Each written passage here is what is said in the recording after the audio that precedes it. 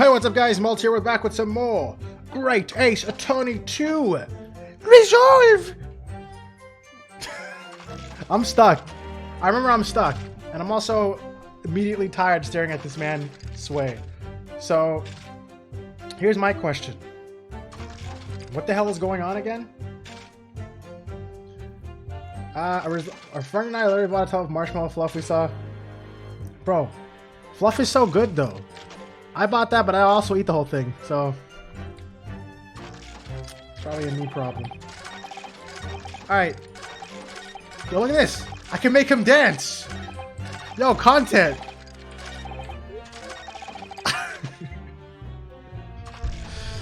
What are you putting it with? Bro, you just spread it on like bread. Or you not eat bread. It's just, you literally can put it anywhere you put any other spread. You can also put it directly into hot chocolate and it like actually like becomes like melts in like a marshmallow and like gets poofy and shit. It's really good. Also, if you like peanut butter, which you might not. Actually, you can't eat peanut butter, right? Because you have severely allergic sibling or something. But peanut butter and fluff is really good. We didn't eat it with bread. I didn't eat it with bread either sometimes too. It depends on my mood. We left off with just take that with the birdcage and change the state. We left off just... Oh yeah, okay, yeah. So I take that, the birdcage, and he changed his statement. Which statement did he change? It was this one, right? The kinesis clearly took place, but there was no one...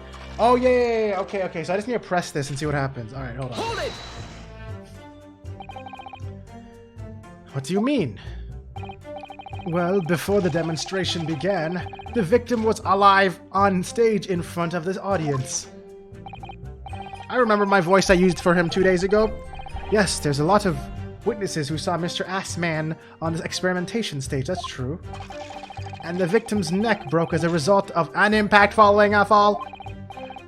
Logically, but therefore, the victim must have fallen from somewhere.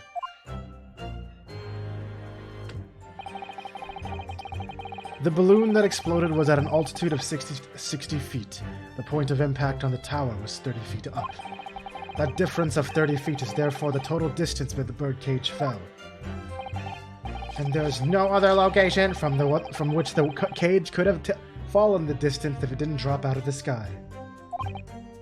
Ergo, the victim himself must have been beamed from the stage into the sky above this crystal tower. A trenchant scientific analysis. Dear me, every time I hear it explained, it sounds increasingly plausible. Now you're tempted to get fluff? Oh, yes! It's all very well thought out. Certainly all the spectators in the day saw it.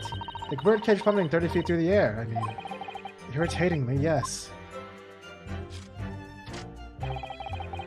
Okay, that help me? Not really. Alright, hold on. Clearly I gotta do something here, but I don't know what that something is yet. Let's see here. How do I prove falling? Guys, how do I prove there was another place to fall from? Oh, maybe this photo helps me? Hold on.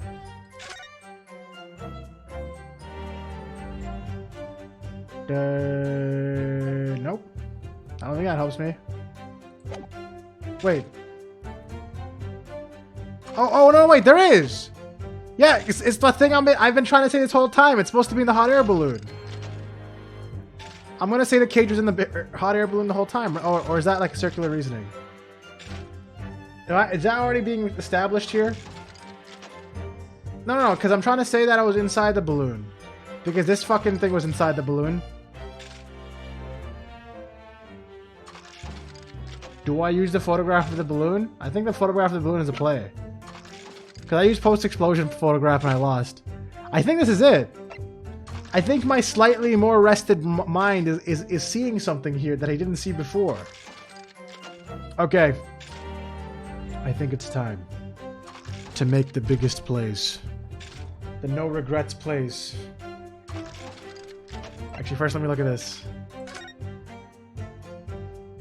That is a good-looking man. Alright, here we go! Objection! Damn it!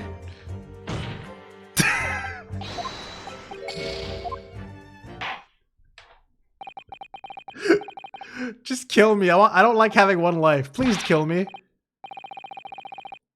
Just give me a full-on kill. So bad. Shut. God damn it. I don't need to see all this. Just say. Just show me a game over it already, man. Guilty. Oh my god. I gotta go through this whole thing to get my lives back. Guilty. Guilty! Kill me. Guilty. Guilty. Guilty.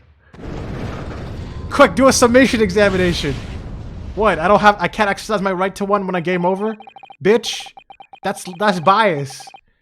Guilty. Guilty. What? Where's my summation examination?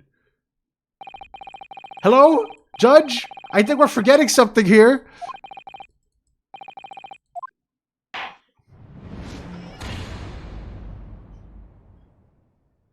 Anyways, retry from the scene. Yes.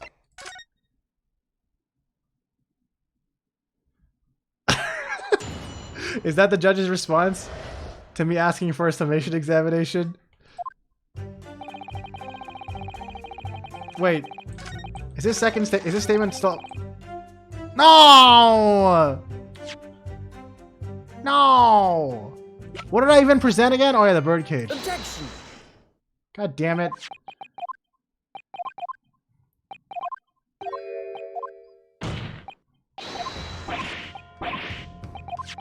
Alright, update your goddamn line, idiot. I'm so good at the game, guys! Objection!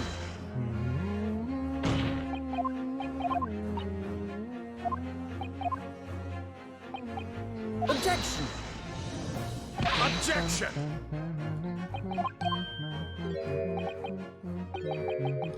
Coo! You're gonna shower? Dude, just take the stream in there. No, alright, sure, I'll let you know. I'll probably still be here though, don't worry. Knowing me.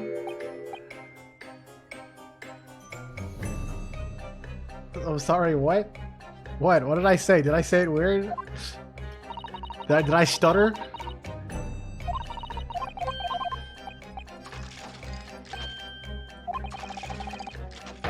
Okay.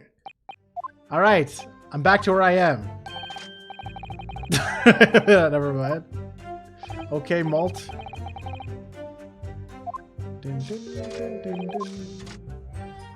Moving on.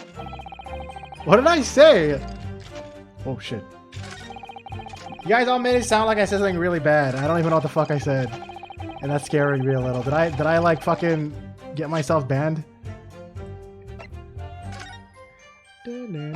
Every time I read Chocobo respond to something like that, I'm just like, wait, what the fuck did I do?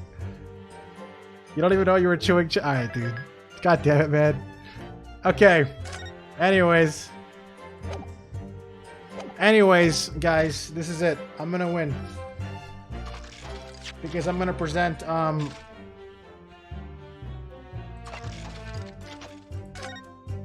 this is some degen shit? Didn't I just say to bring the stream into the shower? Is that weird? That's what I would do. If I was like watching something or whatever, I'd put that shit on. On my phone or something. I did, right? Yeah. That wasn't weird. I was like, wait, did I actually like phrase it wrong and say bring me or something? Because that would have been weird. I'm pretty sure I didn't say that though. I'm hoping I didn't say that with like some stupid slip of the tongue. Then that would be weird. Anyways, where the fuck... Is that 30 feet? Wait. Am I trying to say the tower? No. Wait. What am I trying to say right now? Oh wait, it could have fallen from here, right? That's 30 feet. They could have... Because this is where it crashed, so we could have been pushed off from here instead. Is that what the logic is here? That's it. I'm going for it. Objection! Oh! This is a diagram of the experimentation stage and its surroundings. So it's not going to be inside the balloon? We know that somehow the birdcage appeared in midair before falling down into the crystal tower. A fall about 30 feet or 9 meters. However, if you examine the diagram carefully, you'll see that there is one other possible location from which the birdcage could have fallen. The same distance of 30 feet. No. Well, it appears the defense has a possible explanation to put forward. Go ahead, counsel. Yes, my lord. Of course. You will indicate the place in which you are referring on the same diagram. The alternative location which the birdcage could have possibly fallen the requisite 30 feet. Wait. Why aren't you letting me scroll up? I was gonna say it was the ledge. Wait. Was I wrong, but I was right at the same time? Uh-oh. I thought it was a ledge! It's something here? Is it the tower? Am I gonna say he fell off the tower itself?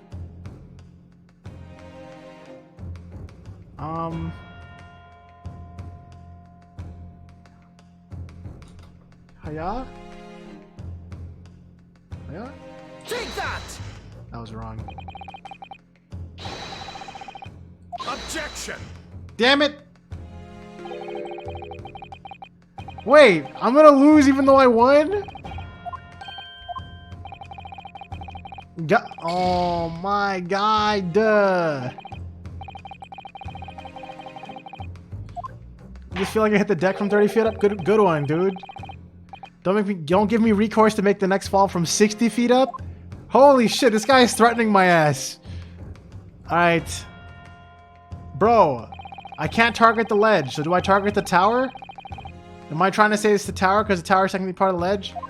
What is going on? Take that! Oh my god, I'm a fucking idiot. I don't know what I'm doing anymore. I'm actually gonna lose again. Wait, I'm actually gonna lose again! This? Take that! What? Objection! I don't even know the point I'm trying to make anymore. I don't know the point I'm trying to make anymore. Bro, I thought I had a point and I didn't.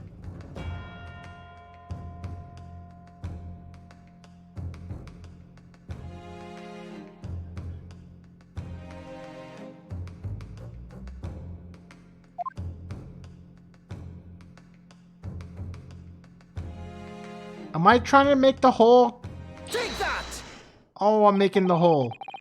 I'm making the whole argument. I'm such an idiot.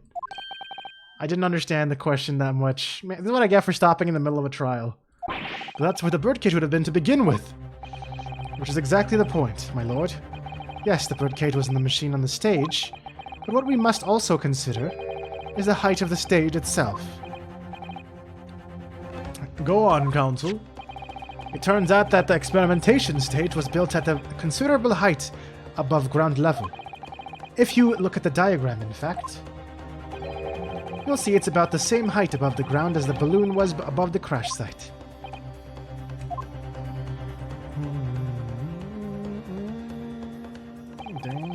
When the experiment got underway, the machine and birdcage were engulfed in steam.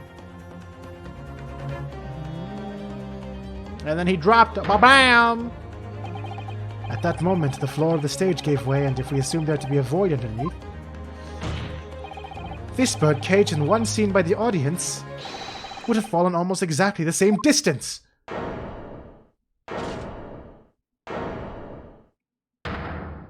Bitch. Once again, my lord, this all points to the fact that there was not one birdcage, but two. Objection! My learned friend has no evidence that the stage had such a contrivance in its design. Yeah, I do. Take that! Someone is responsible for the criminal destruction of the kinesis machine itself, it's true. However, the stage still stands. Take a moment to look at this. Look at this photograph! Good lord, the metal grille that formed the floor of the machine is undone. Yes, most likely blown open by the force of the explosion that destroyed the rest of the machine. The defense calls for the space below the stage to be investigated immediately. The thing, the pop-up thing? What pop-up thing? Is it down there? I don't know where it is right now, because I forget to move it all the time. Wasn't over the camera? It's chilling, bro. It's chilling where it feels like, I guess.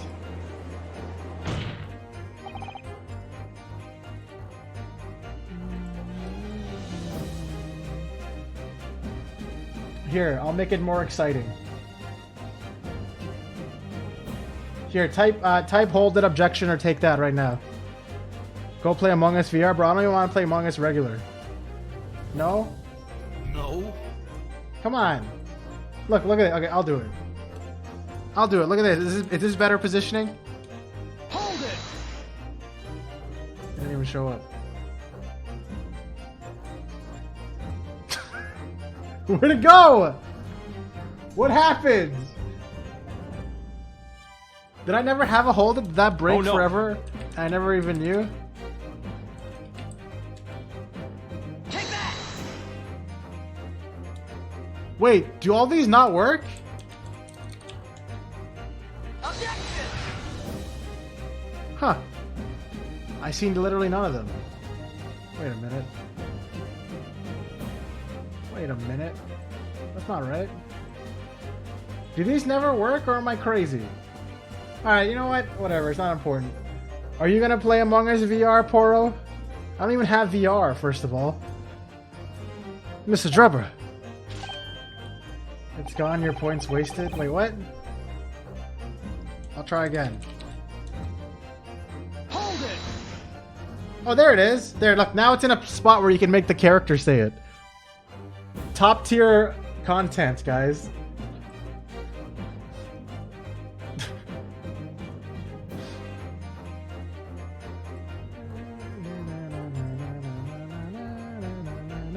Alright, it was you who built the kinesis machine, which means that it was you who built the two bird cages that were used to carry out the deception.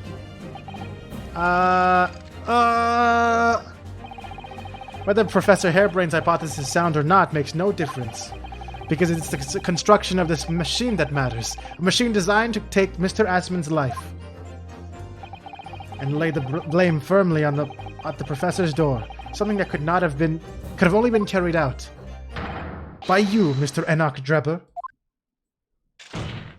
Oh shit! Grrr. What? Objection. I'm drinking my wine right now too. If my learned friend has reached the end of his wild assertions, the prosecution would like to crush the defense's argument slowly, but surely. What? The argument fails to hold water. Or wine, for that matter. On 2 counts. 2? Firstly, before and after the experiment, this witness went nowhere near the kinesis machine. Every relevant member of the staff from the exhibition has attested to that. And I believe members of Scotland Yard have also been on watch duty at every public experiment. In other words, Mr. Drebber had no opportunity to switch the alleged pair of bird cages. But I've already explained why he wouldn't have needed to. The nonsense with the crossbow, that doesn't bolster your case at all. The man who disappeared from the stage and the man who crashed into the tower are one and the same. The forensic investigations team report is unequivocal on that point. Such a tea time. Ah! And the second flaw in your assertion is a distinct lack of motive. Why would this man have wanted to take the victim's life? He had no reason to do so. A motive? Do I have to think of everything myself? I have here a contract provided by the witness. What contract is this, Lord Van Zeeks? The contract into which Mr. Drebber entered with the victim, Mr. Assman. Mr. Drebber is to receive 30% of all remunerations from government grants or other income. 30%? Certainly very favorable contractual conditions. But there was one very important provision bolted onto that clause. What provision? Mr. Drebber may only uphold this right on conditions that both contracting parties are alive. In other words, if either of us were to die, the contract would become null and void.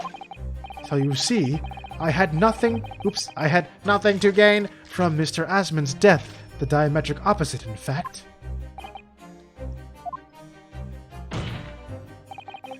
Need I say more? The witness had neither had an opportunity nor a reason to commit the alleged crime. In short, the possibility of Mr. Drebber having done as you suggest is nil.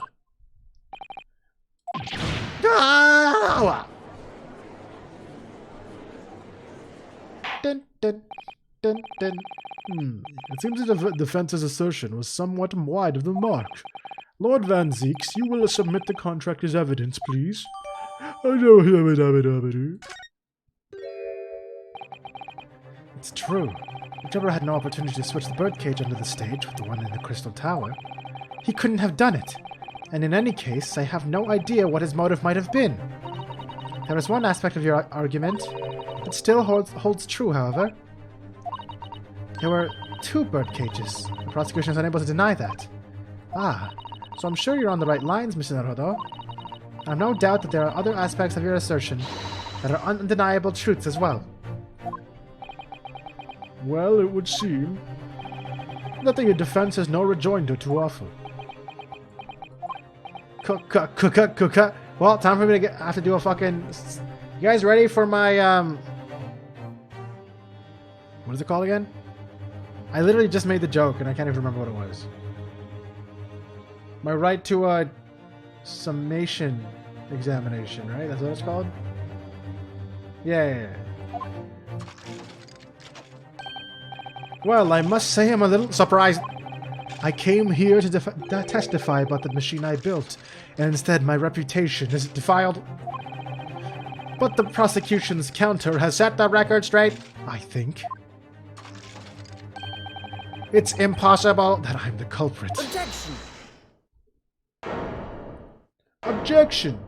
Man still smiling. At the beginning of this trial, we believed that there was only one birdcage. Yet we now know there must have been 2? In other words, there was more to the demonstration that we realized than that. Oh my god. There was more to the demonstration than we realized at first. I think it's abundantly clear that the same applies to the culprit. Get to the point. The staged demonstration was constructed and set up in its entirety by you, Mr. Drebber. Therefore, it's inconceivable that you had no hand in the events that transpired. So if circumstances mean it's impossible that you could have carried out the crime yourself, it points to the fact that someone else was involved. Someone else? Counsel, are you suggesting? Yes, my lord. Mr. Drebber had an accomplice. Objection! An accomplice now. Well then, I presume you're prepared for what's to come. Now that you're accusing not only this witness, but someone else of the most serious of crimes. If these accusations turn out to be false, then make no mistake. The prosecution will demand an equally serious punishment for your slander. Well, counsel, do you intend to pursue this course and formally accuse another party of involvement in this matter? You didn't hear what I said, by the way? Oh, I just said take the stream into the shower. That's what I would do, and then I was like, never mind. And then everyone went weird, and I was like, what the fuck did I say? Welcome back! What do I do here? At the moment, this is little more than a hunch on my part. I don't know if Drebber had an accomplice. You did? Oh, you did! Okay. Okay then. Alright. Or even if he really is the culprit here. I should have just yelled then the whole time. Okay, basically all you missed literally was I figured out what to use. I had to present the stage. What was it called? I presented this basically, the experiment sketch, and I thought it was because you could drop the cage from here, and that would be the place to drop from that isn't a hot air balloon. But no, apparently I was supposed to click the stage and do my original argument and say that he could have fallen from here, 30 feet into the damn machine. So I did that, and then your boy Van Zieks was like, okay, but how could he have done that if he wasn't allowed anywhere near the stage? And there was a bunch of eyewitnesses saying he wasn't there. And also, what's his motive? He has an anti-motive. Like, if he has a contract made with the worker where as long as both parties are alive, he gets 30% of the monies. So he has an anti-motive for killing the man. So what then, huh, bitch? And then I was like, fuck, you're right. That's kind of weird. And then Susato was like, okay, but there wasn't just one bird cage. There are 2 bird cages. Okay, they can't deny that anymore. We found that there were 2 bird cages. So clearly you're on the right track here. And then I was like, you know what? If it couldn't have been him who did it, it was an accomplice. And they're like, what? And I was like, and now they're like, okay, all right. If you're about to accuse a random guy of murder, you better be ready for the punishment if you're wrong. And then he's all like, okay, I can do that. And now I'm about to accuse somebody. One way or another, though, I have to make my position clear as a lawyer. So what's my stance going to be? Did Drebber have an accomplice or not? Definitely. The defense is ready to name Mr. Drebber's accomplice. It's me! Can I pick myself? Somehow the 2 bird cages have been switched. Everything points to that. Yet according to the coroner's report, that's not a possibility. Slap! But that inconsistency itself is a clue. Counsel? Counsel? My lord? What voices am I using? You have received a stark warning already. You are nevertheless determined. Then I must now ask you to identify this alleged accomplice by name. Slap! So, your answer, please? What, that's it? I thought it was going to be like a full 100% murder if I picked the wrong person. Who do you claim to have been Mr. Drebber's accomplice? Maybe this guy. I feel like it's this guy. There's like literally no one else I could be. Actually, I guess it could be a lot of people. She's winking? Dude, she's winking in her picture. Why is she so cute? Anyways. I'm not distracted. Shut up. Okay. Maybe it was him and... Wait. He was the boss of a large criminal organization. Wait, what the fuck? He was? He was? I feel like that kind of pins him down right there. And not in a good way. Okay, well, I forgot about... I think it's going to be him. He's going to be the accomplice who he betrayed. What do you guys think? I'm going to go with this. I'm going to take it and run. Let's go. Take that! I'm wrong. Wait, am I wrong? Who is this person? This is wrong. Alright. I know he died. Alright. Okay. Who else can it be? Am I really gonna say it's Hairbrain? Bro, is it gonna be Hairbrain, bro? No way, dude. That makes no sense. Yeah, I did point to the wrong person. Yeah, that's right, Susato. True. Wouldn't you have 2 lives left? Oh, because I guessed the wrong place for the stage like 4 times. I kept clicking the tower and I was like, no. So I basically lost all my lives again. There's no other explanation. No slip-ups this time, Counsel. Who do you claim to have been Mr. Drebber's accomplice? I don't know! I literally do not know who... Him? Is this the accomplice? Was he near the stage? He was in a balloon.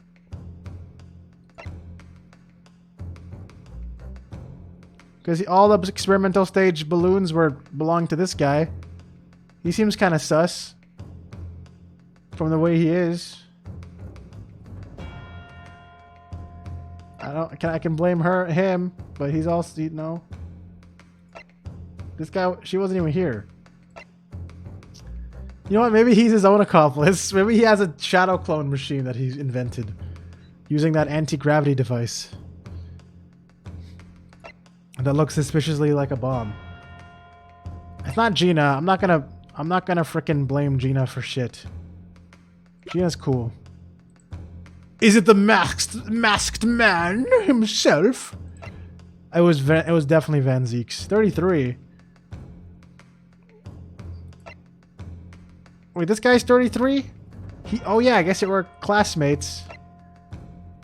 Male, strong. Okay, the only person I can think of is Mr. Mario Man. Italian Mario. Oh, he is Italian. Or is he? Okay. Oh.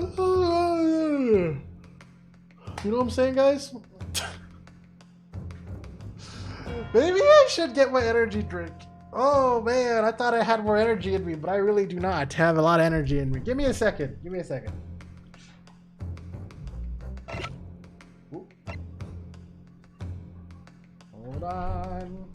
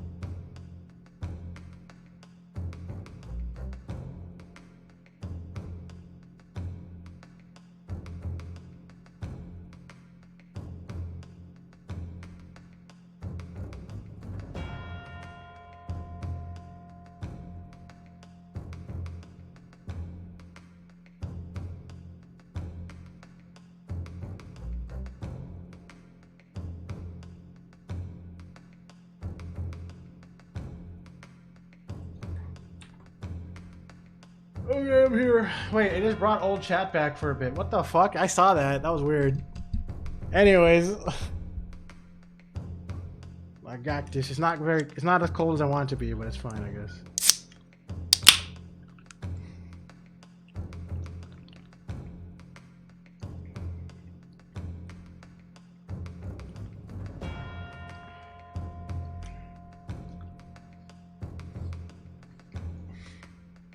Wait, what?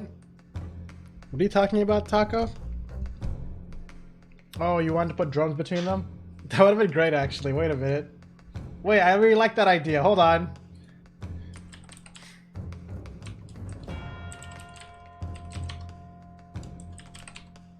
Like this? Not like she's playing the drums for the music. Anyways.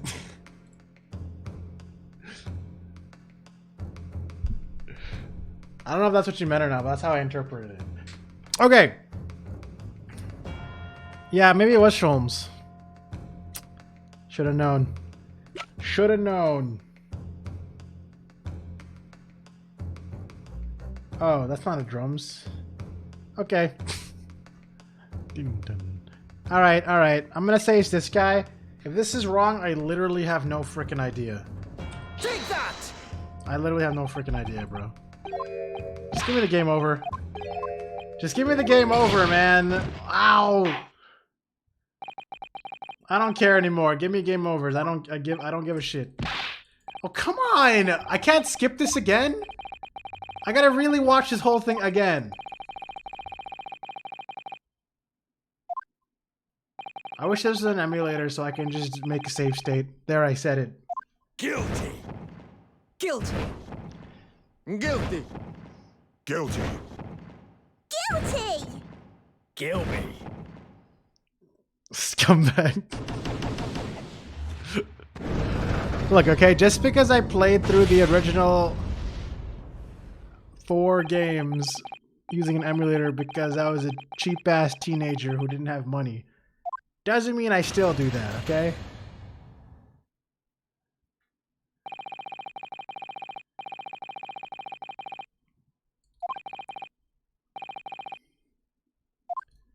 Boop.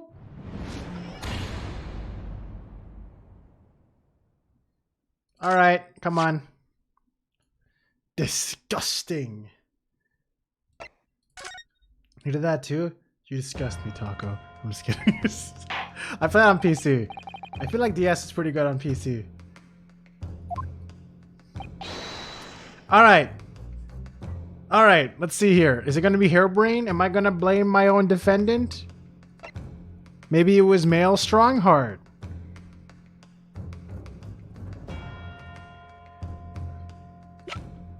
Science Lady? Who's Science Lady?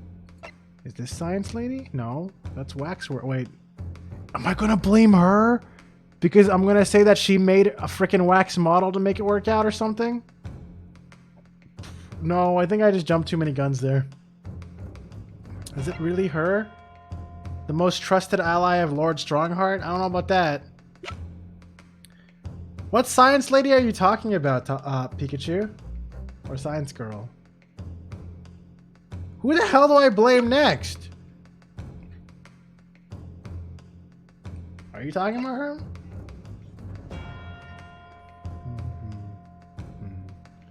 Dun, dun, dun, dun, dun, dun. I don't know. This is dumb. I guess I gotta start guessing. The one trusted by Lord Strongheart? Okay, I'll do it because normally you're right. Take that! It's not. What, it is? It is? Why? I literally hate how I can't connect the dots right now. I feel so disconnected from this entire thing. The name of the person in question is... What's wrong, my Nipponese friend? Surely fear doesn't bind your tongue now. It is a little late for that. Of course I'm afraid. After all, naming her in this capacity is definitely going to make waves. A lot of waves. I could very well turn every single person in this courtroom against me. I'm sure it'll be alright, Mr. Naruto. Hi, Satan! Hi, Satan, how's it going? You're only doing it because she hasn't been brought up yet? I mean, no one's really brought up the goddamn mage lady either. Oh well. I saved lives picking this one. Oh, I'm gonna...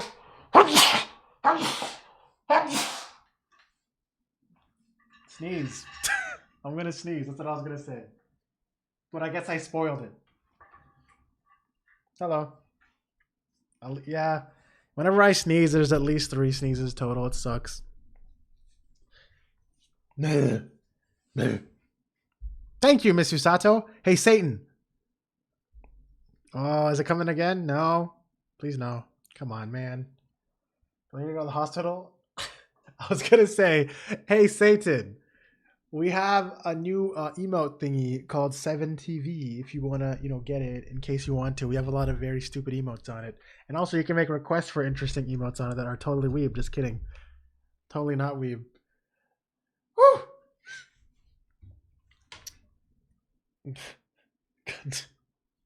God damn it, Chocobo. Thank you, Miss Usato. Your enemy always appears larger than life, but you'll appear exactly the same to the enemy. I literally still feel like I'm gonna sneeze, and I really hate it.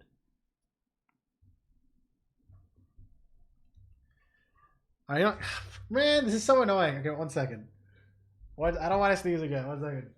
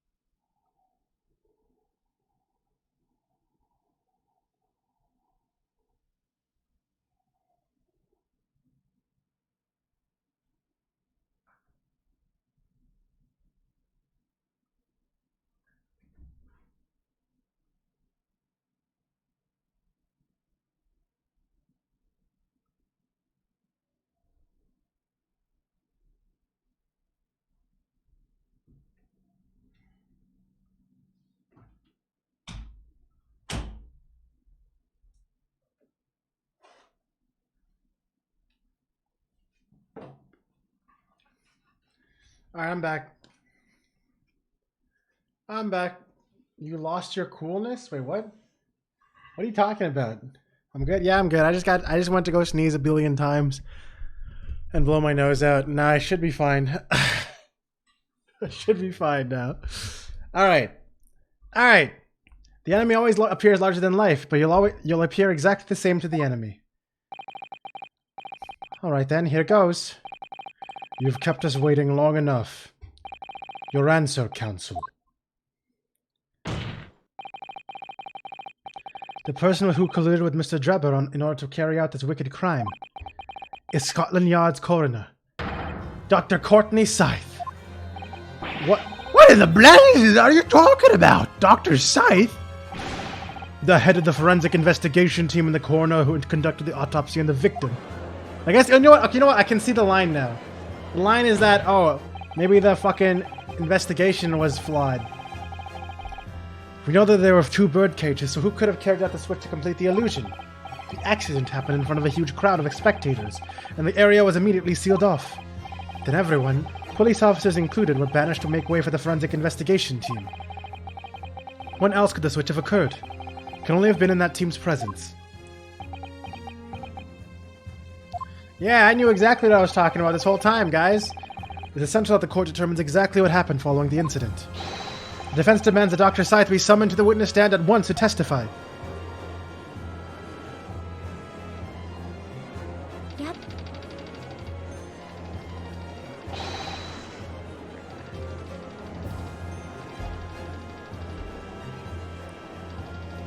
How did he talk again? Gilly? Gilly. You get a nerve, lad. Standing up there dragging the yard's name through the mud. I didn't mean to. I know the woman very well. There's no better dead room worker out there. How dare you call her a criminal? I can't do that voice. I'm gonna kill my throat. I gotta stop. My learned friend's imagination appears to be wilder than the East End at night. But the recklessness of your accusation aside, there's another grave problem with your argument. One which the prosecution demands you address at once. A grave problem? Oh my word. Who do you claim acted as the victim's doppelganger? What? Wax doll? Can I say wax doll yet? Certainly, if the bird cage containing the body of the victim was exchanged for another, the cage must also have contained a body. And yet, no missing persons or accidental deaths of anyone even remotely resembling the victim have been reported. Which means there was no one, dead or alive, who could have fulfilled the role of a body double for Mr. Asman. Yeah, but there was a thing that could do it. No, it's not true. Shut up, Ryunosuke. If my argument is that there were 2 bird cages, then there must also be 1 person inside each. But I don't think... I wonder if is he gonna stare at the screen? Please stare at the screen. But I don't know if I got an answer to this yet, have I? What can I do to reveal how this body double stunt was achieved? Present evidence? How do I... Very well. The defense will address my learned friend's concerns by presenting evidence that reveals the true nature of Mr. Asman's body double. Good gracious, evidence? Do hope this isn't filibustering, Counsel. The court is expecting a name. If you think you have relevant evidence, present it now.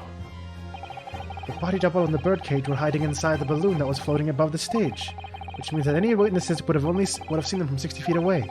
So who was it that appeared out of that explosion some 18 meters above the spectators? Aha! The body double inside the second bird cage was... How do I show this with the fucking picture? Hold on. Is it this? Oh yeah, because there was glass. So do I use the head first? Hey! Take that! We know the victim, Mr. Asman, was in the birdcage that was situated inside the kinesis machine on stage. And therefore, he couldn't have been inside the second birdcage. Instead, that contained something else. What's been described as a body double, which is what fell from the sky and crashed into the Crystal Tower. Yes, Council, according to your somewhat elaborate version of events. That body double inside the second birdcage was in fact... It's alright, Mr. Naruto. You're ready for this? Steel yourself, and come out with it. Thank you, Mr. Sato. I needed that. As I was saying, the body double inside the second birdcage was... As unbelievable as it may seem, that thing there... Wait, it's just sitting there? What is that just doing sitting there?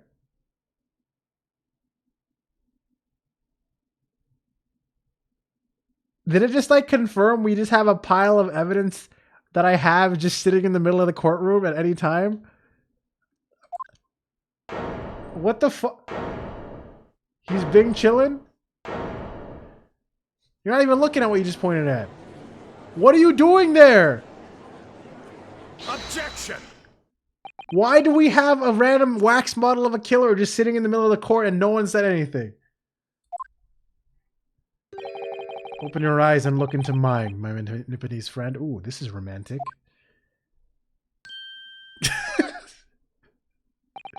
Now tell me, what are you playing at? Stand firm now, Ryunosuke. This is my time. This is the time to show your Japanese spirit. As this court will observe, this is a waxwork model. A model, in fact, of an infamous London murderer from 10 years ago, the Professor. Objection! You started by indicting the leader of the forensic investigation team as an accomplice in this crime. And now you've moved on to indicting waxworks? Yes, that's about the size of it. But why? And why this waxwork? It looks nothing like the victim, and in fact it could hardly resemble him less. What possible justification can you give? If you want to know why, ask Mr. Drebber. What? Just days before Professor Hairbrain performed his public demonstration, Mr. Drebber abducted this model from Madame Two Spells. Did you say abducted? And 2 days after the incident at the Great Exhibition, he returned it to the museum. Then the timing. Is this true, Mr. Drebber?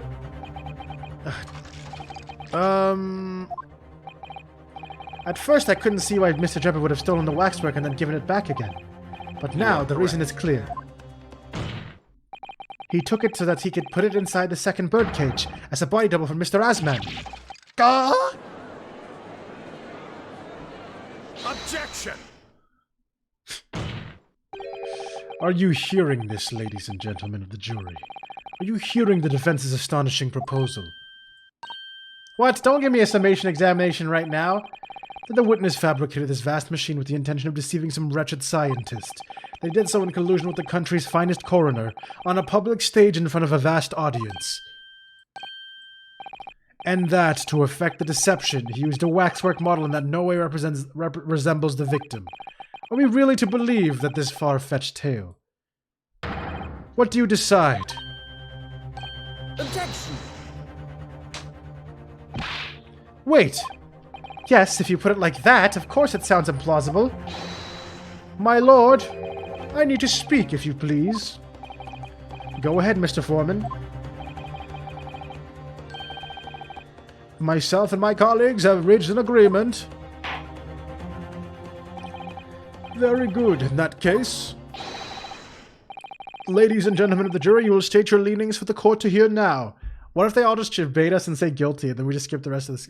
Wouldn't that be great? That would be a good plot twist. Guilty! I mean, Guilty. not guilty. Just say not guilty. Someone Guilty. say not guilty. Guilty! Come on. Guilty! Someone stand out. Kill me! Guilty! God damn it. I kinda wish it would be like that. I wish it wasn't always just like all of them are just fucking saying guilty all at once and then I have to convince 4 of them. So as indicated by the foreman, the jury has reached a consensus. Can anyone see if there's a confetti 7TV emote to add? I would like to have confetti. We knew that was going to happen. I knew that was going to happen. We shall get through this, Mr. Naruto, as we always do. and uncover some new truths along the way, I'm quite sure. Yes, I agree. I'm going to have to appeal to the jurors as usual. If I can persuade them to change their minds. The defense will now embark on a summation examination. Wait, what? I like how he just... I don't even have to like say anything. They're like, you know what? We already know the defense is gonna fucking do it. Just do it. Just do it, bro.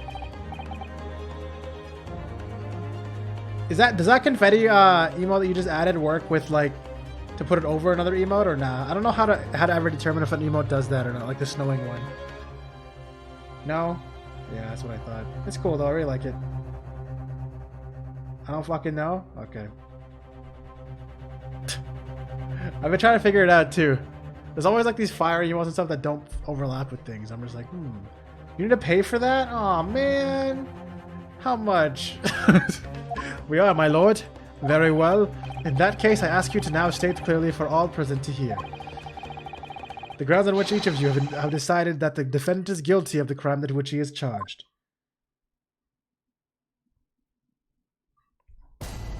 Gilly. The jurors' contentions. I've known that woman for years. She'd never be an accomplice to anything. It's utter nonsense to think that those two would ever be conniving with one another. Oh dear, this is most troubling. But surely the waxwork that the man stole has nothing to do with the coroner, is it? I've had my own problems with members of the police. I do not trust them much. I've seen no rigorous proof that this waxwork was ever inside the birdcage. It's conjecture.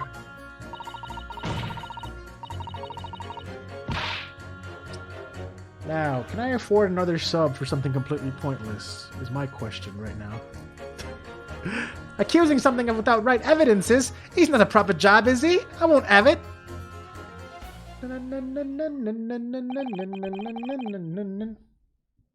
Only one of us has to pay for it. I mean, the owner has to pay for it, right?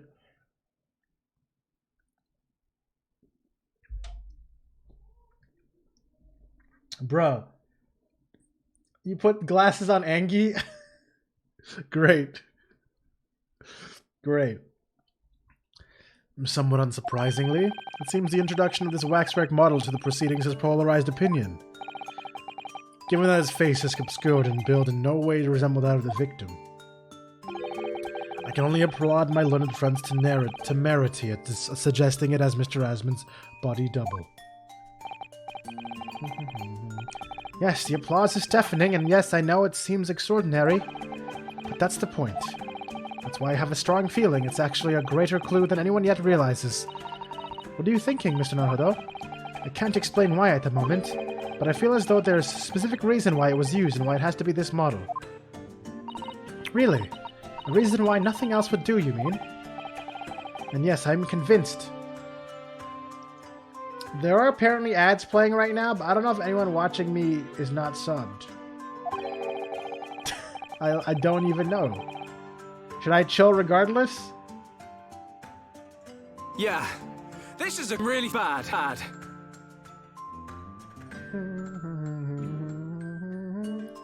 I guess there could be a lurker getting hit by ads right now.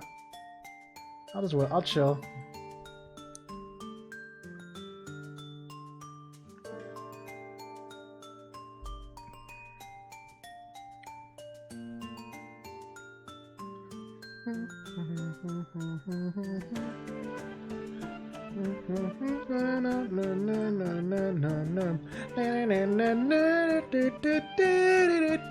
I really wish I knew where my ocarina was. I literally had an ocarina around that was like perfectly tuned and I could play like various Ocarina of Time songs on it. And I lost it now. I would play it for stream, man. Thank God. What? It would have been great. It would have been just me like doing ocarina covers of every song. Wouldn't you love that? Wouldn't anybody love that? Maybe I should buy a new one. It cost me $100 and I lost it. I sure do suck.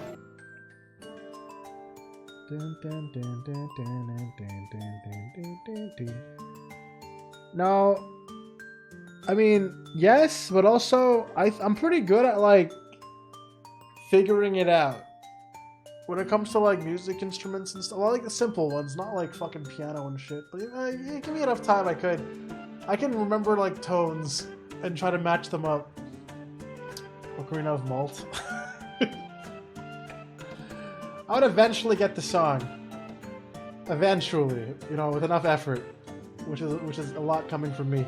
Anyways, it's something far more significant than whether or not the model looked like the victim. Well, maybe the model tastes like the victim. Maybe that's what it is. Well, if that's the case, we must prevent the trial from ending prematurely at all costs. Yes, agreed. I have to find a way out of this. If you are ready, Counsel, you may proceed with the summation examination. Yes, my lord! Let me walk away from the bench real quick. Alright, I'm ready. Jury examination! I've known that woman for years. Okay, hold on. I probably gotta press everything. Hold it! We are gonna pay soon. The order of things seem to have changed around here for some reason. I'm a copper, lad. It's a copper's discretion to bend the rules sometimes when needs must. What's wrong with that? Where do I start? I've been working at the yard for 40-odd years. That's even more than I thought. We've only had a metropolitan police service in town for 70 years, you know. Of course, times have changed. Public didn't trust coppers back when I started. It was rough. We had to fight crime, and we had to fight to win the public's trust, and well, when we did. The forensic science was in its infancy too, even more than it is now, and she spearheaded the revolution. Dr. Scythe, you mean? That's right. About 10 years ago now it was, when I was still a youngish hot bobby on the beat. And that's when she started making a name for herself as a top-class coroner. And now look at her, head of the forensic science. Hi, Gravy. How's it going, man? Long time no see in stream, at least. And now look at her as head of the forensic investigation team, and a woman, no less. Well, you won't hear me complain. It's what we all dreamt of back then, I tell you. Could you tell me without holding that gun in the air? We were all about to uphold justice, lad. All full of whim, we were full of vim. Yeehaw! That's coming across loud and clear.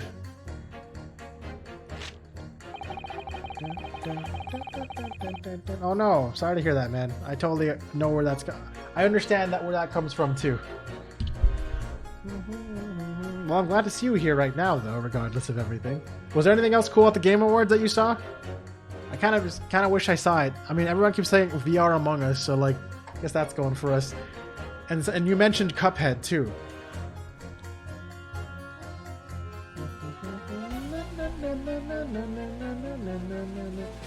Hi, Glitch! Bruh, It Takes Two won Game of the Year. What the fuck? I hate it. Well, if there's new Cuphead content coming, I'll play that on stream. I will. I did really enjoy playing the first Cuphead. Or what I played of Cuphead. It's utter nonsense to think those two would ever be conniving with one another. Hold it!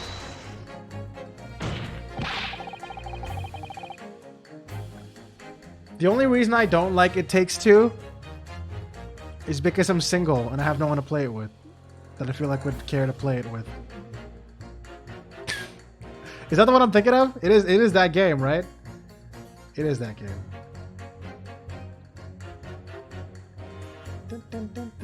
New Sonic game, Cuphead DLC finally has a release date. Oh yeah, the DLC from a while back, right? We're only just starting to understand this case.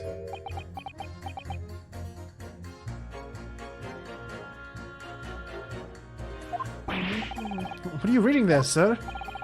The man behind those murders on the Solar Ponds street was caught in 2 days' flight. That's real policing for you. That's really not relevant to this case, is it? You're wrong there. Because it was Dr. Scythe in charge of examining the bodies. And it was evidence arising from her work that led to the arrest of the scoundrel responsible. Oh. That's right. Oh, that woman is at the forefront of this country's fight against crime. The idea that she's somehow involved in this murky business is a load of old tosh. Ratchet and Clank, more like Catchet and Clank.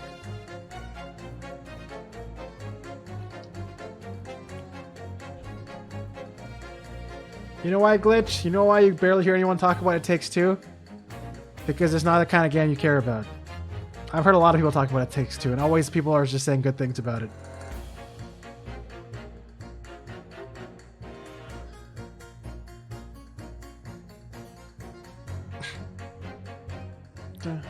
Stop with these idiotic jokes. Every time I've heard about it, I've heard it's really good. I also hear it's a really perfect game to play with a partner. Because basically it takes two. I thought it was up to me to press the jurors, not the other way around. Yeah. Maybe. Hey, wait, Chocobo. Maybe we should play it together. I'm just kidding. It takes two malts to...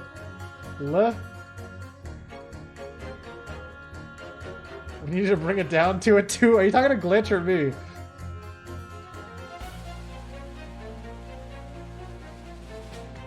Okay. Now he's just barking.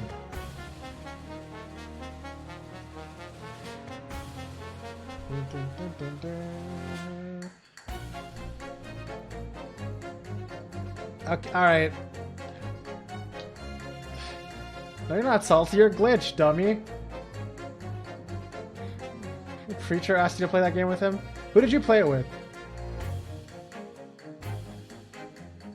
I mean, I guess I could assume who you played it with. No one. Wait, what? You played it solo? You can play that game solo?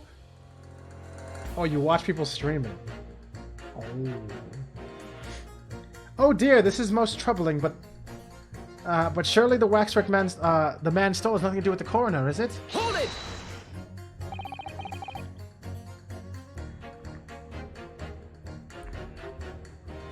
Actually, I'm pretty sure my longest sub is Salty.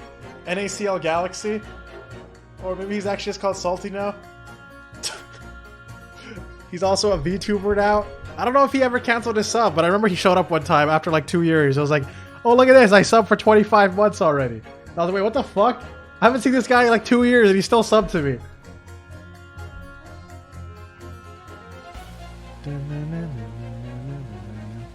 Why would you assume that? Well, quite simply because that unsettling swindler has no relationship with the woman. I haven't played Metroid Dread still, man. Oh my god, I haven't even touched that. I haven't even bought that game yet. True, as it stands, we don't know of any connection.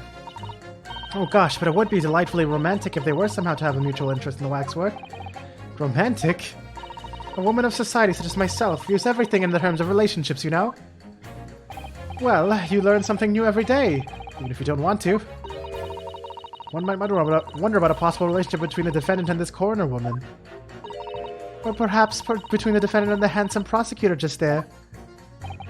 This woman may be more astute than I've been giving her credit for.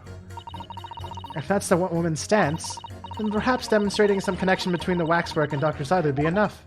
Yes, I agree. Is Maltus malting over the fact he hasn't Metroided the Samus?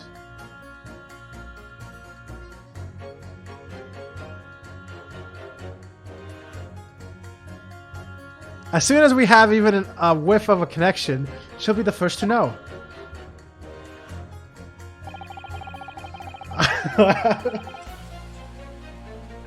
You know what that reminds... Satan. I actually drew that. I'm pretty sure I've drawn that. Not... Wait, let me explain myself. Satan, do you remember this picture? Hi, Jeff. Hi, Killer.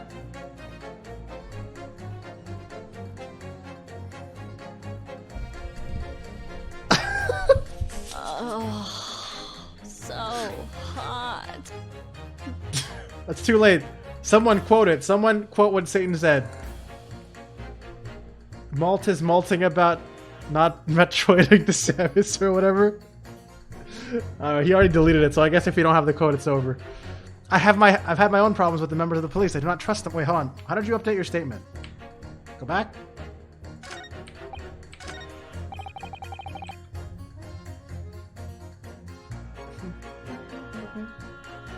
You're breaking up with me.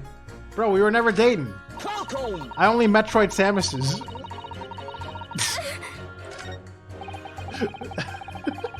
Why is everyone yelling? I don't know. Hold it! Even the guy on screen keeps yelling, hold it. What sort of problems?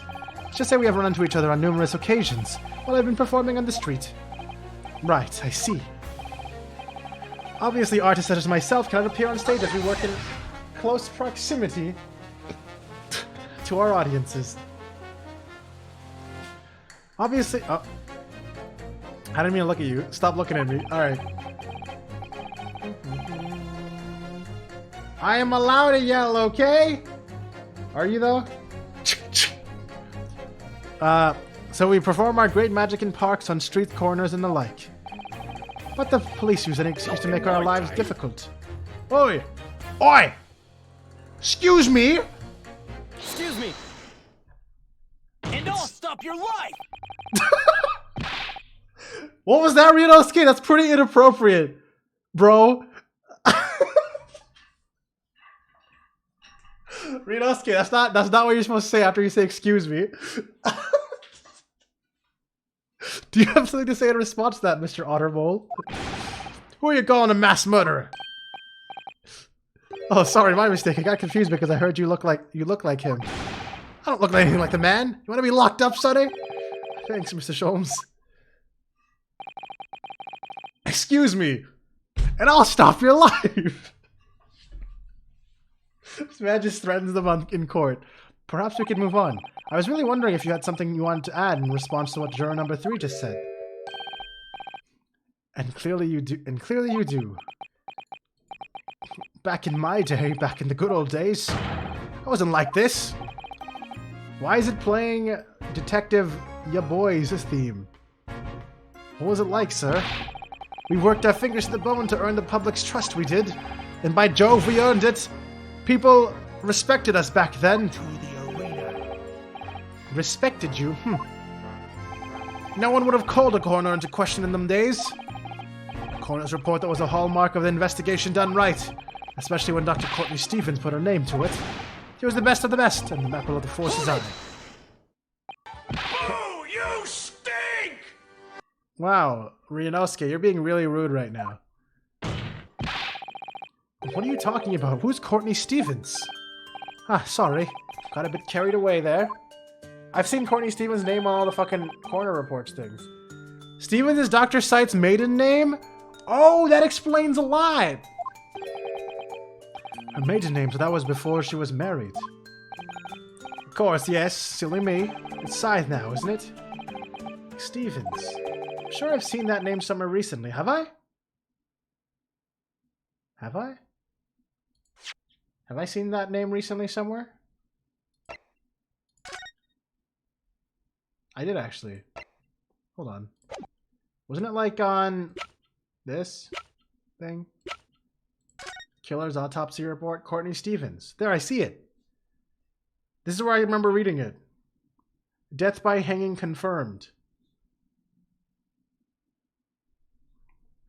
Okay. No no no no no no no no no no no no no no no no no. No no no no no no no no no no no no no no no.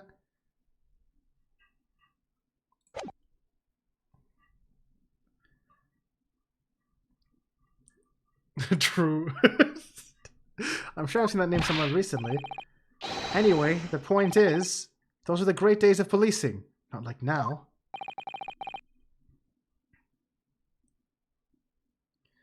No, no, no, no. Because white people happy. Oh, that makes sense. Sorry to interrupt, sir. What do you think? But do you think you could change your statement to include that name? Well, yes, I don't see why not. She was Courtney Stevens back when I knew her, of course, a legendary coroner even then. I got this! Guys, I got this. Am I about to pace? Am I ready to... Am I... Oop, I didn't mean to press that. No, I didn't mean to press that! Literally, I did not mean to press that. And I'll stop your life!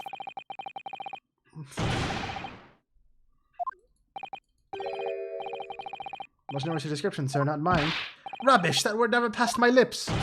I never describe anybody that way, ever. And if they were still in the game... I think the point you're trying to make is that Dr. Scythe is an extremely talented coroner. Would that be fair? It would! Bitch!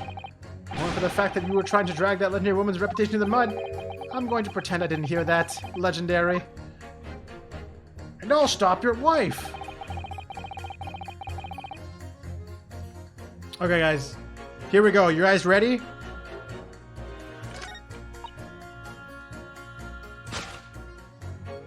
I think this is it. I think this is it. I could be jumping the gun. I've been jumping the gun a lot. I've been jumping the gun a whole lot.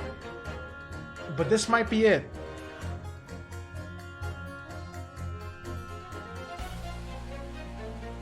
Ready, set. Objection! Yes! Are you guys ready for pacing? We don't even have a... Why do I love that emote? God damn it. That's the audio. That's literally the gallery every time he's pacing back and forth. You're like... Those two statements clearly contradict each other. Good gracious. Do you which two... Oh my god. To whose statements do you refer, counsel? So, juror number 2. Oh gosh, me? What can I do for you? Oh, here we go. Are you seeing this shit? Dude, is there a pacing emote on 7TV? I feel like there wouldn't be. Thank you for the 100 bits. Oh no, because you said fuck, it didn't play audio. I forgot it even has that filter.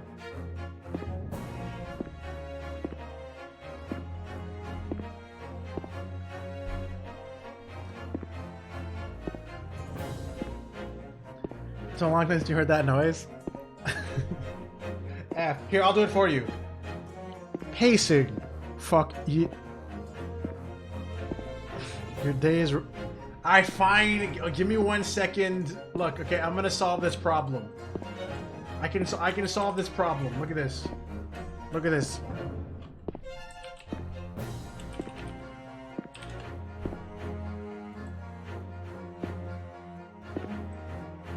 I'll let him keep pacing in the meantime. Here we go. Pacing. Fuck yeah. Pacing. Fuck yeah. Pacing. Fuck yeah. There, okay?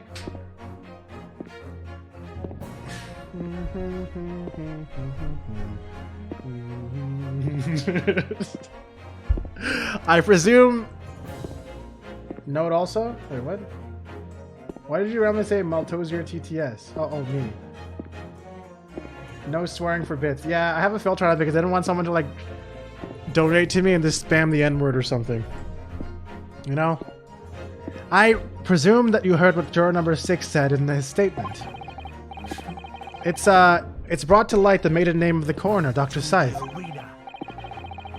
Yeah, that's what I do. I'm filtering slurs. Or I just want all-out filter, or like medium filter or something, and it stops fuck, so... I don't know what to say about that. Which in turn... I mean...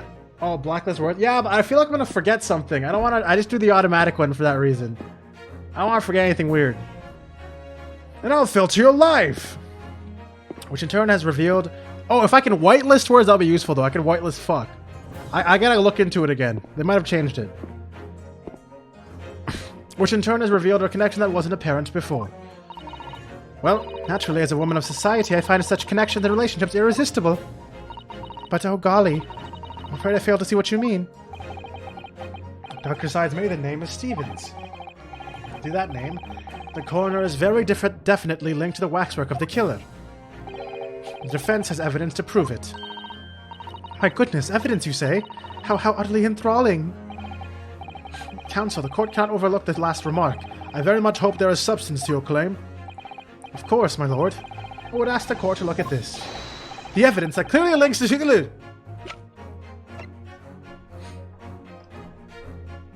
Take that!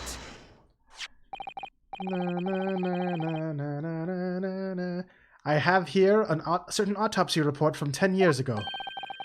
A 10-year-old autopsy report? But how does a 10-year-old make an autopsy report?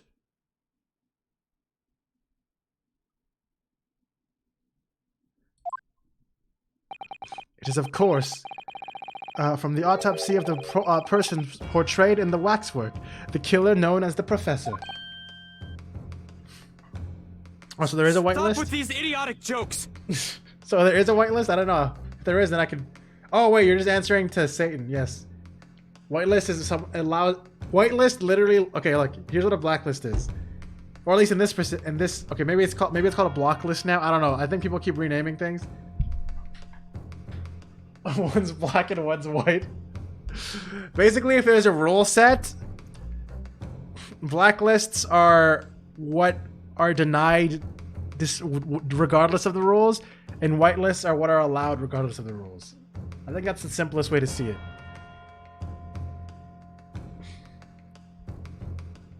Dun, dun, dun, dun.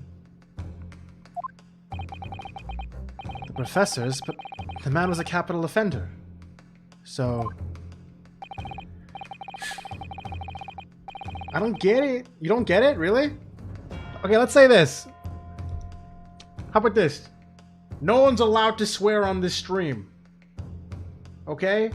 And I definitely don't want to hear you say moist, because that's a swear word to me. So I'm blacklisting moist as well. It may not be a swear, but you're still not allowed to say it. Fuck you.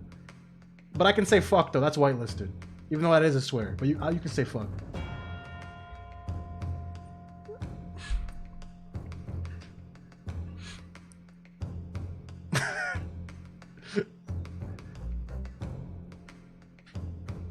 That actually made sense. I think I made an actual good example there. Anyways, that's right. This is a certification of death that was drawn up after the convict's execution. The identity of the killer was never made public, so the report gives few details.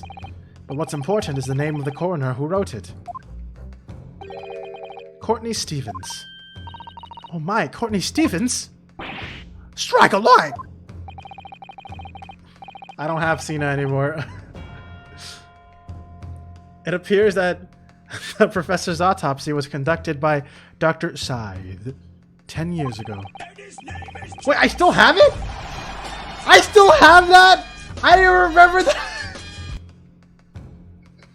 What? This whole time I've had that and no one's used it. I thought I disabled that shit. That's actually fucking hilarious that this shit's stupid. That's actually still here. I'm pretty sure I was supposed to have removed that. I don't even think it's in the list anymore. But it's still here. Alright. That's done. That's never gonna play again.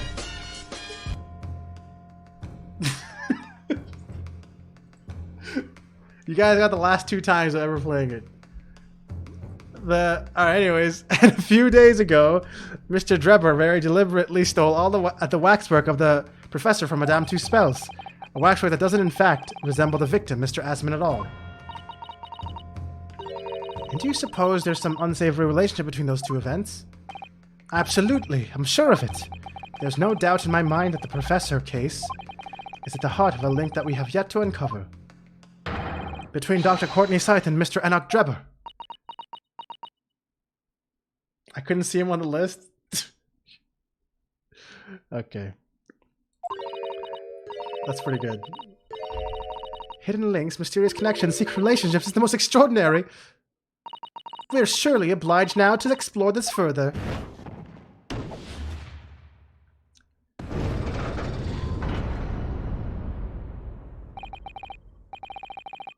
Joke went over your head. Just like Cena. You didn't see him though. You didn't see him go over your head. Dirty joke! Is that a dirty joke? No, was it a shut up. Noting good way. Oh, it's just not good way. Not good way. Okay. Quite right. We can't let this trial come to an end now. Not while there's this cloud of suspicion hanging over the yard's best coroner. I wasn't like this in my day, but we're still here to uphold the justice in the end. Boop. The meat on the bone. And not in a good way. It's the professor. That's what links that frightful swindler in the corner. Wait, I still gotta break. I gotta pace again? Wait, am I gonna get 2 paces for 1? Hold on.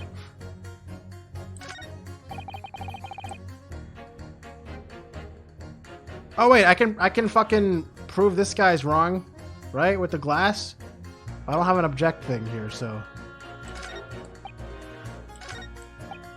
Meat. Meat! Remember, meat! Hold it! Did you claim the whole instantaneous kinesis demonstration was a trick? That I did, but there's more than one way to pull a rabbit out of a hat, isn't there? Do you have a rabbit in your hat right now? Sorry? I grant you, given that this cage appeared from amidst the explosion, there'd have been no need to use a real person. But if a waxwork had been used, the culprit could at least have had the decency to make it look like the victim. I'm not sure exactly how much criminals are governed by decency. The point is, if you're going to make a claim about the waxwork being inside the birdcage, you need to give us some evidence. Without that, it's just not science. I suppose we should expect nothing less than a logical argument from a fellow of Royal Society.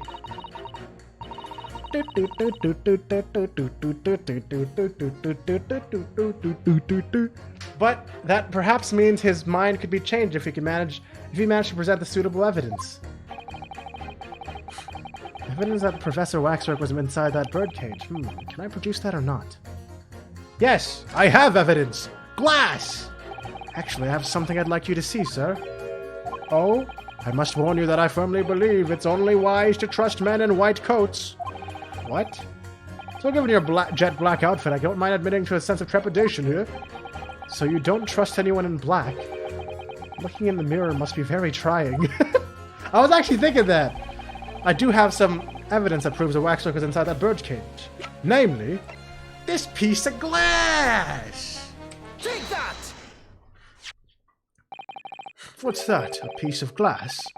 That's unusually thick for ass. Yes, it's a piece of broken glass that we found inside the jacket on the waxwork. As you say, it's not ordinary glass, though. It's very thick. Clearly made for extra strength. Much like the special glass that was developed for the construction of the Crystal Tower. The Crystal Toe? Holy smoke! Exactly. The centerpiece of the Great Exhibition where the very incident we're talking about took place. On the day in question, the birdcage fell from above and smashed through a window of that special ass, from whence this small piece originated. Precisely. So, what do you say? Now that clear evidence is in support of the assertion that this has been placed before you. Well, as I said, I only trust men in white coats as a rule. However, I will whitelist this guy. When the reasoning is sound, it's fair to say color shouldn't come into it. Bro, I'm pretty sure that shouldn't come into it regardless, bro. Come on, man. In light of what you've shown me here, yes, I feel obliged to change my position on the matter. In that case, juror number 4, you will amend your statement now, please? The presence of that piece of glass leaves me in little doubt that the waxwork was indeed inside that birdcage. Damn, he actually 180'd. Okay, and now can I... Other nonsense, I think those two... hold on. Oh wait, the evidence thing and the girl, right? Accusing someone without right evidence is not the proper job, is he? What have you? Hold it! I've got to ask, why have you brought that corn into court with you? Colonel Cobb? He's been growing back in the farm. Picked him off on my way to town. He's a proper nibbler, he is. Yes, the nibbling seems to be taking quite a while. Maybe you can wait until after the trial. Oh, I don't like the sound of that. We need colonels at times like these. Whenever I have somewhat big to decide, the colonels always point me in the right direction, see? You're talking about your cob of corn? Really, Chocobo? You really have to do this? That actually is relevant. That's actually relevant as hell. Hold on.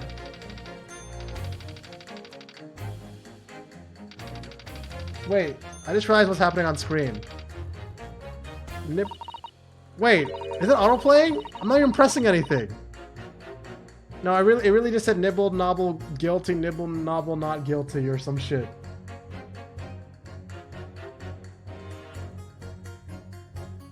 There, I refreshed the chat so that it'll show up again properly with the corn on the comm. The word nibble is sus because it looks like nipple but upside down.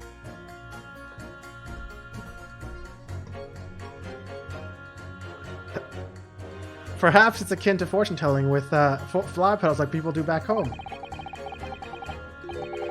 So, Professor Hairbrain's fate it should be decided by a cob of corn. Could you not at least wait until we've had more time to find the truth before deciding on the defendant's guilt? Ooh, I don't know about that. Your Tom's awfully full already. Amazing!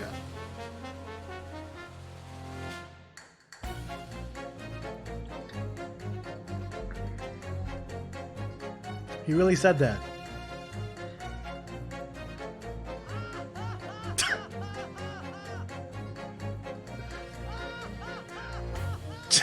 Just faintly in the background of the back end of the gallery.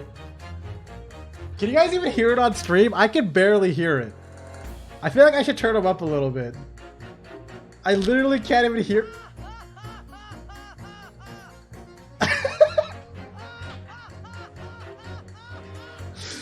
Oh, you guys can't hear it. Okay, great. Some guy in the crowd just got the joke after thinking about it for a second. I know it seems a little far-fetched to think that the waxwork model of the... I just keep thinking about your scenario, Chocobo. I think that the waxwork model of the professor is in that birdcage, but on the other hand, it explains a lot. There really is a reason why that particular waxwork had to be used as Mr. Asmund's double. We must do everything we can to make the jurors understand it. The truth is, I'm sure that the key to this, that's the key to this, but it's the most puzzling part of it too. In that case, you should see what additional information you can glean whilst trying to change the jurors' minds. If you can read a book whilst eating a rice cracker, Mr. Naruhodo, I'm sure you can do this. Right. Yes. Okay, you know what? I think I gotta go back and talk to the magician because I realize now I didn't let him finish his thoughts because I got interrupted by this guy. So he might actually have something relevant to say. Because this guy didn't... These two didn't update anything, right? Yeah, I don't think juror number 5 is going to help me much. This is useful, but I have to use it now. I don't have anything to object to with, so I'm going to press this one. Hold it! What sort of problems? Let's just say we have run into each other on numerous occasions while I've been performing on the street. Wow, I can't even read. Right, I see. Obviously, artists such as myself cannot appear on stage as we work in close proximity to our audiences, so we perform our great magic in parks, on street corners, and the like. But the police use any excuse to make our lives difficult. Sometimes they even cook up a story to extort monies. Monies? My monies! From the poor. Well, that's definitely not right. Yes, and it's why I say that if you trust the police, you will have trouble. But here you are, claiming this waxwork model was stolen to star in an illusionary spectacular. If the idea is so wild, I think I'll take my chance and believe the authorities on this occasion. This is how the public at large views Scotland Yard, is it? Our own police force in Tokyo is not even 20 years old yet, is it? Perhaps we should view that what's happening here in London as a measure of what may happen at home. Yes, like a Scotland Yard yardstick. What? I wonder how a policeman would feel listening to the way the juror speaks about this force. I'm sure you'd have a word or two to say. Oh, I've already got... Okay. That didn't help me, actually. So what do I do with this? Who do I present this? Who do I pit him against?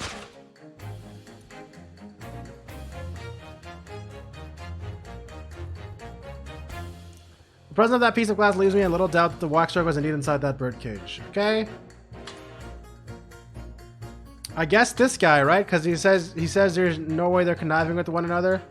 But that doesn't have anything to do with the waxwork being in the birdcage. Do I just pit this shit? Or is this evidence? Because the presence of a piece of glass is evidences. Is right evidences. Right? I guess that one makes a bit more sense.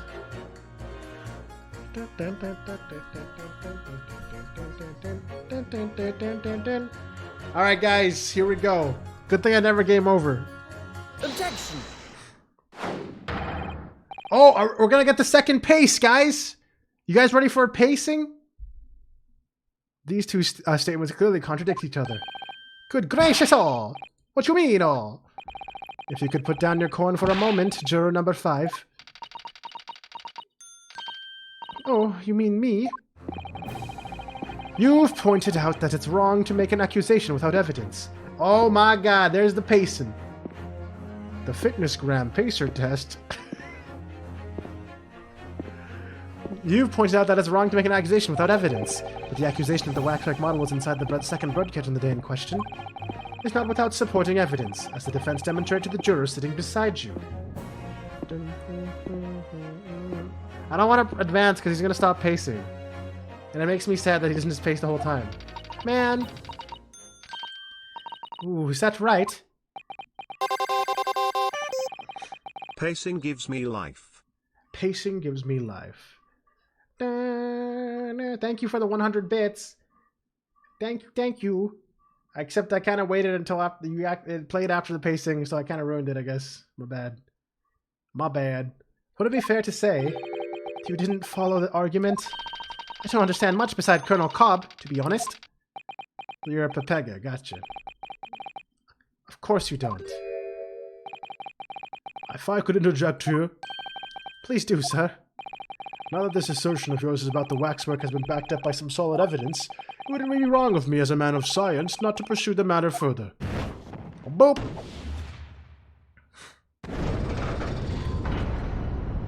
And now, give me some corn. Well, me too then. Yeah, fuck you. What? If this brainy gentleman says he's right, then he must be. See? I wouldn't dream of going against Colonel Cobb who's got stuff in, or anyone who's got stuff in between the ears.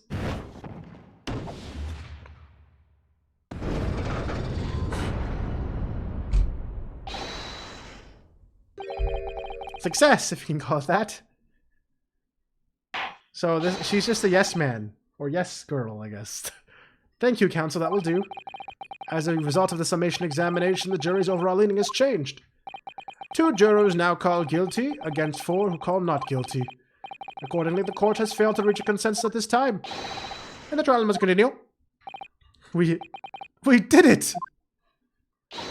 Oh, well done, Miss Nanhodo. Another wonderful victory. I really like Susato's boots. I keep mentioning that, but holy shit. A waxwork of a despicable professor. He uses a body double for the victim in this quite extraordinary case. I must say it's extremely hard to believe the assertion. Could be possibly true. Her boots! I don't know how I didn't notice it in game 1 either. I just kept kind of assuming because she was wearing like a fucking... What do you call it? Is that a kimono? I don't know. That's not really a kimono, but whatever she's wearing, I just assumed they would be paired with sandals. Okay? I must say it's extremely hard to believe the assertion could possibly be true. Don't you such... Shut the hell... Oh, okay. However, it would appear that it does at least warrant further investigation. It's a waxwork of the professor that links Mr. Drebert and Dr. Scythe. And I'm convinced that there's a special significance to that link. Fucking sush, man.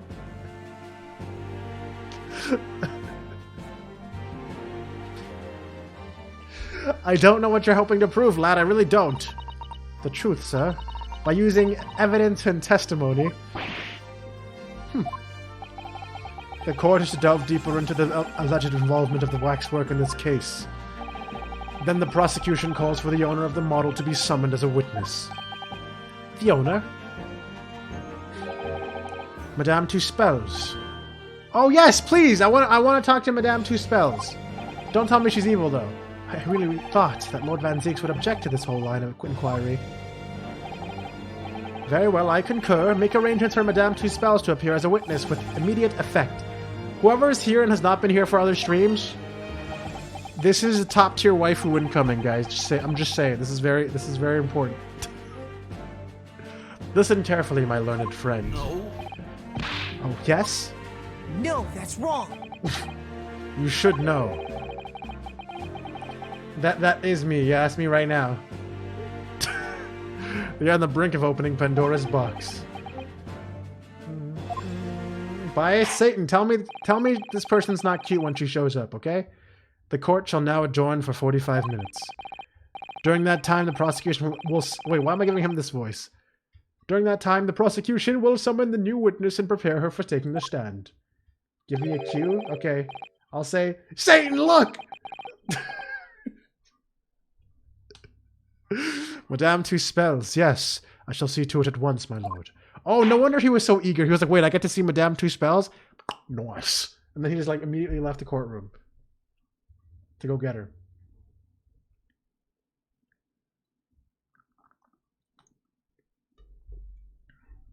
To the arena. What's that supposed to mean, Taco? What's that supposed to mean, huh? Brew? Okay.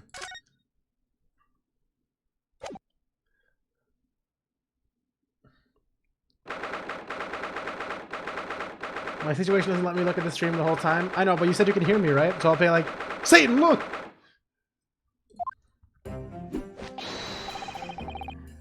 Ah, the knight errant himself. Oh, have you been watching from the gallery, Mr. Sholmes? I've been on the edge of my seat the entire time. Courtroom trials are fascinating affairs, as a spectator at least. When my tune changes? Yeah, I get like that. You know how like your you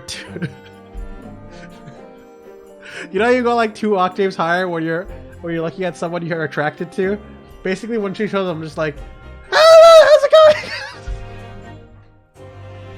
I couldn't even stop laughing before I could finish my stupid sentence. Holy shit, what is wrong with me?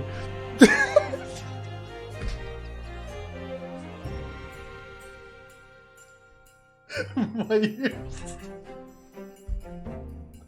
I don't know why I have the giggles. Alright.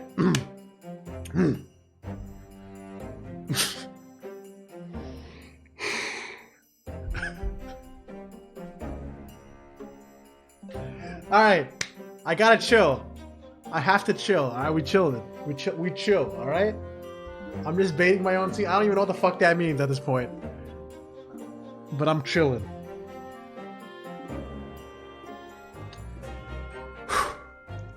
I'm glad you've been enjoying yourself. I have to ask.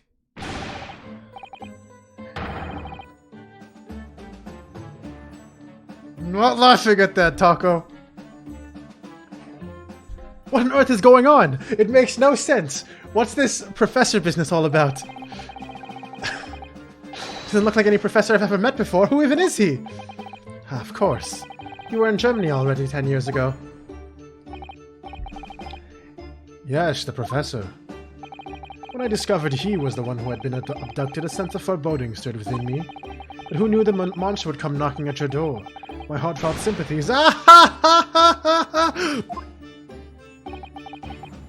As it turns out, Lord Van Zieks is even more intimately tied to this case than any of us realized, isn't he? Yes, how true. His great friend from university in the dock. And now a waxwork of the killer who took his... I mean, why do you have that voice, Sholmes?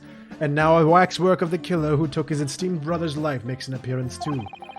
I imagine even the shrewd Mr. Reaper failed to foresee that kick in the teeth. An extraordinary move on your part, my dear fellow. Throw that in front of the man. Make it sound deliberate. I just randomly remembered something that my mom told me. My mom told me that randomly when I'm like streaming, she'll just like hear me from her room because she's like, my parents are like in the room over. They kind of hear me sometimes when I'm being loud. And then like I'll be streaming. And then she said that she would just hear me doing different voices. And then she said that I sound like an actual woman was talking sometimes. And she was wondering if I was like doing voices for girls. And I was like, that's a pretty good compliment, I think. She was like, she thought like my sister like walked through the room or something and started talking. And I was like, no, it's just me doing voices.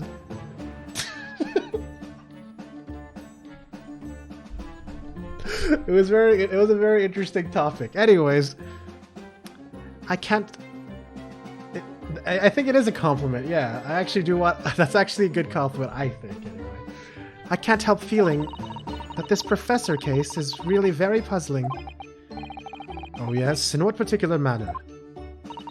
Well, there's Mr. Drebber, Dr. Scythe, and Lord Van Zieks. It seems that everybody in the trial has a link to the case somehow. Yes, In fact, I alone, not a member of the set. Though, that leaves me as an empty set, all alone with no intersection to any other. Yo, mood. Mood, hairbrain, mood. Okay. Guys, manly voice, this is a gamble. It's always a gamble when there's a question mark. Hold on.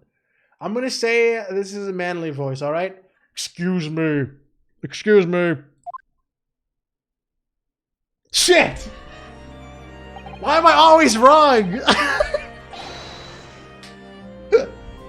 What's wrong with your voice, Dr. Scythe? Dr. Scythe? Ah, Dr. Courtney Scythe, nay Stevens. Good day to you. Hello, Sholmes. That was very shrewd of you. What in particular, pray? You requested that 10-year-old autopsy report from Gregson, didn't you? Why would you assume such a thing? Because Gregson told me.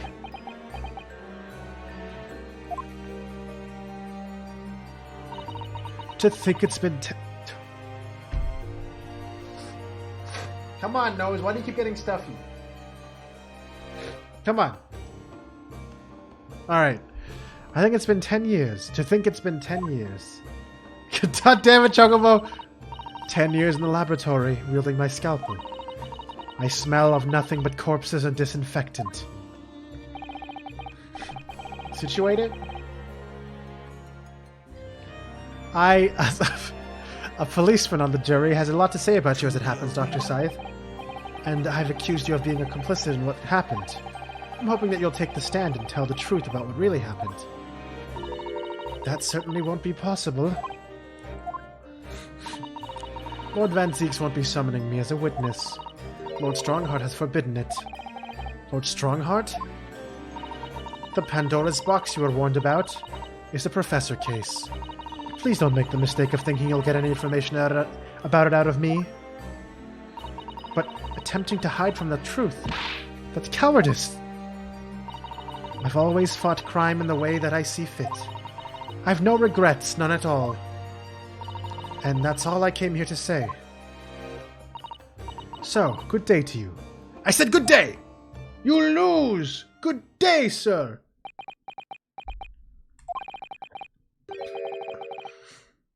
She mentioned it too, this Pandora's box. Whatever does it all mean? There's really no cause for concern, I assure you. When the trial resumes, the meaning will become all too apparent, whether you'd like it or not. Huh? She became Willy Wonka. Now then, I believe it's almost time. I must make my way back to the public gallery. The edge of my seat awaits. I think maybe you're enjoying yourself a little too much. Ah yes, one word of warning before I go. If in the course of the trial this afternoon you perceive even a shadow of doubt about the truth, don't let it out of your sight. Pursue it like a dog with a bone. To the bitter end, you understand? Do not falter, whatever may come to pass. Alright, I understand. Thank you. Good, I shall make myself scarce then. I purchased a bar of caramel earlier, so I shall be gnawing on that as you gnaw away at the truth. Remember that time Makoto Malt tried that? Lamau?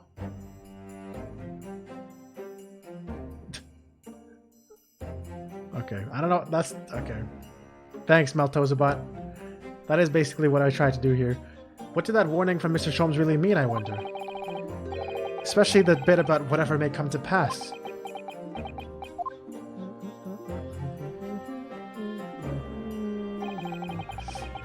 It's time for the final chapter, then.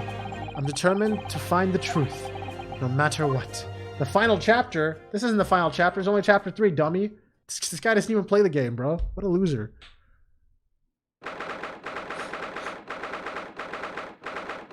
Oh, what you watched made you laugh? Wait, what parts? I think I had like the worst commentary ever on Dark. I literally just kept making noises. Okay.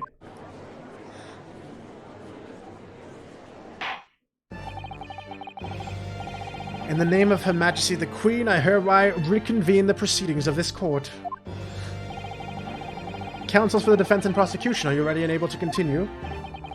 The prosecution is ready, my lord. Yes, my lord. The defense is also ready. Now, why did his voice change so much? As the court is aware, this case is under scrutiny the case under our scrutiny began with the damaging incident at the Great Exhibition. Yet we now find ourselves embroiled in the details of a convicted felon who was sent to the gallows a decade ago. This trial has certainly defied all expectation, as it seems to be the fate of all trials in which this Nipponese is involved, my lord. So then, let us begin our exploration of the defense's assertion that the waxwork was cardinally involved in this matter. Lord Van Ziegs, my lord. Hi, Melzy. Are we still awaiting the arrival of Madame Two Spells? Not at all. Kinky lampshades.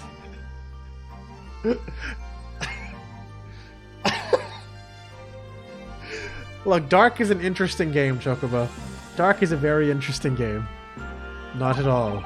She's in the antechamber as we speak and ready to be summoned. Good morning. Did you just wake up? Oh wait, I guess it literally is morning. Very well, bring in the witness. Satan! Satan, look! Satan! It's happening, bailiff! Show Madame Two Spells to the stand. Wait, never mind, not yet, Satan. Stop watching. It's getting dramatic for some reason. Things are about to become a lot more intense. If Jabber is responsible, as I'm sure he is, it means he must have an accomplice in Dr. Scythe. And what connects the pair of them is the waxwork. Yes, the model of the professor. That's the key to this link between these otherwise unrelated individuals. It's a tenuous link, admittedly, but at present, it's all we have to go on. Alright. Satan. Wait, she's actually making a Sherlock Sholmes fucking bust. Or model. Here's the girl, Satan. My name is Madame Esmeralda Two Spells. I'm a waxwork artisan, and the proprietress of the Madame Two Spells Museum of Waxwork. You will have to pardon me for working as I testify. My new exhibit must open very soon. Oh, so he finally gets a statue, does he? Now there are two of them in the world. Oh my, what expression is she carving onto that face? To the arena. A number of days ago, a particular waxwork model was stolen from your museum. Can you confirm this? Oui, that is true. At first, we believed it had been kidnapped. A waxwork model kidnapped? Yes, my lord, there was a demand for ransom money left behind by the culprit. However, according to what I've just been told outside of the courtroom, that was not the true reason. I understand it was utilized as a substitute for the body of a murder victim. Yeah, dude. A little bit of eye there is way too lewd, man. Oops, I just skipped the line because I got excited. Hold on. Let me check the history. Hold on. At present, there is no more than conjecture proposed by the defense. This is the victim in the case in question, Mr. Odie Asman. But of course, I know him well. He is part of my odious personages exhibit. I detest to say what is evident, but Mr. Asman does not resemble the professor at all. Yes, but perhaps their faces are very similar. Are you suggesting that we should see now the demasked visage of the professor? Oh, yes, please keep doing that expression. I have here the key, but it is strictly forbidden to open the lock. Glue spill? Wait, what the fuck? The hell? Taco? Jeez, this is absurd. Pardon? You see now? What do you see, Satan? What do you see? I don't know what face you've carved into your fancy figure beneath that mask. But clearly, it won't be that of the actual killer. Indeed, the man's identity was never made public after all. The trial took place in a closed court. The proceedings were strictly confidential. The condemned man was summarily executed, his identity remaining a closely guarded national secret. There is no possible way that a repository of tawdry exhibits could get its hands on that information. Quel dommage. That's too bad. That's what it means. It would seem that you're unaware of the two spells' principles. I actually know what that means. I know these French phrases, guys.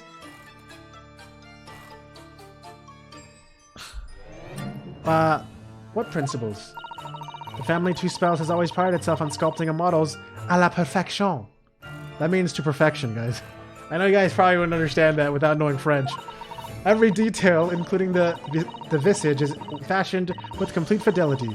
Et voilà, our principles. That means, and voila, our principles. There is a well-known legend about the two spells waxwork. Waxworks from the time of the French Revolution. A member of the two spells family is said to have made a waxwork of a queen who was executed. Oui. Guys, that means yes. That means yes. That is true. It was a century ago now.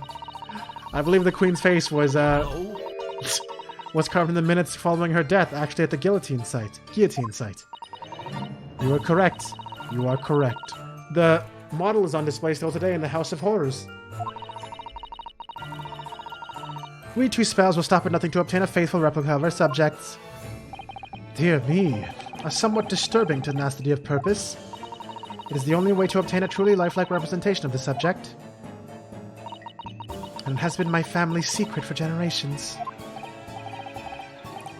Guys. Nothing, never mind. Do you mean to say that beneath the mask... Hey, I know that. The true visage of the killer is there. No, it's fine. It's fine. Nah, never mind. I was just gonna be simping again. I think I should stop simping as much as I want to. This is ludicrous. It's out of the question. The professors spread terror throughout the Great Britain.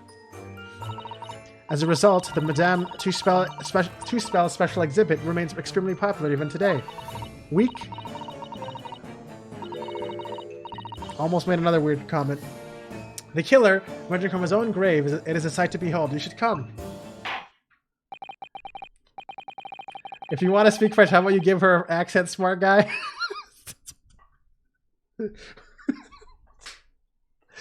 I guess that's true. I think, madame, it would be beneficial to hear your formal testimony on this matter. You will explain every detail of this macabre model and your personal involvement in its creation. With pleasure. With pleasure. Mon ami.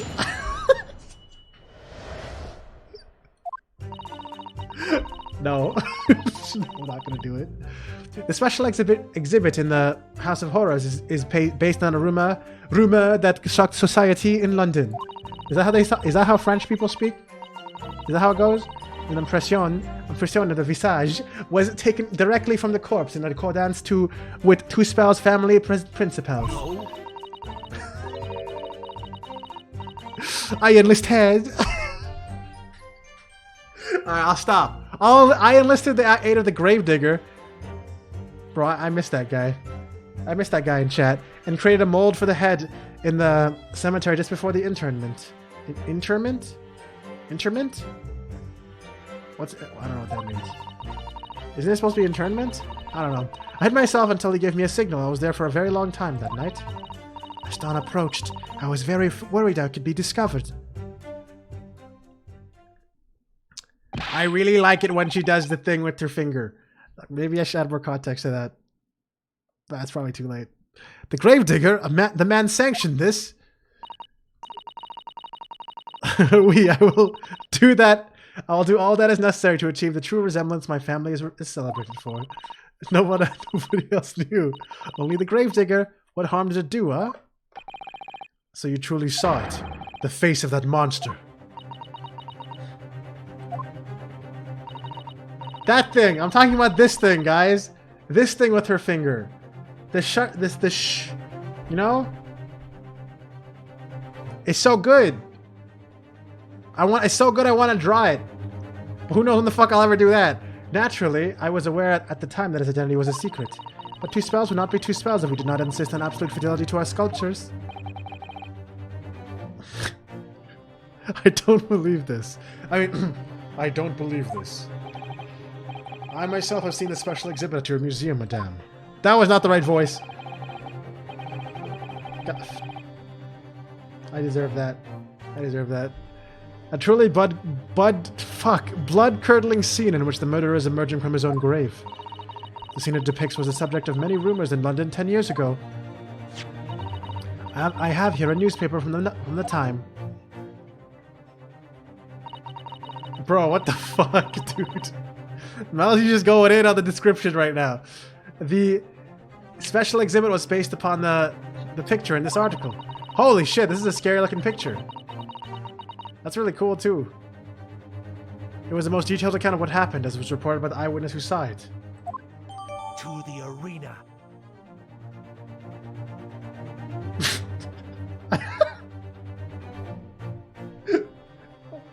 Oh my god, the fucking... I didn't realize you guys added a bunch of Danganronpa-esque quotes. The 10-year-old article has been added to the truth bullet section of your handbook. Wait. That was the wrong line. How did I even remember that line? That was the Danganronpa line, like, word for word. Okay, that was weird. Anyways, I just fucking went back like a year. Man rises from the grave. It's too absurd for words. The public enjoy absurdity, monsieur. That is why I have reproduced the scene as carefully as possible in my museum. And it's a waxwork from that exhibit that was stolen some days before the incident at the Great Exhibition, wasn't it?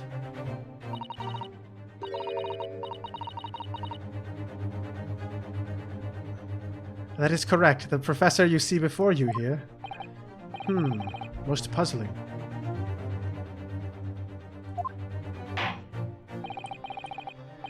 Counsel for the defense, proceed with the cross-examination. This waxwork links Drubber to Dr. Scythe. There has to be some reason for that, which hasn't yet come to light. But I'll find it. I'll get to the bottom of what really happened.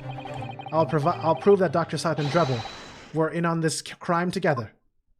That rhymes. What's quote number 204?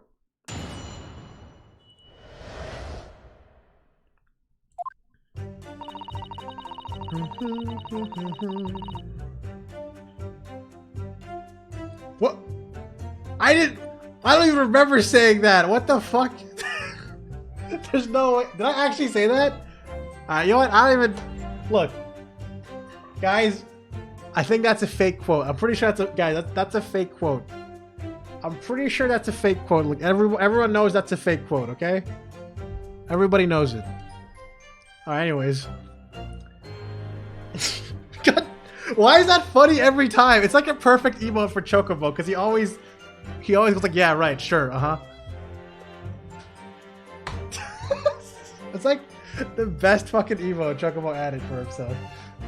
Alright. Hold it! And that rumor would be a 10-year-old tale now, but one that no Londoner would ever forget. Right, I know just what you're talking about, I think. Of course, it couldn't be anything else. It's the embodiment of me in emote 4. Why did you just say 4 vor? Anyways, yes, that story will never disappear. The tale of a condemned killer rising from the dead.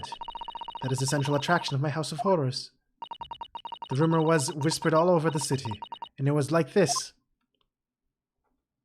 Hi, Rena Lulz. You just made me realize I don't have water next to me. Wait, it's not auto-advancing, right? Where's my water bottle? Water bottle, come on, dude. There you are. I got you. Yes. Got it. 4 vor? You really added an emote called vor? I'm terrified. Okay. Okay, I don't like that. Also, I don't know why, but at like first glance, for some reason I thought that was Tokisaki. And I don't know why.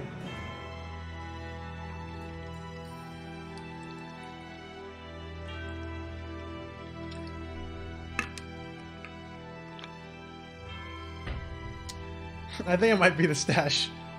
Kami and Tokisaki actually look really similar to me. At first glance, of course. It's probably the stashes. Anyways, it was in the Lowgate Cemetery behind the prison in the dead of night after the execution of the killer. Oh, this one's I guess, more acceptable for, I guess. Still kind of weird, but less detailed at least with the tongue. The interred professor slid back the stone slab covering his tomb, and emerged from his grave.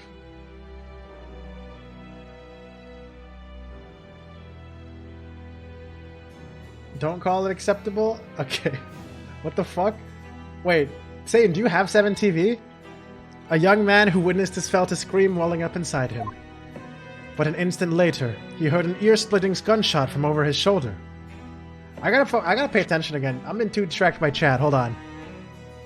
Yeah, okay. Executioner slid back the stone grave. Yeah, and emerged from the grave. Young man witnessed this, felt a scream welling up inside him. Yeah, okay.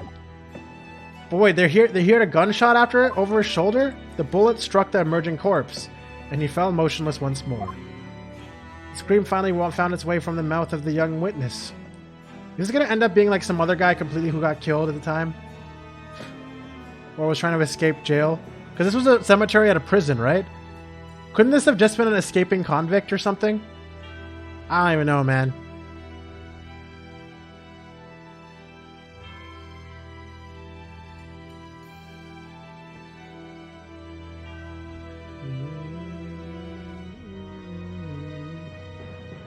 Wait, why'd you remove Oh Vor? That was a pretty good emote. What do you mean? The scream finally found its way from the mouth of the young witness, who turned and ran for his life. How many emote slots do we still have now? I actually don't mind that one. I mind that one less because it's animated, and I'm biased and a weeb. So the other one bothered me because I could really imagine getting like the fuck. Like, I can see the detail in his mouth, man. That disturbed me. The corpse climbed out of his own grave, and then somebody shot him. Who was it? Nobody knows, even today. But remember, it was just a rumor. Perhaps nothing more than a ghost story. The good people of London, they love stories like this. That's why it was in every newspaper across the capital. But it was just a story.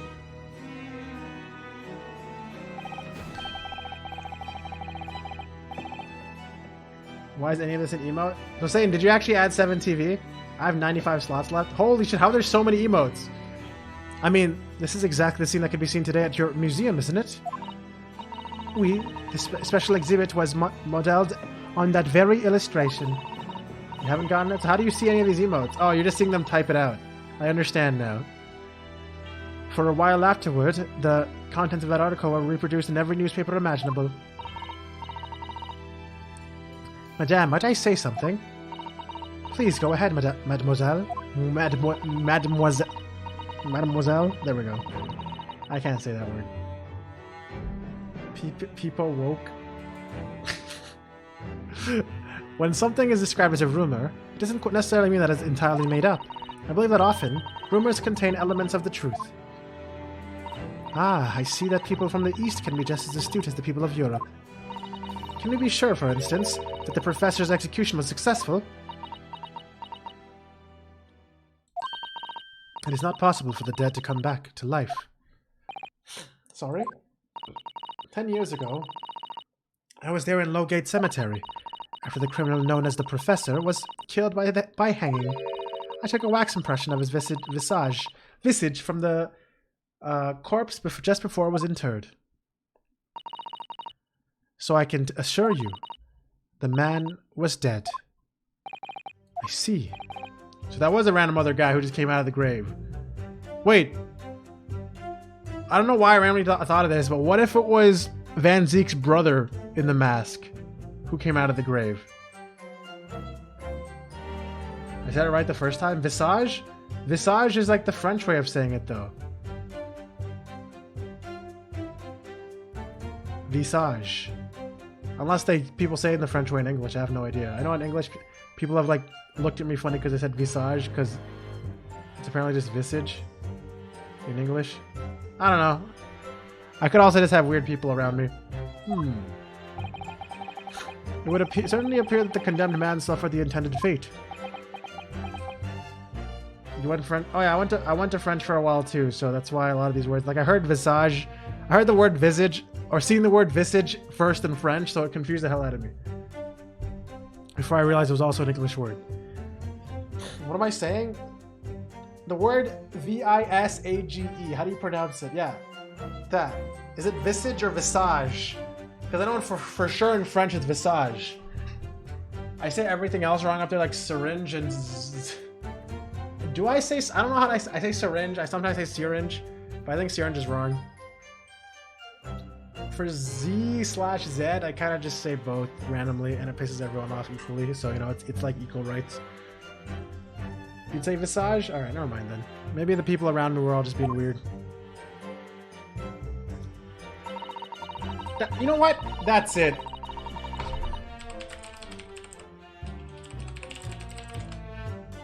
I'm actually just curious now. Visage. Yeah, see, the English pronunciation is visage. Visage.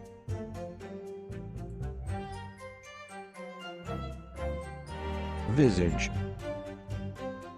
Visage. Visage. Yeah, I get it. I get it. You're saying visage over and over again. How about the British pronunciation? Visage. Still visage. There you go, guys. You just did it too? I used to say syringe, yeah, but I know I was always just wrong, honestly, because I've never said that word out loud much. An impression of the visage was taken direct. Actually, wait, she's French though, so I guess it's okay. An impression of the visage was taken directly from.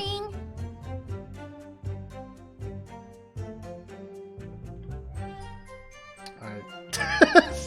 Hi, Panda. Hold it! Is that true of every waxwork in your museum then? It is, assuming the subject is dead, of course. Live subjects have to cooperate in a similar way. I have letters from imprisoned criminals all the time, you know. What sort of letters? When my time comes, please make a waxwork of me. Comme ça. That means like that. No! My museum is famous, monsieur. To be made into a waxwork is an honor, and for some criminals a symbol of status even. Because nothing says hardened criminal better than wax. I get it, because wax hardens. And it's thanks to one killer in particular that my museum has gained such popularity in London. I refer to the star of the special exhibit, of course, the Professor, whose form you claim to have captured by taking an impression from the actual corpse. There are no exceptions to the principles of two spells.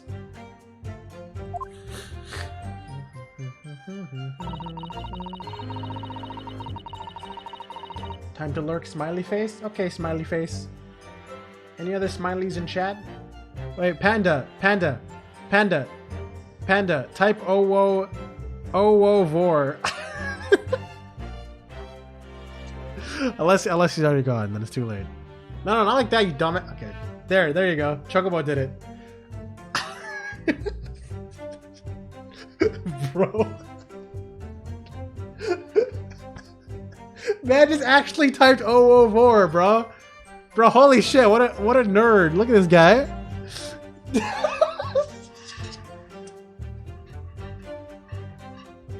I'm kidding. Anyways, anyways, gently wish upon you. I'm sorry, Panda. Okay, that's not what I meant, but alright. I enlisted the aid of the gravedigger and created a mold for the head and the cemetery just for the interment. Alright, let's see here. Oops, that's not what I meant to do. This must be part of Panda's curse. Hold it! Surely that's... Wait, that's illegal!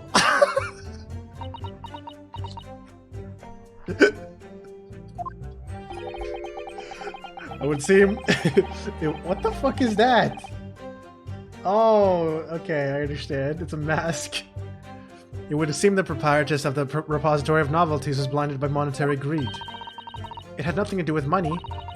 The man is part of London's criminal history, that's why I had to sculpt him to record this history. It is the raison d'etre of the Two Spells Museum. But what if the man was convicted in a closed court and sent for immediate execution? Then surely nobody but the members of the judiciary present know the killer's true identity. I assure you, behind that mask is hidden the true face of the professor. That's so cute. Do you realize what you're saying? The professor's identity is a national secret. I understand. And now that the truth about the special exhibit has been revealed, it must perhaps close. Of course it will. As will your entire museum if you don't tread very carefully, madame. That could be another interesting chapter in the history of my family, I think, don't you? So 10 years ago, on the night of the professor's execution, you took a wax impression of his face from the corpse. Oui, exactement. That means yes, exactly, guys. I hid myself until he gave me a signal. I was there for a very long time that night. Hold it!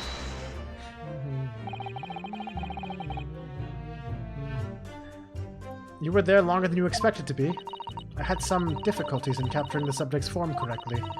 As I removed the mask, the mouth of the cadaver fell open and had some problems with the chin. Dare I ask? The man had been dead for a short while already, you see. His muscles were relaxing, and consequently, his chin would not align itself correctly. Oh dear, what a horrible thought. Under normal circumstances, I would have an assistant with me. However, that night, I was alone, and as a consequence, I missed my preferred window of time. What do you mean? When I take the impression of the visage, of a cadaver, I always wait until 3 hours after death. Why 3 hours? Is that amount of time significant? It is because of rigor mortis. Wriggly mortis? No, that's not what he said. That's not what she said. It's a name given to a phenomenon that occurs in the recently deceased bodies. As a rule, 3 hours post-death, the muscles in the body begin to stiffen. By approximately 10 hours post-death, the entire body is completely rigid and inflexible. And then from that point on, the muscles slowly start to revert to their relaxed state. The effect is often used to estimate the time of death when a body is discovered. A body has been discovered! Well, that was an education. A slightly scary one. Mademoiselle says the rigor mortis commences 3 hours after death, and it starts in the jaw. I see, so that's why you wait. Before that time, the mouth falls open. It is very difficult to do my work. It's getting hard for me to do my work, with all this talk of corpses. I wonder about that information the court just heard about. I wonder about that information the court's just heard from Madame Two Spells. It's significant? Sure, why not?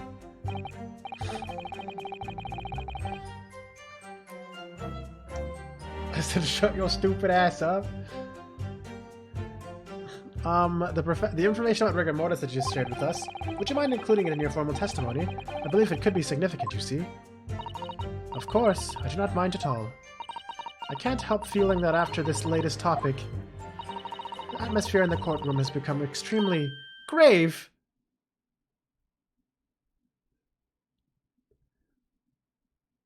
Thanks, Susato. Thank you for that great joke. What a good joke, Susato. This is no time for jokes, Miss Susato.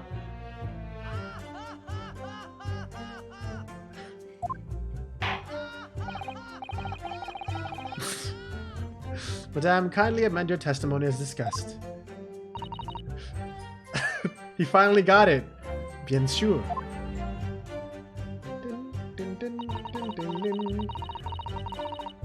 Sholmes in the stands. Oh, you're right. It really is Sholmes in the stands. That's great. It took me a very long time because it was before the onset of rigor mortis. I don't really know what I'm trying to do here.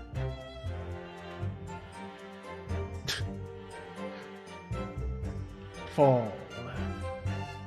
Do I actually have anything I can do in this fucking thing? Wait.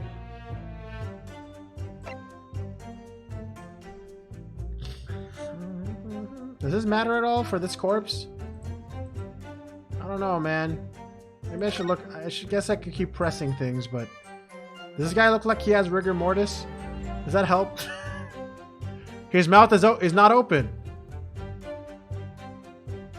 Did she say their mouth is supposed to be open for those 3 hours or some shit before rigor mortis sets in? Because it would be a relaxed muscle? That's probably going to be relevant, I think. No? I swear she said something about that. And she said it was really hard because the mouth was open and the chin and the fucking jaw was misaligned because rigor mortis didn't set in yet. I don't know, man. Maybe I misunderstood. I mean, I guess I could check my history.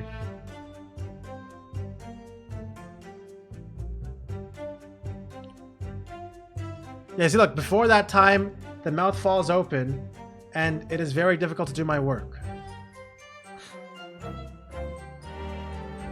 Oh, yeah, the mouth fell open because of rigor mortis? Oh, and it starts in the jaw. Yeah. See? I feel like that's going to be relevant to the corpse picture. I don't know. We'll see, I guess. I should probably press this again. Hold it! Rigor mortis being the phenomenon you described, whereby the corpse becomes stiff after death. Sean! Sean! Sean! Wait, hold on.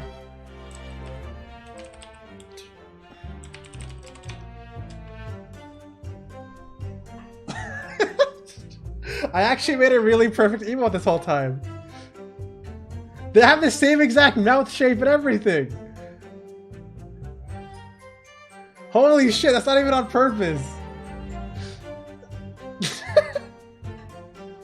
God damn. Anyways, I think you said it starts the job about 3 hours post-death, is that right? Oui, c'est ça. Of course, the exact duration depends a little on the season. I didn't realize a waxwork artisan would be so well versed on the subject. No, that is only elementary knowledge, my dear Watson. I had no idea about it, but maybe I won't admit to that, my ignorance about forensic science. I could ask my father to give you a very simple primer if you like. I think corpses should be in your domain. I'm not good with them. Oh dear, I'll do my very best. As dawn approached, I was very worried that I could be discovered. A body has been discovered! Hold it! You say that dawn was approaching? What was the time of day then? Approximately. Well, I could not say. But when I left the cemetery with my utensils and wax, the morning light was becoming visible. The execution took place on the 17th of June, which had the earliest sunrise of that year. Indeed it did. First light would have been at around 4:40 in the morning. It really is early. The fact is, I had very little time, so I finished my work in a half hour. It was necessary to complete the impression and bury the body before daybreak, of course. If somebody had discovered me there, it would have been a catastrophe, so I had to hurry. Is it me, or does Mr. Scholz seem to be taking shape more quickly now, too? You certainly appear to go to extraordinary lengths for your work, madame. I wonder, is what she's just said particularly significant? Yeah, sure, why not? Madame, those details about how long it took you to complete the sculpture and the early sunrise, could you include them in your testimony? I believe they may be significant. Of course, if you would like me to. You're quite right, Mr. Naruto. It's intriguing. A sunrise at 4 in the morning would be absolutely unimaginable at home, wouldn't it? That's not quite what I meant by significant.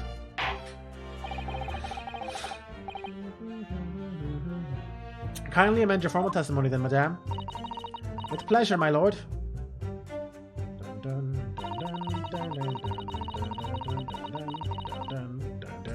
I hurried to finish my work in the half hour before sunrise, and then I left as soon as the corpse was interred. Okay. Does that matter at all? Hold on, this might actually matter. Wait. Let me look at my little handbook here. My court record book here.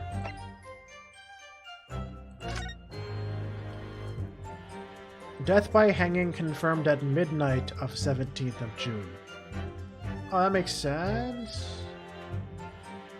Wait. Oh, no, that makes sense, doesn't it? She said she was done at sunrise. So it was before rigor mortis. I don't really know how to connect the dots right now. Wait, you hurried to finish your work in the half hour before sunrise? Oh, so she did it in 30 minutes before sunrise, around 4 o'clock? That's 4 hours after the execution. And in the previous statement, it says 3 hours. It takes 3 hours for rigor mortis. See, I'm seeing problems here. I don't know how to do anything with them yet, though. I haven't even looked at this yet. The investor Odie Asman hereby enters into a contract with the provider, Mr. Enoch Drebber, to fund labor and materials for the construction of super high voltage instantaneous kinesis machine. Mr. Drebber is to receive 30% of all remunerations from government grants or other income. Mr. Drebber may only uphold his right on condition that both contracted parties are still alive. Okay? Makes sense. Okay. The man rises from the grave.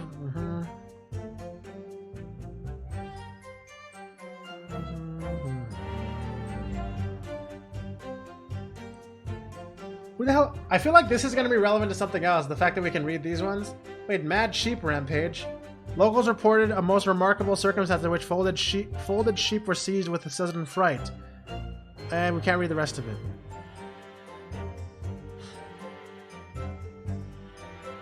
Charles Darwin to receive Copley Medal? Oh shit, this is relevant. Charles Darwin, bro! Survival of the fittest, bitch! The Great Stink. Wait, they have an article about me? Holy shit, dude. How did they even know about me back then? Alright. Let me look at this one again. The fire that engulfed the popular theatre continues to draw attention as reports that Her Majesty Queen Victoria herself visited the Royal Italian Opera to inspect the site and offer words of condolences to the theatre's owner, Frederick Guy. The theatre has been under the unreleased the famed magician John Henry Anderson, and there was some speculation that the blame for the fire lies squarely with him for his insistence on holding his ball masqué there. Could this magical tricks have played a trick? Okay, I don't even know why I'm reading all these. I don't think this is relevant at all. Alright, let me just press this statement and see if I can do something that isn't evidence related. Do you have reason to believe you might be discovered once the sun came up or something? I'd pay the gravedigger money to keep my little secret, of course. But with the morning light, I knew that the warden from the prison would commence his patrol of the area. Couldn't you have just paid off the warden too, then? I'd already paid the gravedigger, as I said. You cannot buy the silence of everyone. Or the secret. It's no longer a secret, huh? The sunrise is at 4:40 a.m. that day. Good thing he has Google in that scroll. That would mean that it would have been around 4 when you began your sculpting work. That must be correct. That would be when the gravedigger gave me the signal to come out of hiding. So that's all I have to go on. What's your feeling, Mr. Naruto? For some reason, Dr. Sai went along with Drebber's plan. Now, if that's really true, then Professor here is the only other thing we know of that links the pair of them. So I feel sure that the waxwork must be a clue to this mystery somehow. In that case, we must use his cross-examination to uncover exactly what it means. Otherwise, the jurors are sure to revert their leanings, and the trial will be over. You stop. Oh my god, man. This frickin' lick. Okay. I agree, but interestingly, uncovering what the professor has to do with the whole of this means more Lord Van Zeeks than anyone. More Lord Van Zeeks than anyone. That's the impression I'm getting, anyway. Yes, as do I. After all, he has a profound connection to the professor as well. Bro, is the professor his brother? Could his brother be the professor? No. That wouldn't make sense, right? Or maybe they had to say that he was killed by the professor to cover up the fact that it was actually his brother the whole time.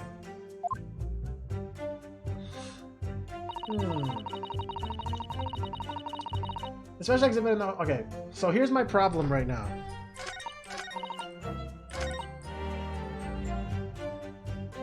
It took you a very long time because before the onset of rigor mortis. Okay, so now that I know this statement that she did at 4 o'clock, I can object to this using the time of death, right? Right? Where's it gonna take me though? Alright, you know what, that's it. That's what I'm gonna try. That's what my idea is right now.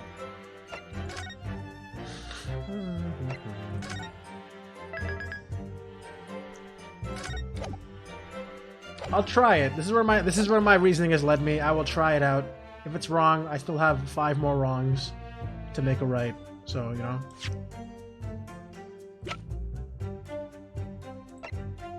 Objection! Yo, I actually followed something through. Choco, no. Madame Two Spells. I am gonna go blow my nose out. This is really pissing me off. 1 second. 1 second, guys. 1 secaroni, dudes.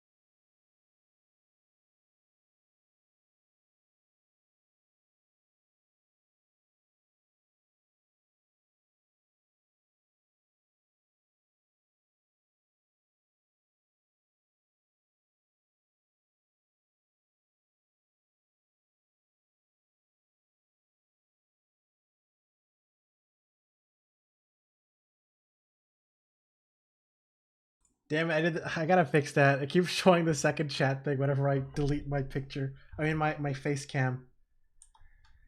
Alright. Alright. What's going on here? That's what I hate about the Ace Attorney games. I see the discrepancies, but I don't know how to present them to how the game wants me to. Good Yeah, job. I what? Good job to first try. Oh yes, thank you. Yeah, and also yeah, that's definitely a thing. I had the same problem with Danganronpa. I think it's just kind of inherent to this kind of game. Sometimes the way the developers think is obvious of a connection isn't the way the player will think, and that's just kind of something that's unavoidable, I think. So, present a person, bro. I'm not even presenting anything right now. Did you just say? I just realized. I just realized Pikachu said this is licking crazy. What? That's just a random. Okay. Anyways, Why is that an emote? Alright, whatever, I guess. Anyways. Alright. Yep. Alright, I'm just gonna stop looking at chat. I'm gonna focus on the game. Alright, let's go. I have here an autopsy that was filed 10 years ago now. It confirms the death of the professor following his execution at the wait. Chica's still on the screen, isn't she? Get the frick off the screen! Okay. It confirms the death of the... Licking a Y? It confirms the death of the professor following his execution at the gallows. You're such a fucking boomer, Panda. Holy shit. What a fucking... Oh my god, dude. And is that a problem?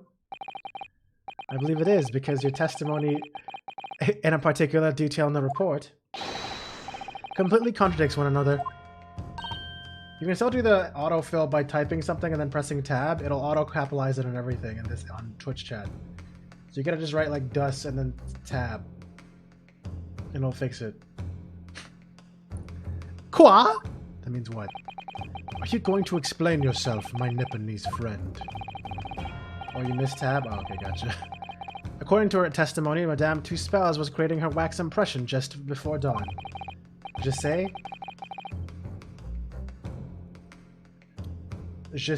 que tu sais.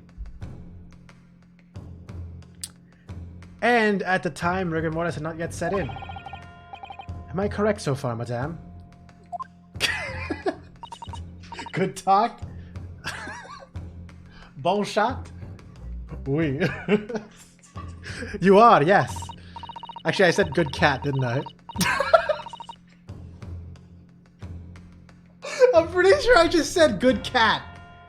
Alright, whatever. Fuck it, bro. I'm like literally Google Translate in real life. As I said, the stiffening of the jaw is the first sign of rigor mortis 2 to 3 hours after death. But the man's chin was limp. So he cannot have been dead for a long time. But on the other hand, if you look at Dr. Side's report, it quite clearly states the following. Death by hanging confirmed at midnight, 17th of June. These cases take this long? It depends on how smart I am. Which I'm not. Also, I keep getting distracted by chat, so really, I don't think it's the game's fault. No. If the professor indeed died at midnight that day, then by the time you were sculpting his face, rigor mortis would have already set in. Oui, yes, you're right. The chin, it would have been completely stiff. In other words, this report is wrong. Objection! No coroner makes mistakes when recording the time of death. The very idea is absurd. In that case, there's only one possible conclusion. The execution didn't actually take place at the stated time. I mean, impossible!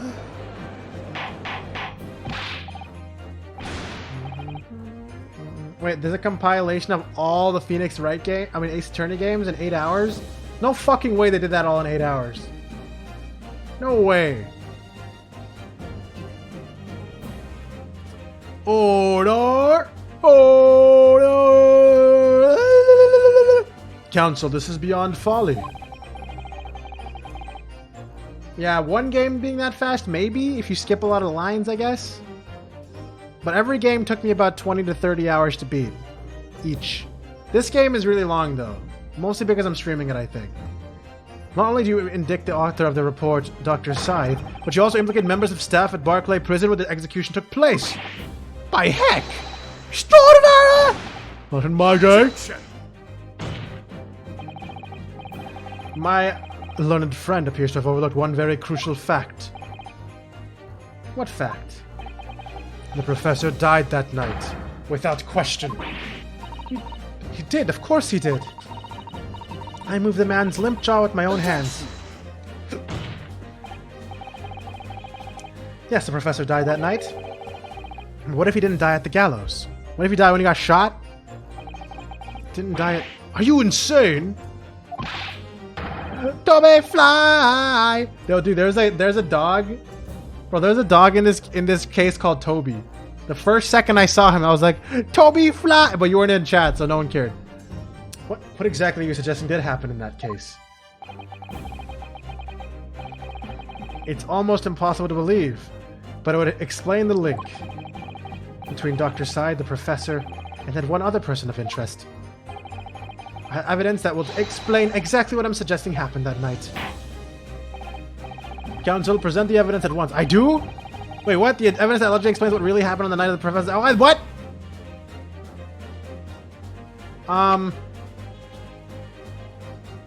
They were doing a photo shoot. That's what it was. Right, guys? Oh no. Maybe they were actually doing a photo shoot for the article. The music goes hard, bro. The music in fucking Ace Attorney is incredible. Alright, I'm gonna say it. It was the photo all along. They were having fun, taking pictures. Take that! What have we here? Objection! Shit. Pretty sure I got wrong. Before considering the night of the execution, I would strongly advise the defense to concentrate on what is happening right now in this courtroom. What? Quite. The next time you present such a nonsensical article, counsel, you may find that tonight is the night of your own execution. Holy shit, man. Great. I'm so looking forward to trying again now. I won't let anyone execute you, Mr. Naruto, not tonight. Counsel, present the evidence at once. Okay, what the fuck is going on? You're feeling mad drained, so you're gonna head to bed? It's already 12:51? Holy shit. Alright, have a good night, man. You really wanted to use that emote, didn't you? Good night, Chocobo. You're probably drained from all the susging. Santa Judge wants me dead? Alright. I don't know what the hell they were doing. Were they too busy losing their heads, though? No. You're also very tired? Yes, good night, Chocobo. Sleep well, man. You deserve it. For being such an excellent person. I hate when this epic music is playing and I don't even know what the fuck to do. Because then I just look like an idiot. And I can't even back up the epic music.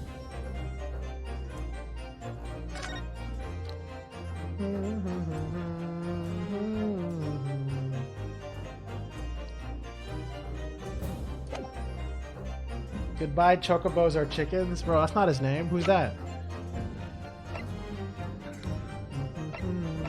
Okay, so it can't be that.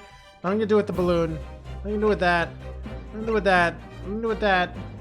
The only things I can think of using are literally the camera, the mask, the trophy? Wait, is this it?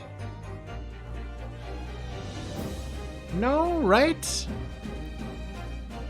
That doesn't make sense if I use the trophy, right? What the hell am I supposed to do with this shit? Present a person? I can't. It specifically tells me to present an item. And I can't open this. I can't do anything with this waxwork model head.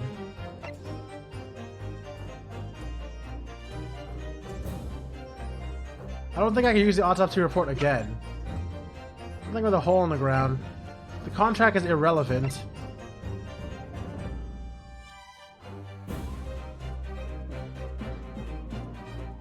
It's kind of hard to explain, but I'm trying to explain what actually happened on the night of the professor's It's kind of hard to explain this all at once if you weren't paying attention. But basically, I'm trying to prove that something else happened on the night of execution that delayed his execution. A killer from 10 years ago. Newspaper? You mean this one I'm looking at, or another newspaper? Because I have this one too. This one's about today's world, so like, how is this relevant?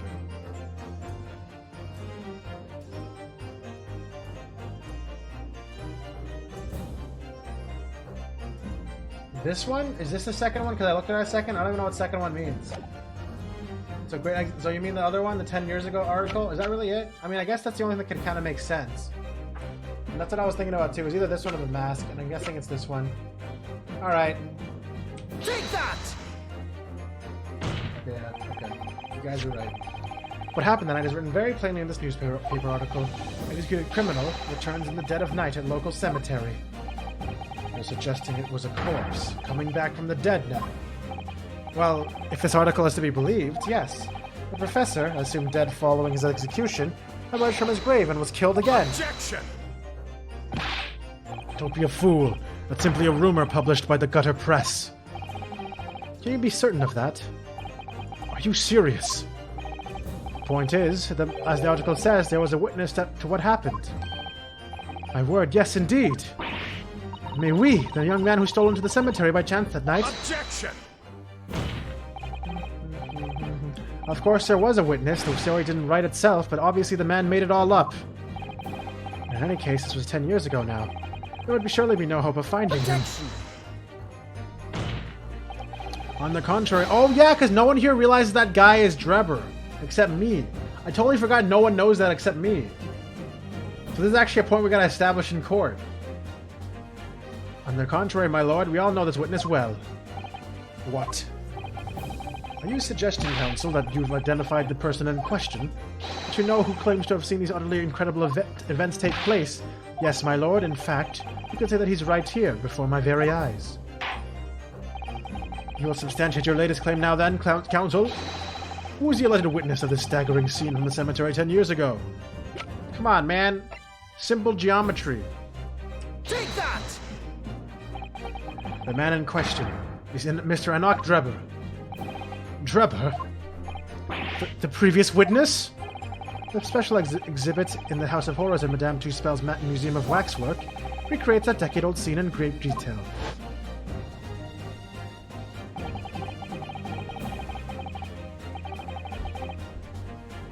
The condemned criminal, emerging from the grave and beside the tomb, a young man with a lantern stumbling upon a terrifying sight. And that young man is a 10-year younger Mr. Enoch Drebber.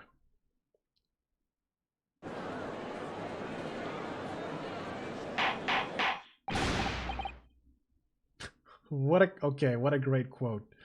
Order! Order! Order! Surely not, counsel.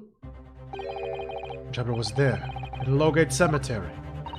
What is all this talk about Mr. Drebber? Is the name significant? Of course, Madame Tuspel doesn't know, does she? Yes, it's extremely significant, Madame. To your situation as well, in fact. What situation? The theft of the Professor Waxwork Museum some days ago was perpetrated by the very same man. No! But that would mean...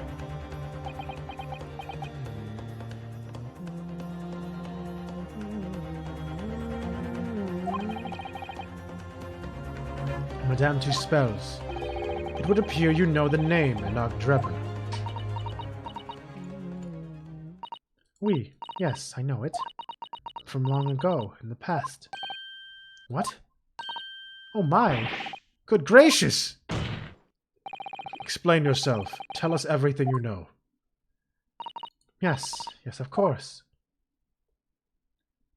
Can you borrow 102 points? No. I don't even know what the hell I read.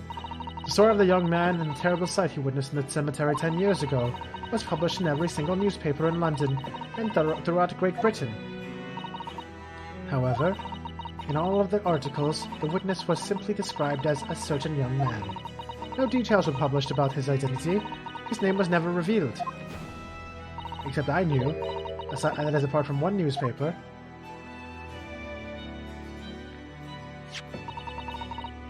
The Daily Circus. It is the paper from which comes the article I've already shown in court. You're saying his full name was only publicized in the article? Goodness me, yes, here it is. The university student who experienced this shocking event is Mr. Enoch Drebber.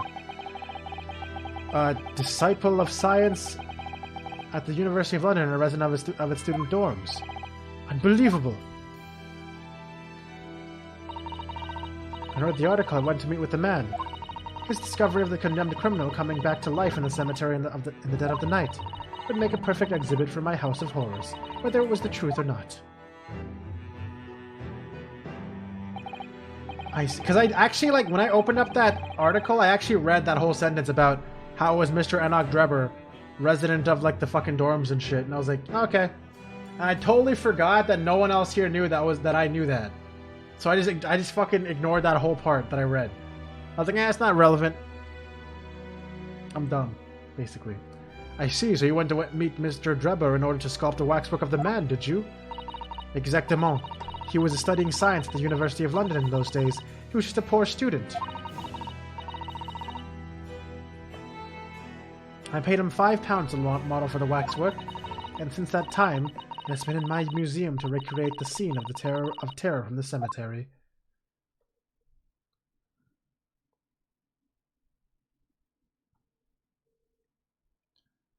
Na, na, na, na, na, na, na, na, na. I really like your hair. Sorry, I'm totally not just randomly simping in silence, okay, guys? So, 10 years ago, a young man appealed to the public about an extraordinary event he'd witnessed. A criminal who had been put to death, re-emerging from the grave in the middle of the night. But the public treated his claim as nothing more than an amusing anecdote that was soon forgotten. 10 years later, the same man steals a waxwork model of the executed criminal, ostensibly to use as body double for the victim in the case that we're discussing here today. Even though the waxwork's builder is a poor match for the victim, and its face is obscured by a mask. So the question is, why would the man do such a thing? Which brings us to 3 days ago, when the birdcage crashed into the Crystal Tower. Oh yeah, I forgot about the Crystal Tower. If the birdcage had in fact contained not the body of Mr. Asman, but the same waxwork, the coroner from Scotland Yard who investigated Dr. Scythe would have noticed immediately. And yet, she submitted this autopsy report for the victim, which the court had seen earlier. Why? Because the waxwork was that of the professor. Is that what you're saying? Dr. Scythe put her name to a document confirming the death of a condemned criminal who was still alive. A criminal whose apparent resurrection was witnessed by Mr. Drebber. But that misconduct was a deadly secret that the coroner would do anything to protect. Which is precisely why Mr. Drebber used that particular waxwork as the body double.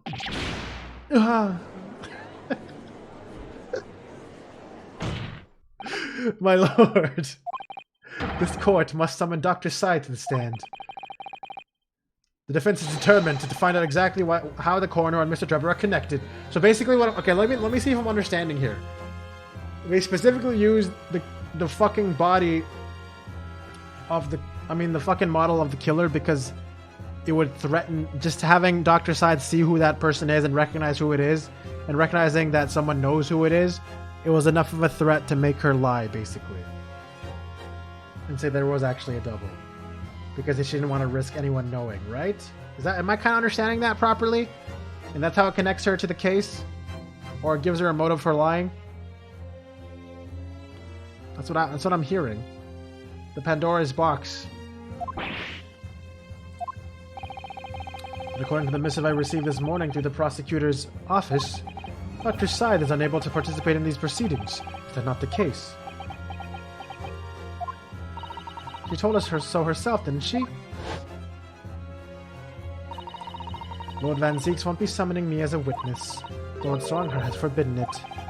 Lord Strongheart? The Pandora's box you were warned about is the Professor case. Please don't make the mistake of thinking you'll get any information about it out of me.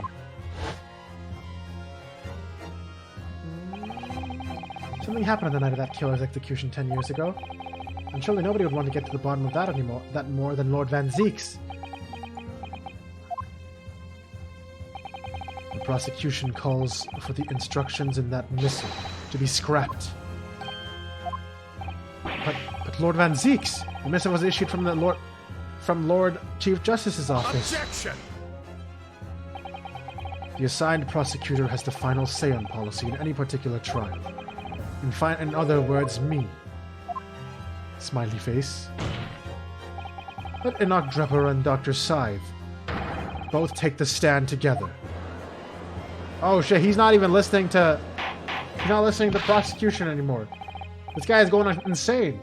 Ordar, ordar, ordar. Very well, I'll uphold your request. Bailiff, send in a subpoena with immediate effect addressed to Dr. Scythe of the Forensic Investigation Team. The woman is compelled to attend on Her Majesty's orders.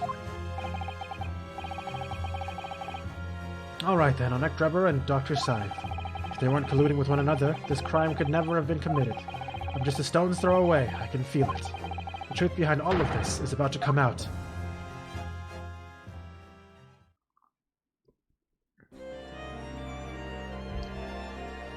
All three of them are here. 3 people with crazy hairstyles at the same time. This is like the trio of fabulous hairdos. Thank you for your attendance at such short notice, Dr. Scythe. I'm disappointed in you, Lord Van Zeeks. You've completely betrayed the agreed policy of both Scotland Yard and the prosecutor's office. Betrayal is not in my nature, as long as the truth isn't compromised. If it is, if there's even a hint of wrongdoing, then no matter whom it concerns or disgruntles, I will pursue the matter to the bitter end, as would any prosecutor worth his salt.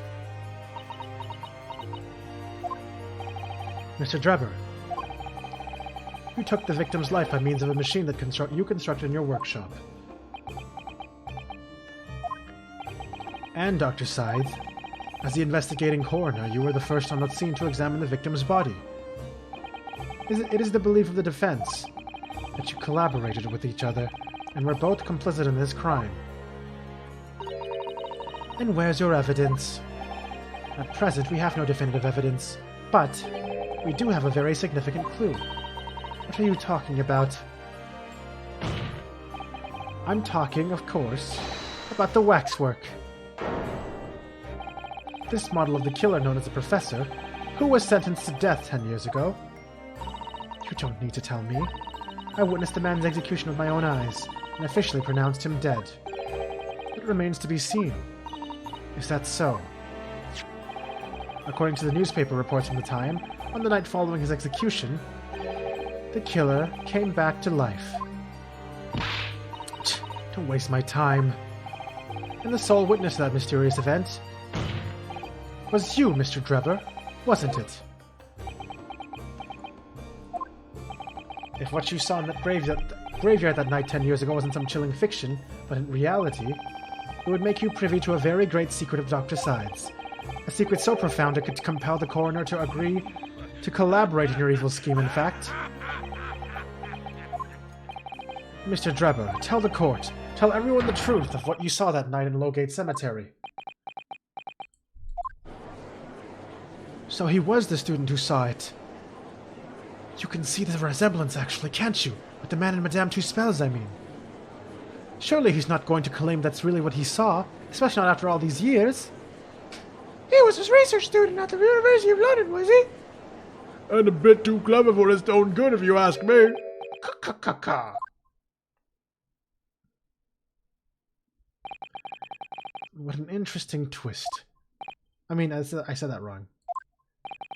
When at the time, not one person would take me seriously. Yet now here we are, 10 years later, and suddenly my story matters, and in a court of law, too.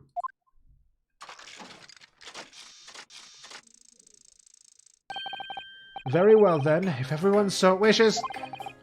Let's be frank, I shall tell you the truth of what happened that night, for what it's worth.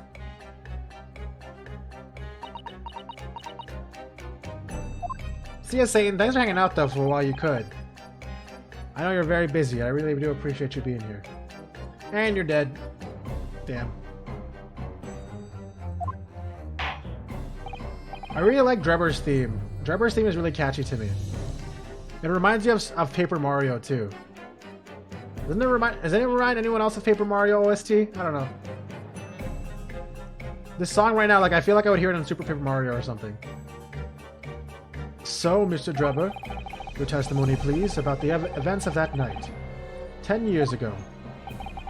You will tell the court exactly what you stumbled across in Lowgate. I want to play Super Paper Mario again. And actually, I've never played Thousand Year Door. And I did play the first game. The first Paper Mario was the first game I ever beat on my own and got to the credits. Ever, in my entire life. And I don't remember anything about it. I remember feeling very grand of an adventure, though. But I don't know if it actually would still feel that way for me today. But I'm kind of curious to play the Paper Mario games at some point. For, like, stream or something. I don't know when the fuck that's gonna happen. I have too many things I want to play. Alright. You will tell the court exactly what you stumbled across in Lowgate Cemetery. Yes. Yes, of course, as you wish.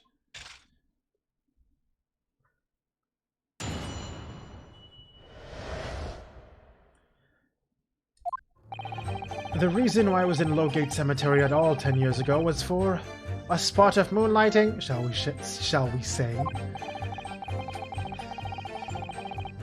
Yes, the illustration in that newspaper article was based on what I witnessed that night. But thinking back now, I realized that I never actually saw the professor. Soon afterwards, I was visited by a young woman who sculpted a model of me from wax. Then I gave up on my dream of becoming a scientist, and it was all because of that newspaper article.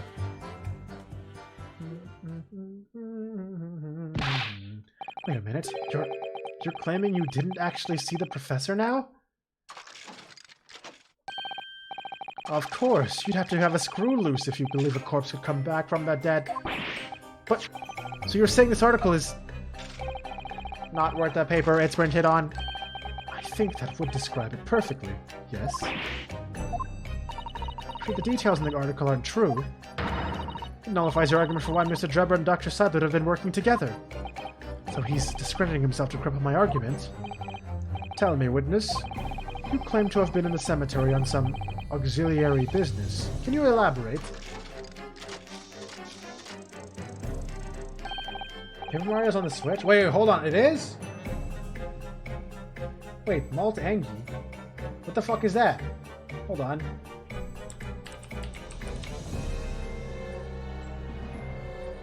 Yo, what the is that why you were so quiet this whole time? Were you making this?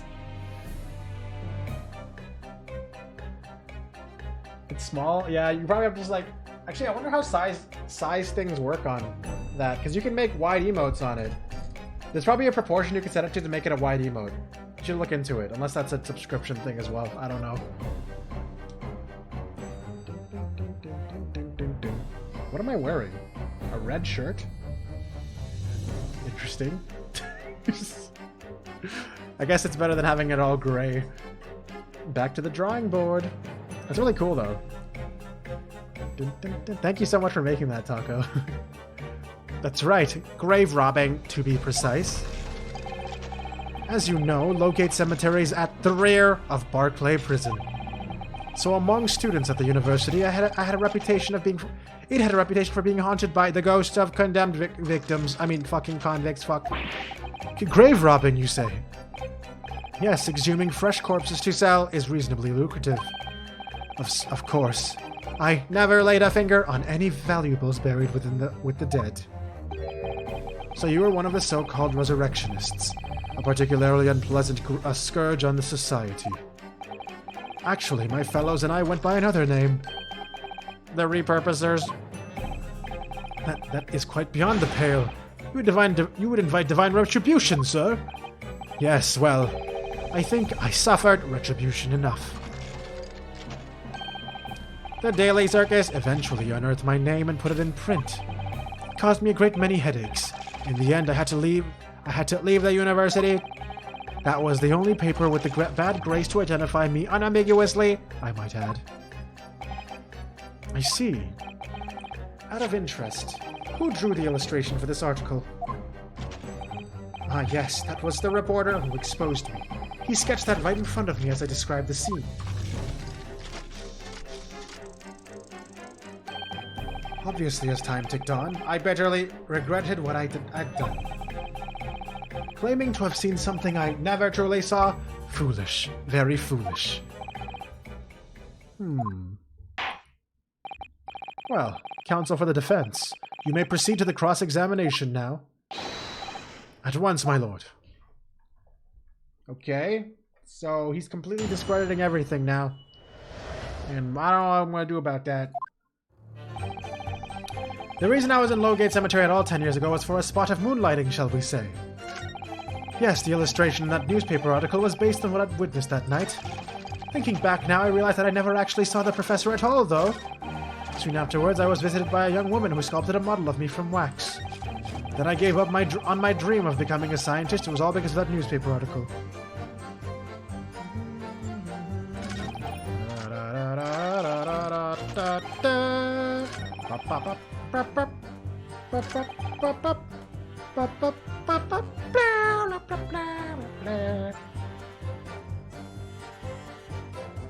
That's definitely much easier to see now.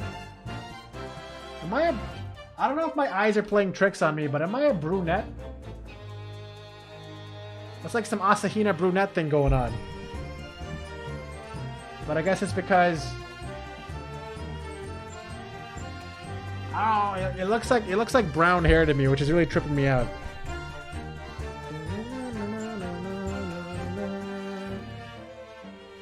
Why are you not happy with it still? You could try doing a... Yeah, because like, I'm like, that looks more like Asahina than... Also, if you want, my on-brand shirt is always that same gray shirt. I always use the same gray shirt whenever I draw myself. Also, it might help to put a white border on it for dark mode. I could be wrong about that one, though.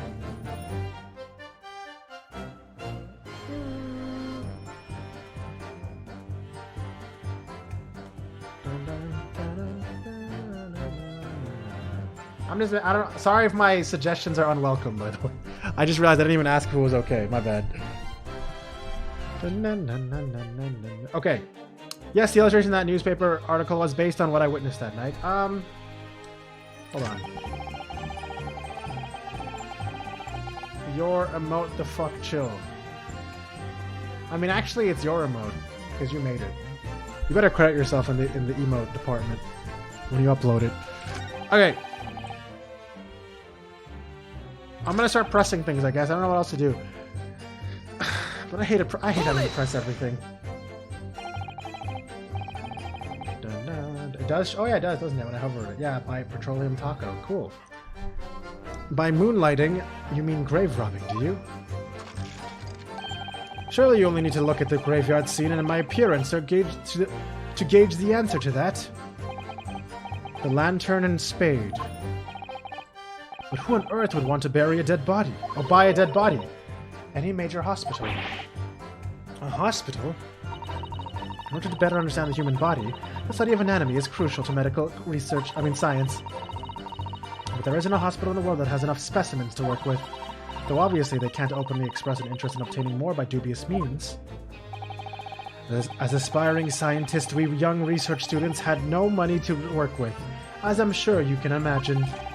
So we made surreptitious arrangements with a hospital via some of our medical student acquaintances.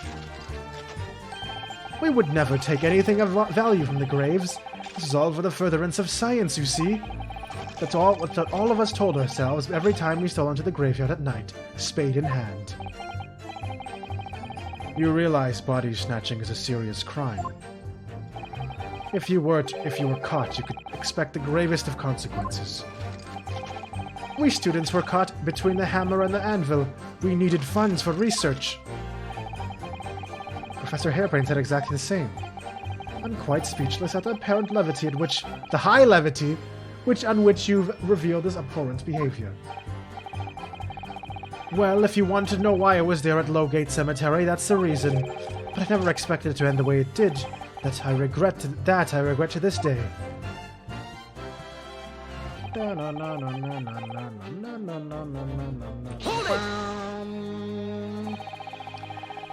Strange happening at Lowgate Cemetery, which you now deny. Not entirely. I ran to fetch the police at the time, you know. I was shaking like a leaf. But they didn't believe a word of it. In fact, I was very nearly arrested myself. So you went to the papers instead. I started big with the London News, but unsurprisingly, they didn't want to know either. In the end, though, it was reporters from the gossip rags and the gutter press that came to get my story, and it spread like the plague through the capital as the gossip-hungry Londoners lapped up the tale. The story was in every single paper at the time, with the exception of some broadsheets. And yet only 2 or 3 of them actually interviewed me personally. Most of the accounts turned out to be very interpretive ghost stories. What about the article in the Daily Circus? That particular journalist found me at my dormitory. I don't know how, but he discovered my name. So I recounted to him exactly what had happened that night. And from your description, he drew this illustration. Precisely, that's how I learned from the condemned man was the infamous professor. Because the reporter told me so. I had no idea myself, you see. But newspaper reporters are wont to snoop around in matters that don't concern them. So the scene portrayed in the illustration is accurate then. Well, thinking back now, I realize that I never actually saw the professor at all, though. Hold it! What are you talking about? I think I explained already, didn't I? Flowgate Cemetery is at the rear of Barclay Prison, so it was renowned among us students at the university for being haunted by the ghosts of condemned convicts. For some absurd reason, I was scared of the graveyard at night. As a result, only too willing to believe that nonsense about dead coming back to life. You said you actually saw it. I said what I'd seen in my mind's eye. After all, resurrection is impossible, isn't it? You'd have to be unhinged to think otherwise. Unless, of course, you have some evidence that proves I encountered the professor that night. I don't know. Is there any material evidence that could show he really did see the professor? Do we have anything at all, Mr. Naruto? I know. I need to present it against that irritatingly backtracking statement of his. The point is, that night was a pivotal moment in my life. The camera, right? But the camera doesn't have a frickin' thing in it. I feel like this is finally time for the camera. That was around his neck.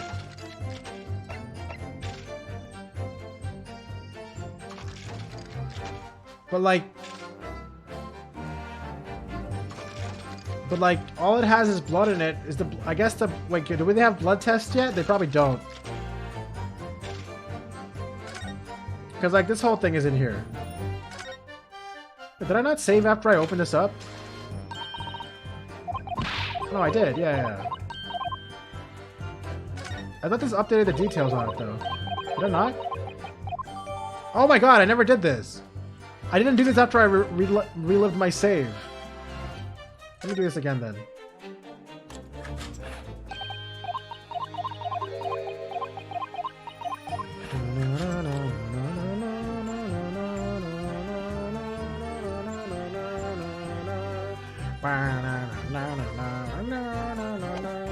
Oh, now what does it say now? When lenses extended, dark staining is visible on the bellows. That doesn't directly relate anything, though.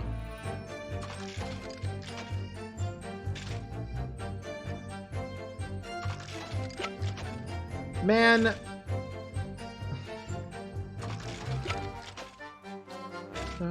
I can try it. I guess I have lives to spare. We should probably save again now, you're right.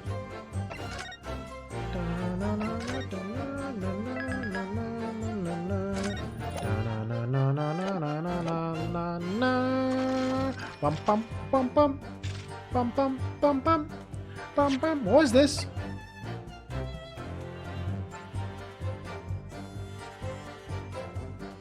Oh wow, I didn't realize there's actually a thing that just lets you just automatically play the game as a story, and then you don't even do any of the evidence, you just like go through it. Interesting.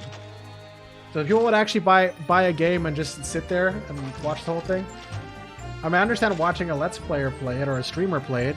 It doesn't involve buying the game, though.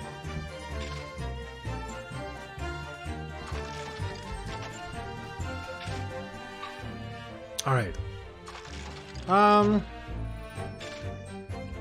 gonna wait on this. I'm gonna press the rest first. And see if I get another detail. Soon afterwards, I was visited by a young woman who sculpted a model of me from wax. Hold it! Young woman being Madame Two Spells, of course. Precisely. I must say I didn't expect to run into her again like this 10 years later. As I have explained, I went by the name and published in the article, and from Sa I found the man. So she did this back when she was 16. And she's 26 now, right? Interesting. Yes, the article in the Daily Circus, I think you said. I was a poor student with barely a penny to my name at the time. And the young lady put £5 in front of me. So you readily consented to having a waxwork of yourself made, and gave permission for it to be put on display. I did. I should sell what little I had to sell. I concluded. Ah, oui. I remember now. I purchased something else from you that day, n'est-ce pas?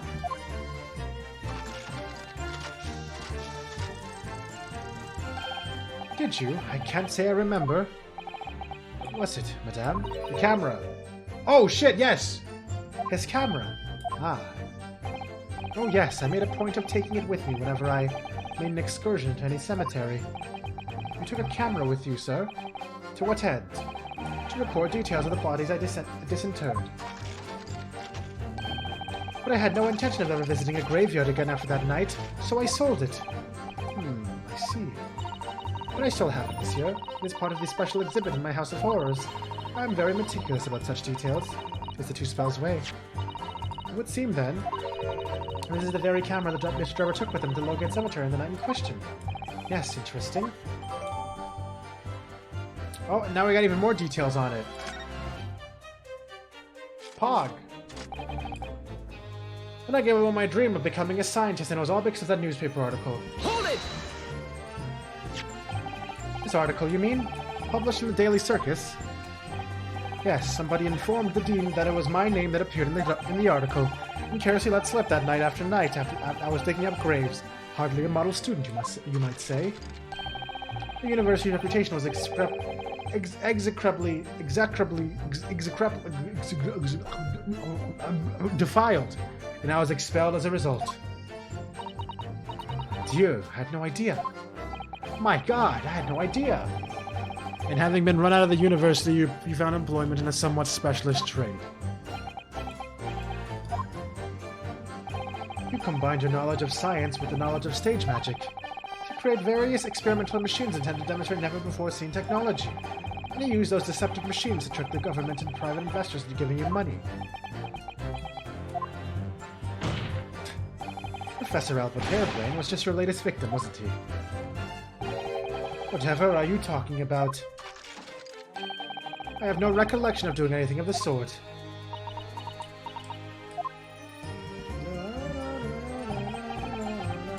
What's Trevor up to? Why would he suddenly change his tune and recant his claim?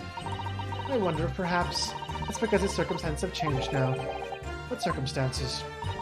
Well, if he admits to having seen the professor emerging alive from his grave 10 years ago, he'll expose a secret in Dr. Sight's past that he would desperately want to hide. Yes, of course. Trevor and Dr. Sight are working together now.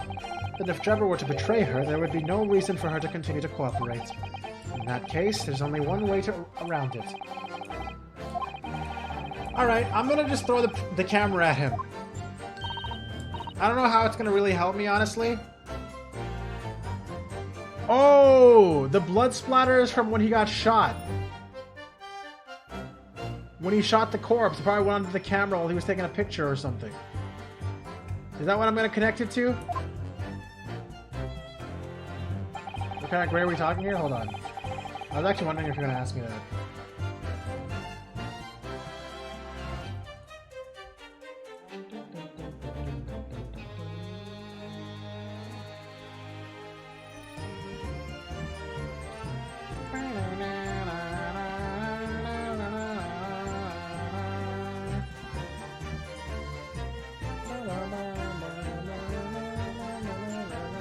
Where the hell is it? Here you go.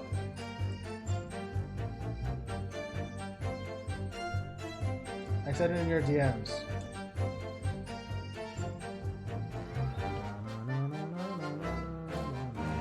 Yeah, I literally just sent you the full version of my avatar on the channel.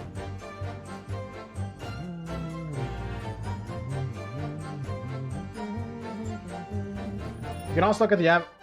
Yeah. Alright, whatever.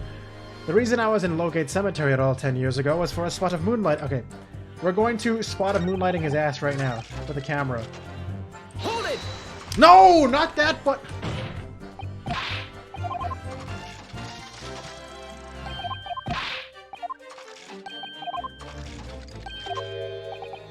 Just shut up. Please, shut up. Thank you. Okay, here we go. Yes, Cyborg. Yo, Stratusmere, long time. How are you?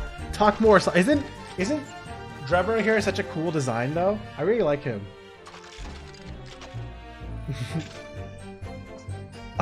Perfect for my title, I see. Cyborg guy needs to talk. All right, check this out, idiot. What do you have to say about this? Nothing, apparently. I was so sure! Oh no!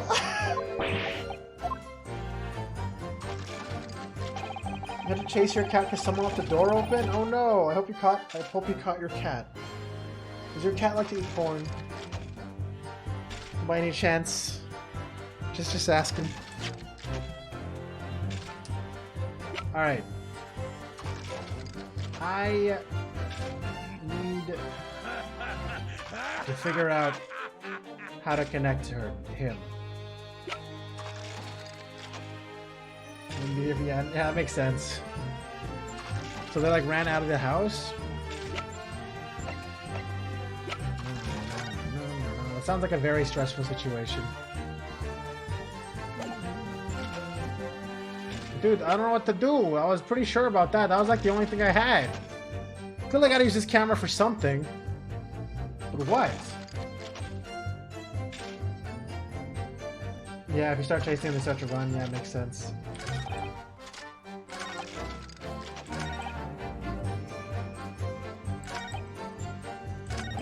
Man, how do I... What do I do? Do I look at this again? Maybe this will help me, now that I have that updated context. What if this blood has new context to it now? Does it? No, it's still check marked. That doesn't help me. Okay, so it has nothing to do with the camera.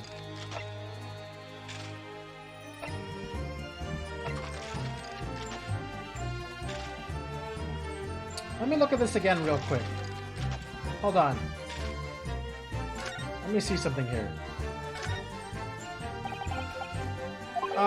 Fostering burgeoning talent for the future of scientific discovery. It seems rather ironic, doesn't it? But it's clear Mr. Joe was a very talented scientist. Okay. Is this going to be relevant right now? Because he is talking about how he got shunned or something, right? But he has a trophy. He gave up on his dream of becoming a scientist, but he has a trophy for it, right? Or is that a weird connection I'm trying to make here?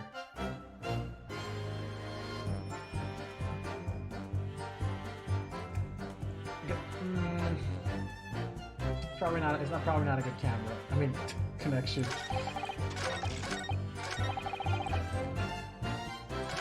The pressing this statement made them go like, man, we gotta present the right evidence. But like, what?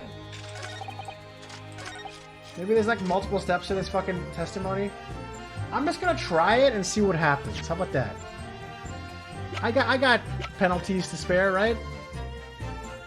Right? Objection! Yeah, okay, that's what I thought. No. Oh my god, man. Alright, dude, I don't know. What if I press that statement again now that I have the updated camera? Will that do anything for me? Let me press it again real quick and actually read what it says. No, do I want to press it again? I don't. I already accidentally did. Where do I use this camera? Okay, the actual camera that Mr. Trevor had on him in the cemetery 10 years ago. It's extended. Dark staining can be seen on the bellows. Okay.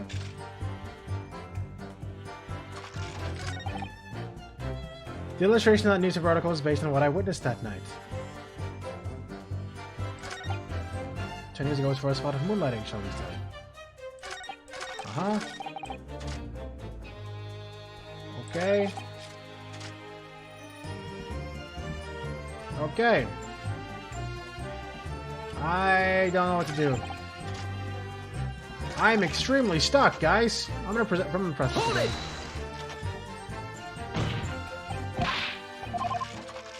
Okay, let me see what it says here. Let me try to understand what's going on here.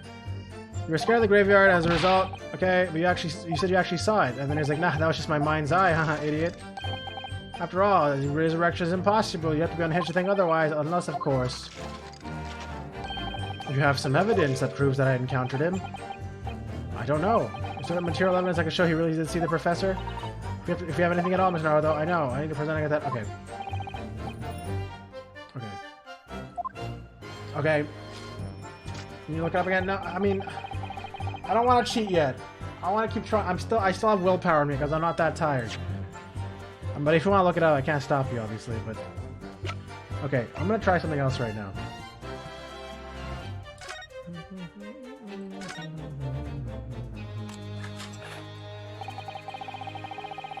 That's where the photographic click thing goes, I think, isn't it? Yes, that's right. Isn't it incredible to think that this is the actual camera Mr. Drebber used that night? I certainly never imagined a piece of evidence would be on display in Madame Tuspel's. She's very keen on everything being as true to life as possible, though, isn't she? Wait, open it up again, idiot. Wait, what? No, I want to actually look in there properly. Come on, man. They had different commentary, though, which was kind of weird.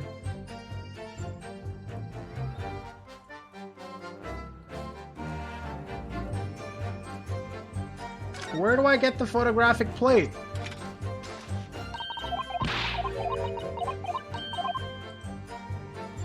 Blood?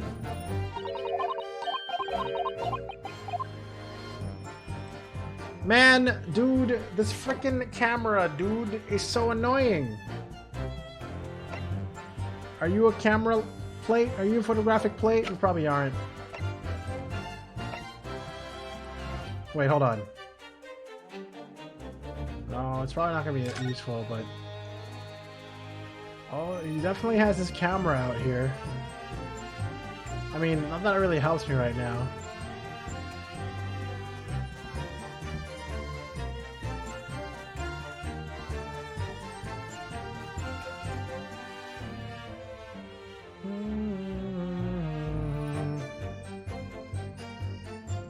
Okay.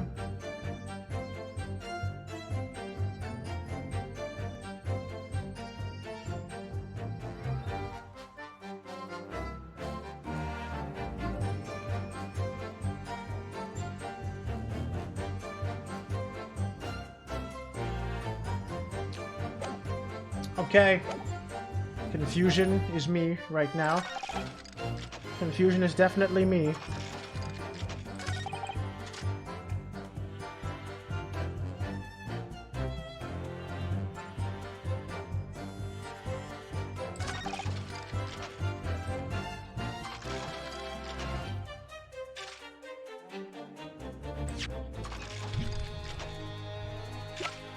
So all I know right now for sure is it can't be anything but like these last few things that are related to the past.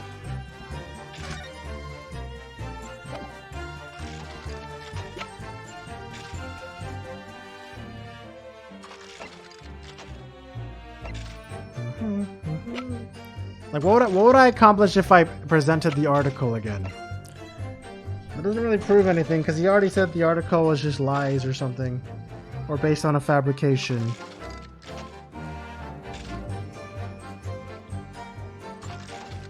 The only evidence I can think of is the camera, but the camera doesn't have any prints in it, so I can't use it.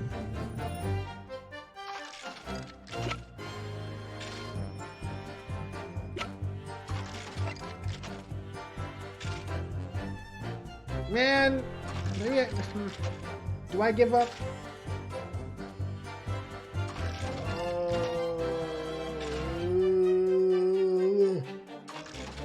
Okay. Okay, hold on.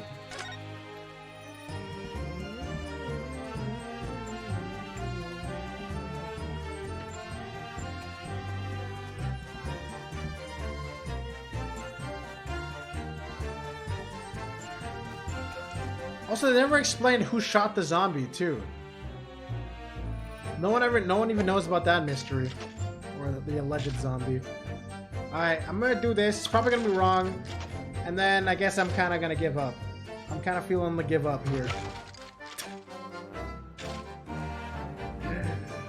I already kinda know it's gonna be wrong.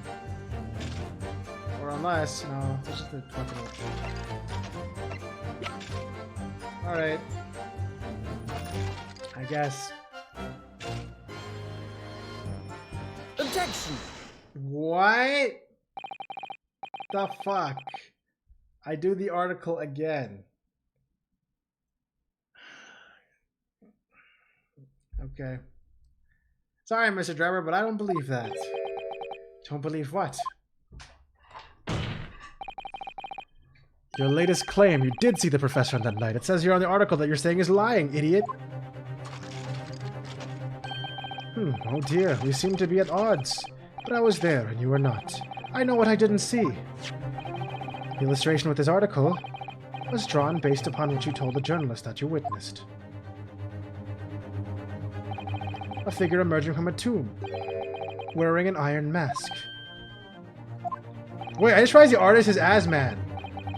Why did I not realize that until just now?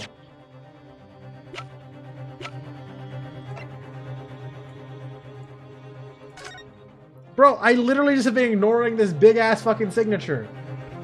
No wonder artists always feel underappreciated.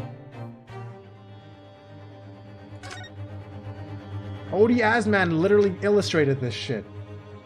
That's another connection they have. So he killed Odie Asman because he's the one who name-dropped his ass, maybe?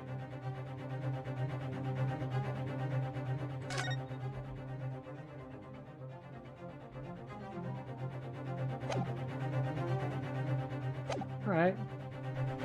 Yes, when the killer was tried 10 years ago. It was decided in the closed court's ruling that the man would wear the mask to hide his identity. It wasn't to be removed even during his execution and subsequent burial. Not even the prison wardens were to see the man's face. But obviously, the provision of this mask was not public knowledge. So, Mr. Drebber, as you've just heard... Ag! A lowly student of the University of London certainly wouldn't have known about the condemned man's mask. So unless you had actually seen the professor at night, it's inconceivable that the artist would have included the mask in the illustration. That was the connection I was making there? I didn't even realize. I literally just clicked the last thing that would have probably worked. Order.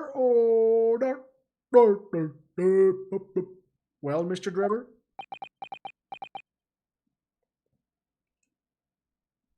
Oh, the scandal. It's a vile scene, isn't it? If you look closely. And as I've already been at pains to point out, I was utterly petrified, which is why I had it in my head that I'd seen a blood-curdling sight. But afterwards, I came to my senses, and I realized that I'd been mistaken. You're still saying you didn't see it? If you're stubbornly sticking to that story, witness. Then amend your testimony to explain exactly how you think your eyes deceived you. It's camera time, guys! Of course, only too happy to oblige. I can't believe he's still not going to concede the point.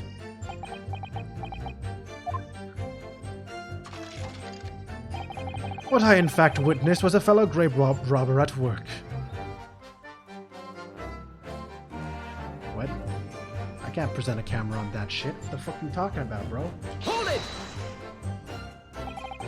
A fellow grave robber? What are you talking about? Well, I wasn't the only one busy in the cemetery that night, you know. Other body snatchers were at work. Of course, when I saw one emerging from the hole he dug, my heart very nearly stopped. So that's the terrifying sight I actually saw, you see.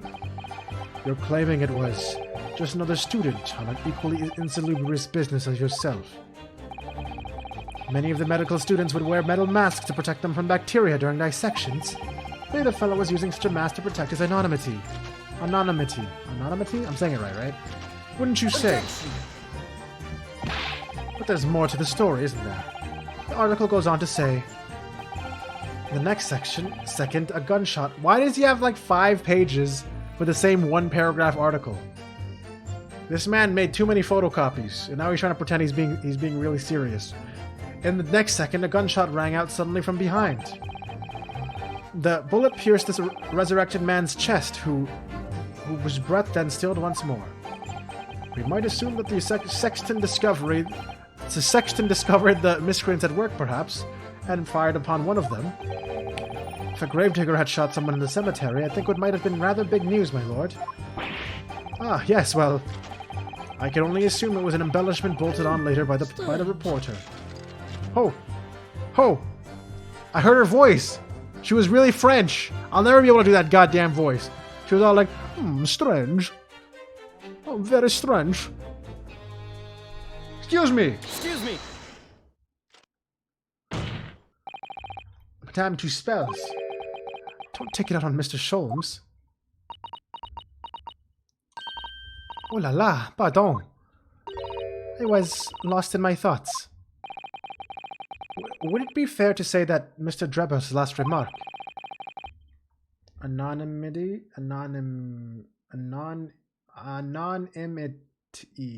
That's what I said, right? Anonymity? Anonymity? I hate that word. I really hate that word. Was significant to you in some way. I thought it was a little strange, that is all. How Monsieur Drebber could claim this now. If you don't mind me saying, madame, what are you talking about? Well, when I met you 10 years ago at your university dormitory, you recounted to me about your adventures in the cemetery, no? Including the gunshot. Stop. You might want to watch your tongue, you know. Objection! Have a care, Drebber. That's no way to speak to a lady. Gah. Please, Madame Two Spells, carry on. Of course. According to what Monsieur Drebber told me at the time, he did hear a gunshot from behind him, and the bullet hit the condemned man. I said nothing of the sort. No, you were very explicit about the details. About the mask that the figure was wearing. And the blood that spattered over you when he was shot. Oh, like on the camera?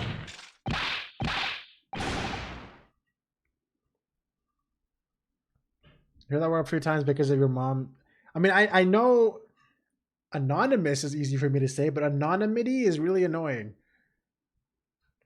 Enough. Shut up, woman. You're making this all up. That will do. Mr. Drebber? Yes. You refute the account just given by Madame Two Spells? I have no recollection of ever saying those things. Come on, do you really expect us to believe you? Control yourself, counsel. I will not permit baseless accusations in my courtroom. Right. Under the circumstances, I think it best that you supplement your testimony with a statement to clarify your position on this witness. Very well. Don't worry, I got the camera. Now it's camera time. Now it's camera time. There was no gunshot from behind me at all, nor any spattering blood. Oh yeah? I think this says otherwise. I should probably... That's it, hold on. This is the most worth... This is gonna be a huge waste of time, and I'm sure everyone's seeing it coming.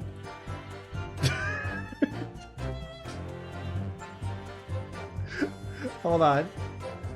Hold on, this is very important, guys. This is an extremely important use of my time. Extremely important use of my time right now.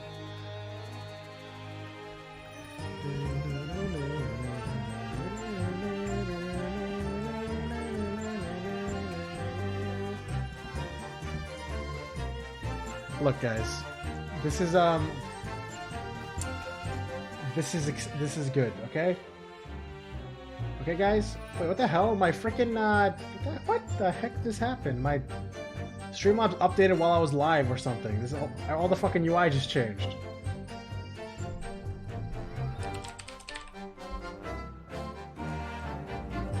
Okay, guys, you ready?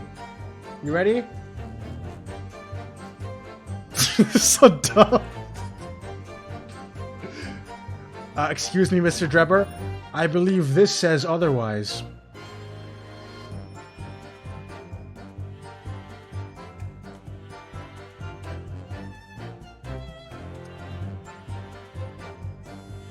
Stop with these idiotic jokes!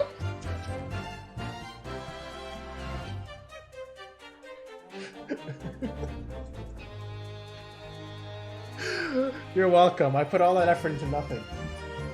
Okay? Okay. Where is my chat? I lost my... Oh, there it is. I am head at... Okay. Wait, Taco, did you not see that coming? I feel like you should have.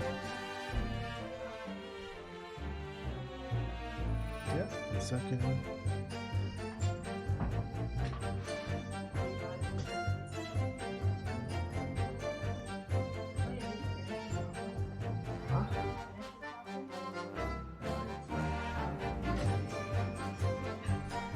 That was indeed nothing? Simpsons tier joke? Oh wait, Melzy, you're still here to say that. Alright. Anyways. That was okay, let me actually do this now. And my poster fell down. I'll fix it later. Oh, go back. Even my poster couldn't take that stupid ass joke. Anyways. Objection! Mr. Trevor, do you remember this camera? But that is the camera from the fateful night. The poster, I'm a head out. Yes, we borrowed it from the House of Horrors.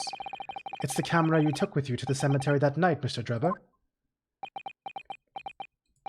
And is that supposed to be significant? This kind of camera is rarely seen in our homeland, so my colleague and I were keen to examine it. So we actually did take it. We actually just took it from the scene and just brought it with us here. I just realized that. What the fuck? We noticed that the lens extends forward on the end of the some bellows. Like this. Hold it! Wait, what the... Since when do you say hold it, Van Zeeks? Wait, he has a hold it line? That's cool. What's that? There, just on the bellows. It looks like a dark red stain. Hold it!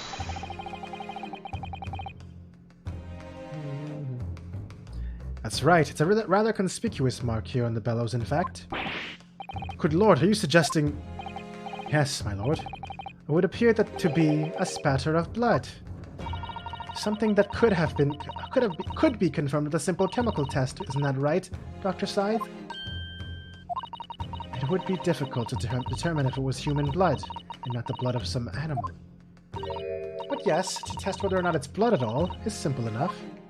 I propose that Madame Two-Spell's testimony was correct, and that on the night in question 10 years ago, you were spattered with blood from the gunshot wound.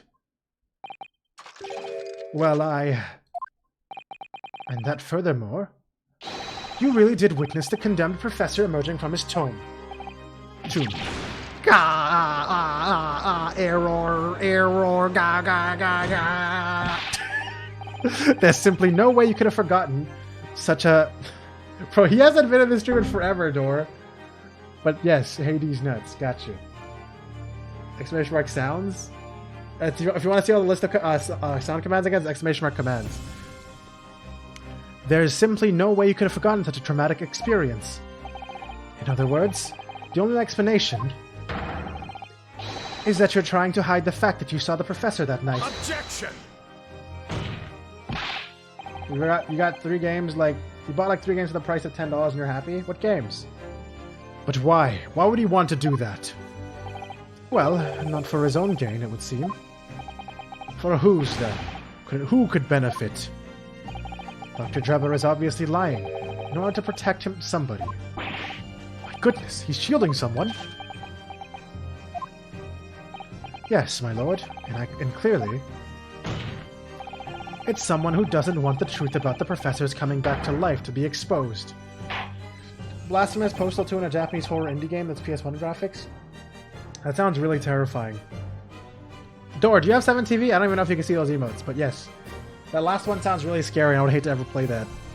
That sounds good, though. I've heard of Postal... I have not heard of Blasphemous, though. That sounds like a really good 3 games to get, though. Well, Council, who is it, then? Who is this witness trying to protect by lying about what he saw that night? Ishab girl, Courtney Scythe. Yeah, that's her voice, I guess. Take that! The obvious answer is Dr. Scythe. Scythe? Whatever do you mean? Imagine if the convict who had been sentenced to death was not in fact killed. Imagine if that was to come to light. What are you insinuating? And imagine if the convict in question was the country's most hated mass murderer. Metroidvania Souls-like action game? That sounds really cool. If it was the professor, that would be an unprecedented scandal. Objection! This is beyond a joke. Need I point out that the dead cannot come back to life? What you're suggesting would mean that the execution never actually happened. Yes, that's exactly what it would mean. Objection! Damn, a double objection! Once a man is sent to the gallows, he hangs. No one could escape, not in Great Britain. Objection! But the fact is, there was a witness to the fact that the man did escape his hanging. If that weren't really true, Counsel, the implications of misconduct would not stop at the supervising coroner. It would taint the honor of the entire judiciary, from the ground up. And it's exactly because of those monumental repercussions that Dr. Side would consent to any demand made of her by someone who threatened to expose the secret, even if that meant being complicit in a crime. You mean... I mean that Dr. Scythe wasn't collaborating in Mr. Drebber's wicked scheme. She was coerced into collaborating in order to protect her decade-old secret. She switched the dead body of Mr. Asman with the waxwork model and fabricated the autopsy report. Ah! Oh shit, his foot is down again. I need a slam. Come on and slam. Lord Van Zeeks. Pray forgive my freshly filled hollowed chalice, and a whole raft of other discourtesies now. Goodness me. It's just sort of a tall tale. It's just a sort of tall tale the Londoners would enjoy, I grant you. An executed killer rising from the dead, a Scotland Yard cover-up, a conspiracy at the highest levels. So let me ask you one thing. What's that? Oh no! Hu Tao feet has a new use! Oh no! we need to make a freaking Van Zeek's feet, and it's just like his foot, like really like giant, and there's like him in the same proportions. If the condemned man really did emerge from his tomb that night, only to be shot in the chest, who pulled the trigger? Yeah, I'm actually really curious about that, and disposed of him forever.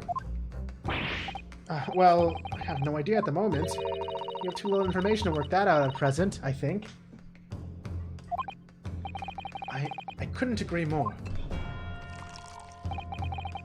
The Old Bailey is no place for wild fantasies. And have you considered this, my learned Nipponese friend? Considered what? Do you realize just what a dangerous endeavor it would be to coerce this woman to such criminal activity? It's tantamount to declaring war on the entire British police force and judiciary. Quite. Hard to imagine any sum of money being offered for research could warrant it. To rely on some stage deception where so much is at stake would be madness. Well, I suppose. And this was no petty crime either. The victim was murdered. A man who'd already invested money in the venture and would be instrumental in future profits too. Yes, I had no reason to... Except for the article. Guys, it's gonna be the article again. I had no reason to kill Mr. Asman at all. Or are you forgetting that his death results in me not receiving a single penny? The court is already aware of the contract between myself and the victim, no? There is the contract, that's very true. The motive for this case runs deep, though. I can feel it. Using threats to force the hand of the forensic investigation team to cooperate is extreme, especially for a government grant that he had no guarantee of receiving in the first place. If the research grant was the aim, taking Mr. Asman's life would have made no sense anyway. Which means, Mr. Drebber's motive wasn't money at all. He was just trying to kill Mr. Asman. But why? What was his motive then? Your time is up, my learned friend. I'd say you have one last chance before the jury lose their patience with this charade. Let's see if you can back up your heady proposal, shall we? Oh, he dodges it! I just realized he dodges it because he's in the background. How do you explain why this engineer would throw all caution to the wind and threaten his own country? At this point, I'm not prepared to listen into more of this outlandish conjecture without proof. So, counsel, present your evidence. I actually talked to him about it, and he says it's my fault for having such ridiculous remarks in court, that all these glasses and wine are wasted. He literally said that to me. Alright, who exactly was Mr. Asman to Trevor? There's a connection there that no one's seen yet. I've seen it. I just saw it. I'll just have to present 2 pieces of evidence to show what it is. Wait, 2? 2? Okay. Uh-oh. Yes, my lord. The evidence that establishes the motive and explains why the witness wanted the victim dead is right here. Uh-oh. Oh, I know what it is. Is it both this and the article? Because he was doing really well, but then he had to cancel because of the fucking art and his entire dream was ruined? There it is. Take that! If indeed this piece of evidence reveals the motive... Wait. I'm supposed to pair it, bro! What do you mean? Yes, if it did, it would be great. I was thinking... What? Okay, you know what? I should have just gone with the article first. What the fuck am I doing? Oh my god, such an unfortunate penalty. God damn it. Oh. Shut up, Titus. Just fucking background. Okay, hold on. Hold on, guys. Actually, I guess it's Sholmes in the background. He's really on the edge of his seat now. Okay. I'll go with the article first because it has his name on it. Take that! There we go. It's this newspaper article, my lord. That was written 10 years ago. And every detail has been examined already. Nah, apparently not, because you're dumb. What could it possibly tell us? That drivel should never have been written. It's typical gutter press nonsense that...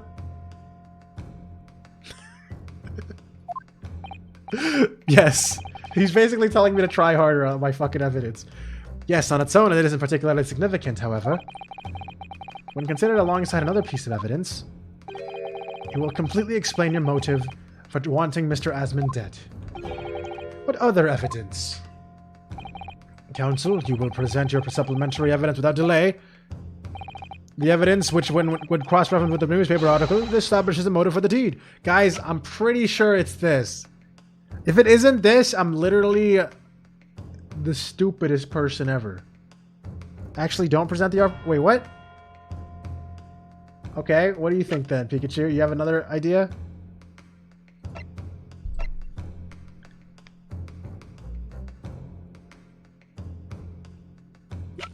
Because this is the only one that makes sense to me, because it would be about him, because this shows that he had a really good potential in science. But I thought the other signature, there's another signature somewhere? What other signature? This one? No, this is not a signature.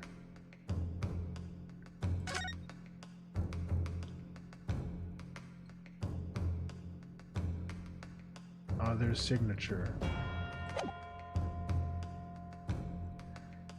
Right next to the old article. This one? Oh, because I gotta prove that's the exact same signature, right? Because it could be someone else named Asman. You might be right about that, actually. Wait. Oh, yeah. Okay. Alright, you're probably like 10 times more correct, okay? Take that! It's this contract, my lord. Mr. Trepper, this is the contract you signed with Mr. Asman. Yes, that's right. This very document, in fact. That proves that I had no reason to kill the man. No, I'm afraid not. What? I thought you were a lawyer. How could you be afraid not? Oh, you mean the other way of that word. I see. There is something very significant about that this newspaper article and the contract have in common. Really? And it's that common link that shows very clearly why you were determined to kill Mr. O.T. Asman. It seems the defense has uncovered something the rest of us have missed. So, my learned friend, you know, if I didn't randomly notice that signature, I would have never figured this out for, like, I would have been stuck again. I'm pretty sure.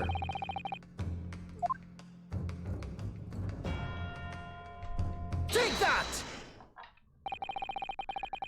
What these two pieces of evidence have in common is a signature. Yep. A signature? The signature on the illustration that accompanies the 10-year-old article and the signature on the contract belong to the same person. What?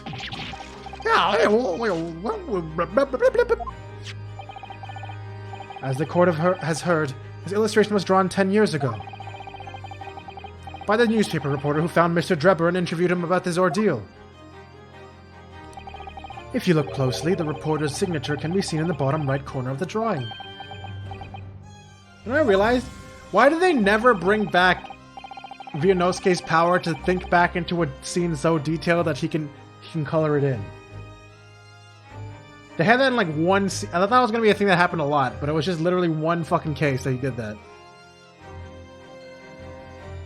I guess it's because he was never really... It would only be relevant if he saw the murder happen, I guess, or was at the murder scene. Huh. Oh well. If you look at the contract here, which was signed between the witness and victim last year, you can clearly see Mr. Asman's signature at the bottom. Let me see now. Good lord, yes, they're identical!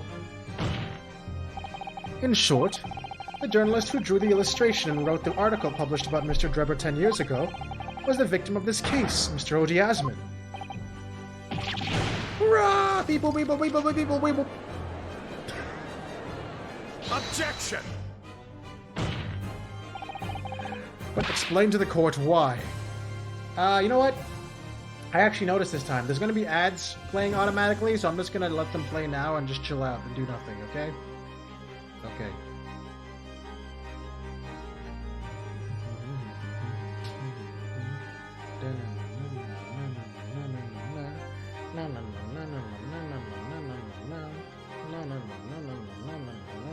I'm literally just going to do this.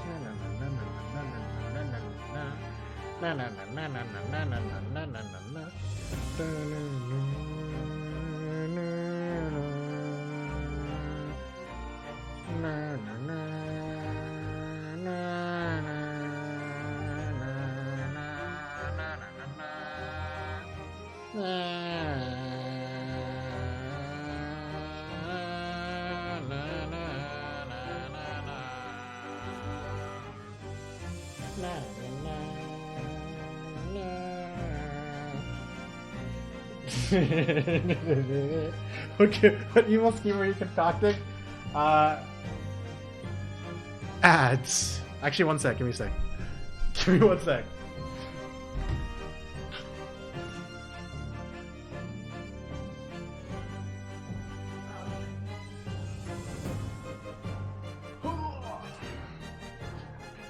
Not the ads. Man, whenever I just sit there and just wait for ads, it takes much... I feel for the guys who have to watch them and don't have ad blockers or sub.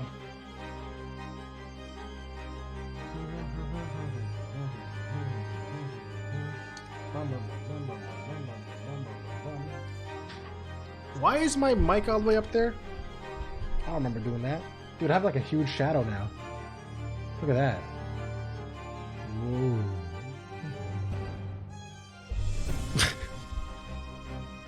Alright. Are we good? Or is there, I think people are out of the ads. Alright. But explain to the court why. Why would that constitute a motive for the witness to murder Asman? That looks like the same emote. I've been debated.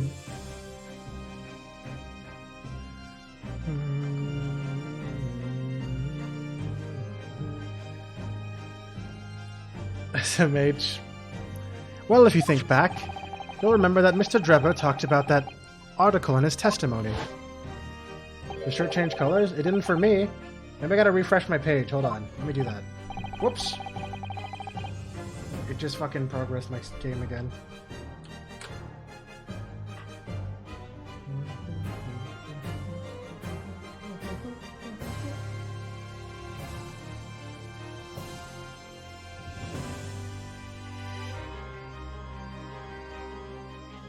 My page is refreshed. And... it's still loading. Still loading. Still loading. Still loading. I think it loaded, but I can't see the old ones. Hold on. Oh yeah, I can see it now. Oh, that's cool. I really like it. Why is there a... Oh, I guess that's just my angry hair or something, huh? I like it.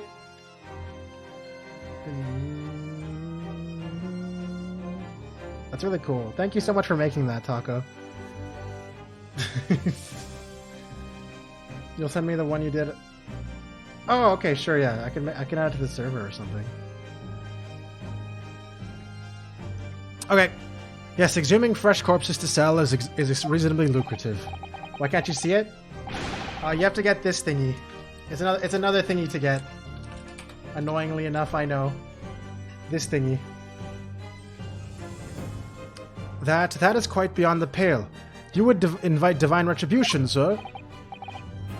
Yes, well, I think I suffered retribution... Oh, I just realized something. Hold on. Let me refresh my chat on screen, too. Oh, no. It's progressive, but it's just a fucking flashback. I don't care.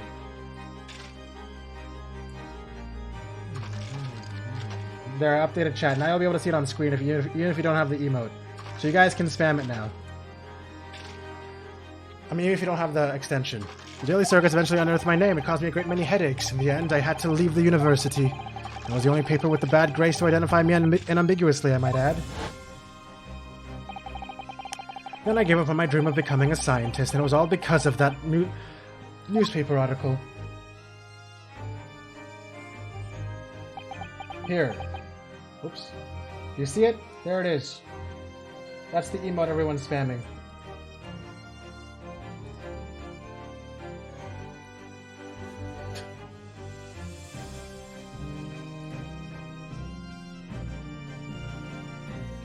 There it is. Okay. We can go back there now.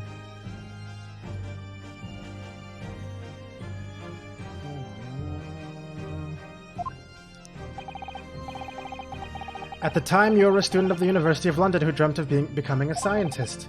However, this single newspaper article changed your entire life.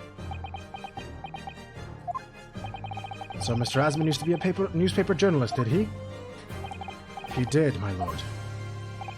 In fact, it's a widely held belief that Asman managed to position himself at the heart of his criminal network, thanks to the many dubious connections he made during his time as a reporter.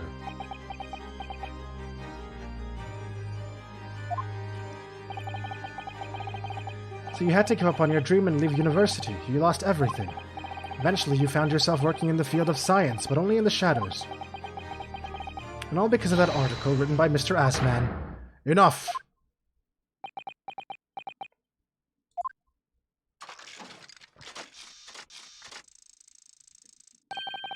Stop this endless drivel about my life. What?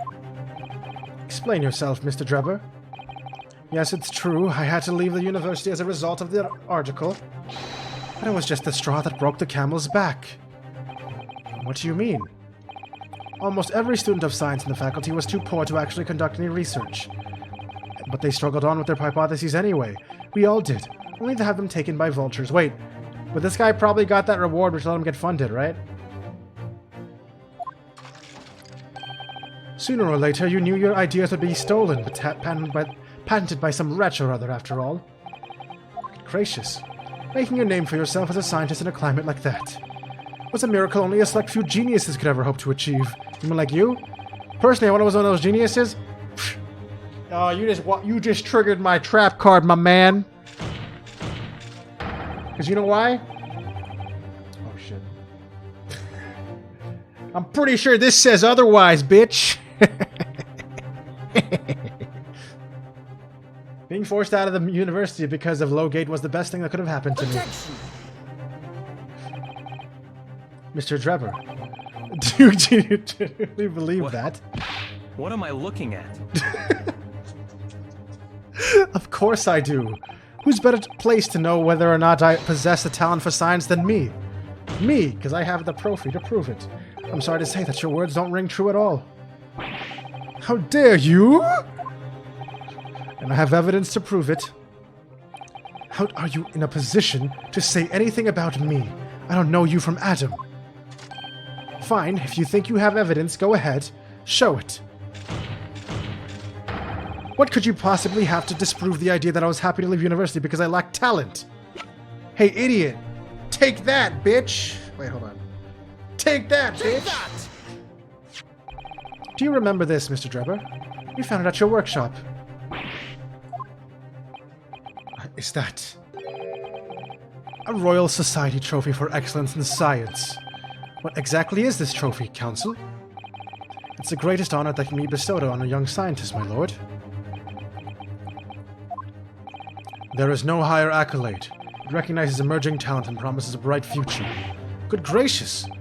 Your prospects for the future were excellent, weren't they, Mr. Drebber? Because even then, you were a genius in your field. But you lost everything. You had no more future. Your talents would go to waste. All as a result of this one newspaper article. I don't know when you realized who Mr. Assman was, but when it dawned on you that he was the same journalist who 10 years ago ruined your life, it's abundantly clear that you had no intention of forgiving the man. This is a long trial. There's a lot of things we still haven't established. The truth is, finally, he's going to fold. No, he isn't. Just because you said that. Just because you fucking said that, he's not going to fold. Why'd you have to say that?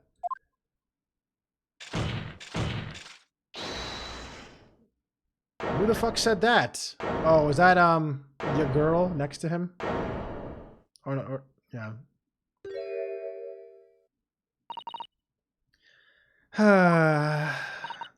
Fine.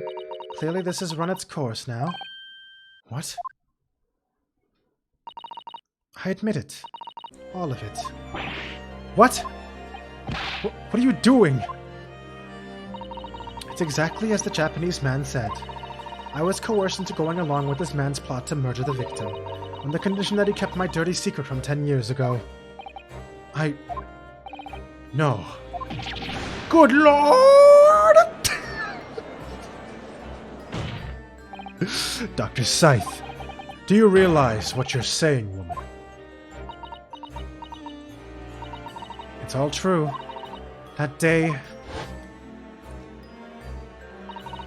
when I arrived at the Crystal Tower and saw the birdcage, my heart nearly stopped beating. Is she allowed to just... That memory from a decade ago that I'd done my best to bury deep inside myself. It was the professor again staring me in the face. And then, before I had a chance to react, I noticed something else. There was a note tucked inside the model's jacket. It said, "Fuck you!" and then, no, I figured it out. And then she opened up the note and this is what it said. And then she was like, "No!" Alright, anyways. Dr. Scythe, you will go along with my plan. From someone who knows the truth about what really happened. That night 10 years ago.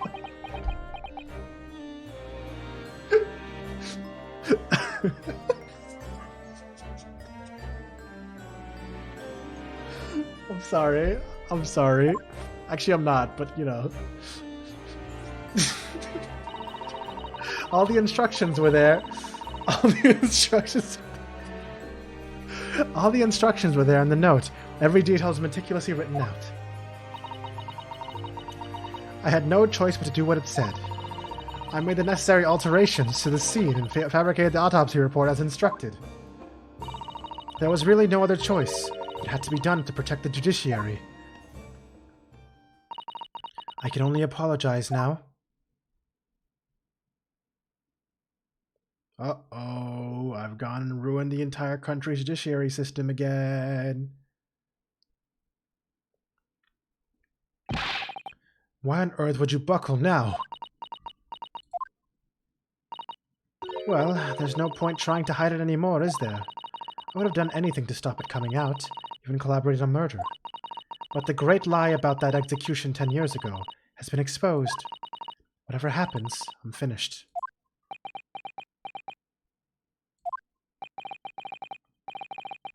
What a fragile system. Well, this is the 1800s. They're still figuring it out, I guess. So then, Mr. Drebber, what do you say to that?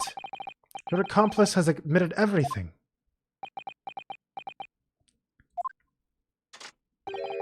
Surely it goes without saying. You admit your part in it too, then? No. What? Have you forgotten that the kinesis machine was ripped to shreds by an explosion? Short of me admitting to a crime, there's really no possible way for you to prove I did anything wrong. No! Otherwise! Man, this guy really took out the otherwise card. That guy... Ryunosuke could not handle that shit. No, that's wrong. Order, order, order. Whatever this man says, I admit everything. He threatened to expose my secrets, so I went along with his plan. And Lord Van Zeeks... Yes. I hope you'll accept my apologies. What happens next is in your hands, of course. That was an evil smile. I have heard more than enough now. I hereby present the final findings of this court. What? This trial is not the proper forum in which to pursue the alleged wrongdoings of Mr. Drebber. The defendant is Professor Albert Harebrain. Very true. It had slipped my mind. Isn't he one of your closest friends?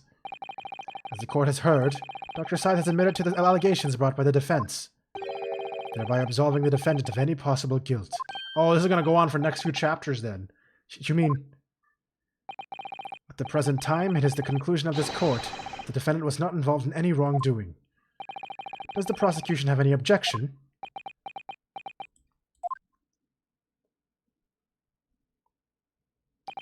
None, my lord. Oh, congratulations, Mr. Naruhodo! Objection! Why are you objecting, Susato? There's nothing to object to, alright?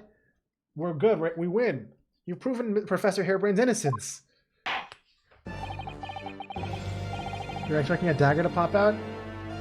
There's definitely a dagger popping out of the corpse of the victim several times, according to the...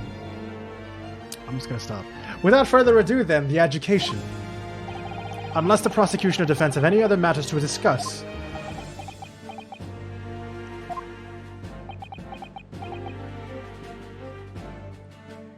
This leaves me many questions. Yeah.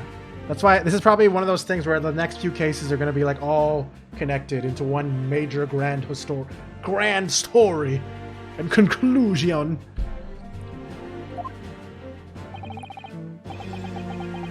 I don't know. It doesn't feel right. Why did Dr. Side suddenly admit to it like that? Is everything alright, Mr. Naruhodo? We're still only midway through this game, if anyone's wondering. Like, I know some people just joined in today, like Stradsmere.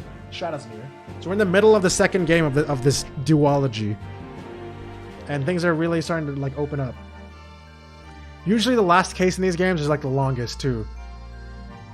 Like you said before, the way the trial is set to end now. Sus. Does it feel very sus to me? It's kind of... I like...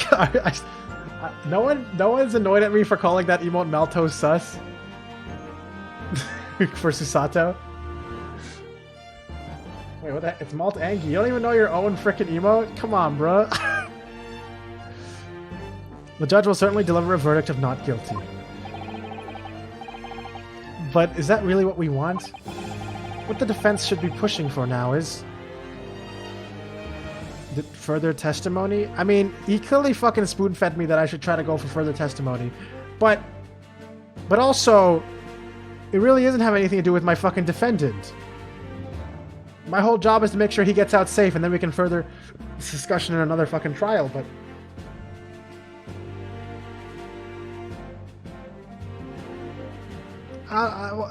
there's no penalty here, so I'm pretty sure no matter what I choose, it's going to redirect me to whatever it wants me to choose story-wise. I'm going to metagame this a little bit. Objection! The defense objects to the trial ending at this time. My lord, I beg your pardon. We demand one final testimony. What? You what, mate? You do realize I'm about to adjudicate in favor of your client, I presume? What are you playing at now, my Nipponese friend? Why would you want to obstruct the conclusion of the trial at this point? No defense lawyer in his right mind would do that. Well, this says otherwise. Mr. Nartha, what exactly are you thinking? The truth, the whole truth, and a way to bring it all out into the open. Right. Yes, in hindsight. Ah, yes, one word of warning before I go. If in the course of the trial... Oh yeah, this guy actually told me this. I forgot that he told me this, even though it was like a few hours ago. If in the course of the trial this afternoon you perceive even a shadow of doubt about the truth, don't let it out of your sight. Pursue it like a dog with a bone. To the bitter end, you understand? Do not falter, whatever may come to pass. Unfriend Malt to otherwise joke again. Well, technically, I've already done the otherwise joke to you in like DM, so like, this is technically +1 to whatever those jokes are. I guess we're already unfriended. I'm sure Mr. Sholmes knew. He must have deduced that this would happen. Yes, I'm here in court to advocate for my client. And to secure an acquittal. Ow! Obviously.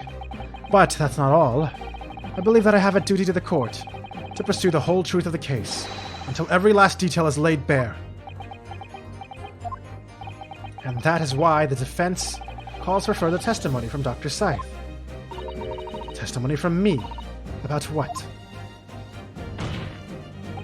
About the nature of your collaboration with Mr. Enoch Drebber. Huh. In case it's escaped your attention, I've already admitted to everything I did. The whole truth has already been revealed. So stop wasting everyone's time.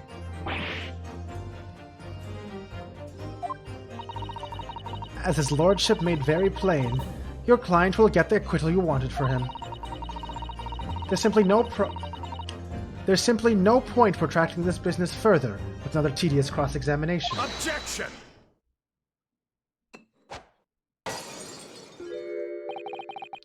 Pray forgive my careless handling of that hallowed bottle. I slipped.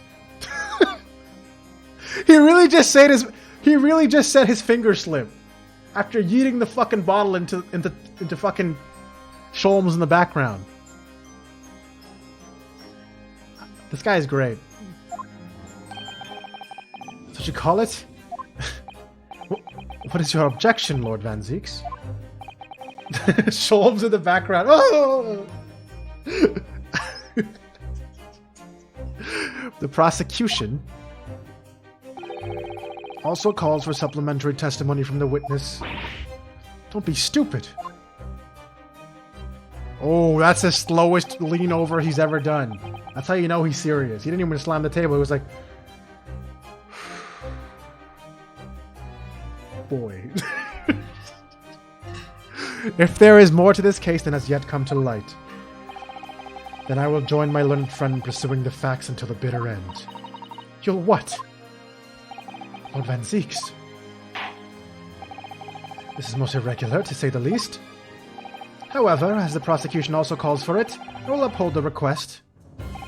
Dr. Scythe, you will testify for the court, explaining the full extent of your involvement in the murder apparently committed by Mr. Drebber.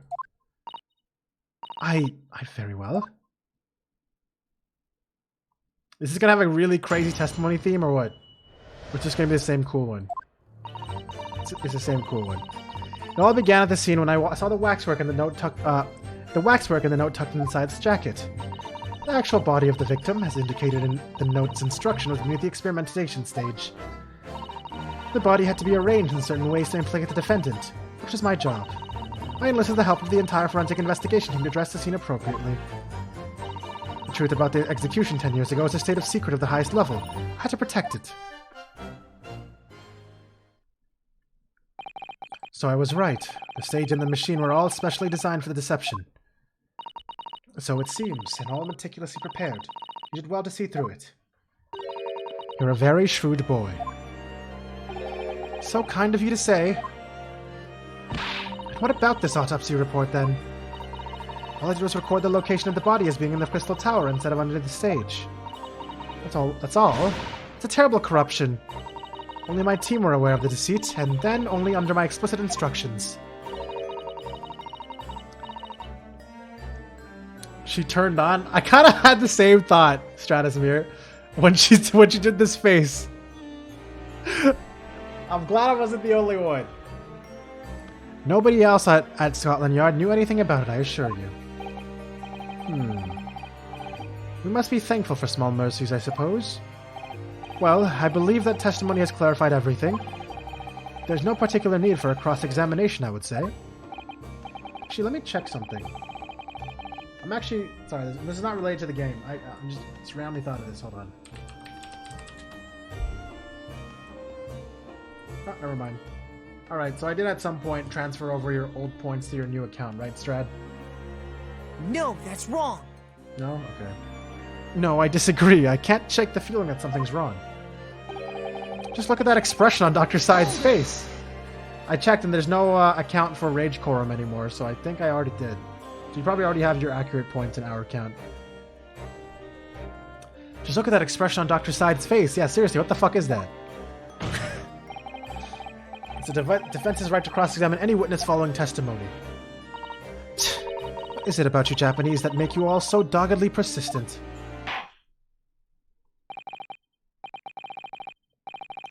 Very well, if you so desire, Councilors, please proceed with the cross-examination. Yeah, you definitely have your hours in there. And a lot of your points. Hi, Poro. I think Poro's been hanging. I think he's usually lurking pretty hardcore. Naruhodo is just barking right now. Yes, he's so doggedly persistent. The waxwork plot. It all began at the scene when I saw the waxwork and the note tucked inside. Okay, so I gotta... It wants me to say hold it. Wait, I still only have one penalty. Oh, God. oh, no. Anyways. Did she ever do the face? Hold on, let's see. No, that's not the face. I want that weird-ass evil smirk thing going on. Come on. Oh. That's not it. Alright, whatever. Hold on. Let me save.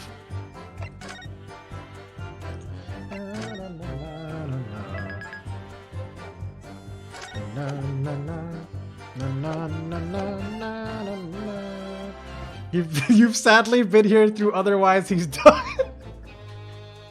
I love knowing that there's just silent people who never talk in chat who are just being tortured by me constantly. It's great.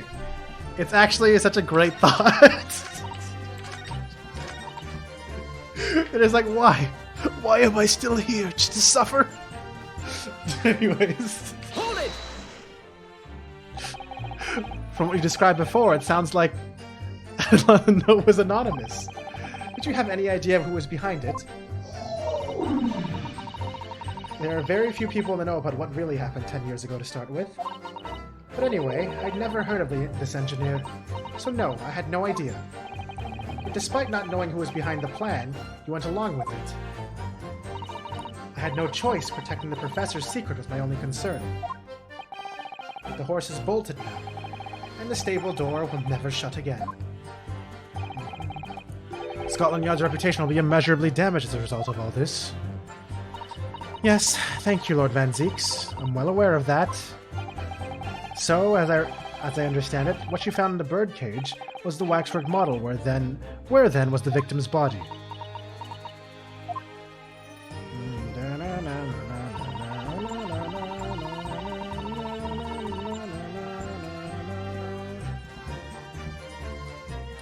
The actual body of the victim, as indicated in the note's instruction, was beneath the experimentation stage. The body had to be arranged in certain ways to... Alright, relax, Joseph. Okay, Hold it! No, you don't have to say sorry. I'm okay with... I literally enabled sound commands for story games, okay? Hoping that it isn't too bad for people watching. You knew about the special construction of the stage and used to carry out the trick, then. It was quite obvious what had happened with the victim in the waxwork. And you switched the two over, didn't you, in other words? You recorded the victim's body as having been discovered in the Crystal Tower and the waxwork, erupted and sent it by carriage to the specified address at the specified time. And why were you given such directions? Presumably so it could be recovered by Why do I keep saying... That's why I keep saying doctor, because it starts with DR. By Drebber. And returned to Madame Tuspel's. I see. Then you put the birdcage back on the experimentation stage. Yes, although someone obviously made a mistake about which cage should go where. Dr. Eber. And I thought I'd made it perfectly clear to the team, but... I suppose you were focused on the victim's body. That being more important detail.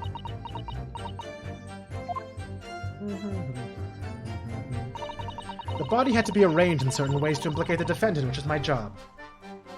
Hold it! When you say arranged, I presume you mean with this. Yes, the instructions in the engineer's note said something along the lines of fabricate some evidence to make it clear that Hairbrain alone could have killed Asman. Oh, so you mean that was your doing? I fetched Hairbrain's ridiculous screwdriver from the stage and took it with me alone to the abyss under the stage where the birdcage had fallen. Alone, Doctor? I didn't feel it would be appropriate to involve anybody else in that particular part of the deception. Oh, so yeah, we're gonna finally figure out how the stabbing part happened. There was a void under the stage where I found the birdcage lying in the dirt. Dude, this is in full 3D. I approached it, leaned down, and slowly opened it up. Then, I took the screwdriver in both hands, and I plunged it into the man's chest. Yeah, and that stab sounded like a fucking desk slam. And then you noted that in your fake autopsy report as a fictitious cause of death. Exactly. So, the actual cause of death was the trauma resulting from the 30-foot drop. My word. I think it was on Andrew. I could be wrong, though. Actually, wait, I can check. Hold on. Never mind. It does not have the name on this thing. Wait, maybe it does if I do this. There's no question considering the unusual shape of the handle. This is the screwdriver that was poking through the floor of the kinesis machine. Looks a little bit like a capital A for Andrew, I suppose. There we go. I solved it for you.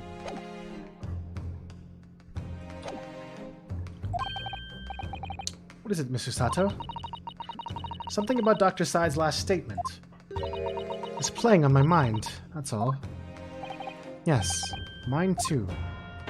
Please add that to your testimony! There's really no need to shout. I can hear you perfectly well. The defense calls for you to add what you said to this for your formal testimony. Oh, which part? What I want her to supplement her testimony with is... Hold on.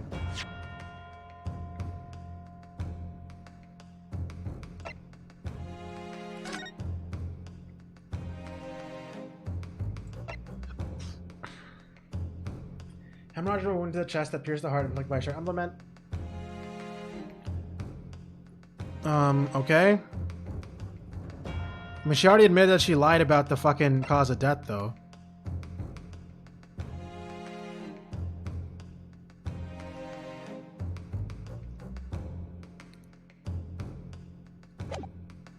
What would be more useful to me?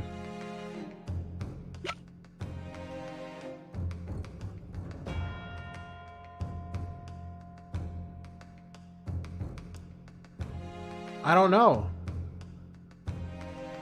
I don't know what would be more useful to me. Also, holy shit, it's already 2:40. I want to finish this fucking trial, though, before I end stream. Man, how long is this going to take me? Alright, hold on. This is going to be a mistake for me to keep going? We'll find out.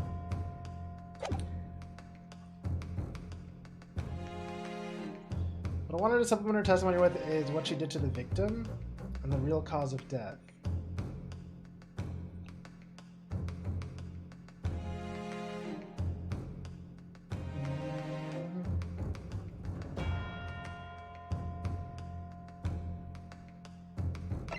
Do I add in the stabbings?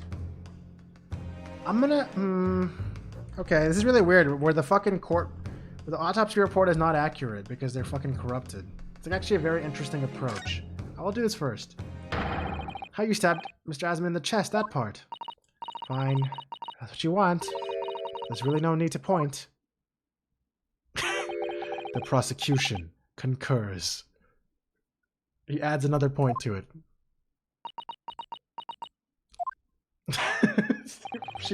That was a very unnecessary extra point you had to add there, Van Zeeks.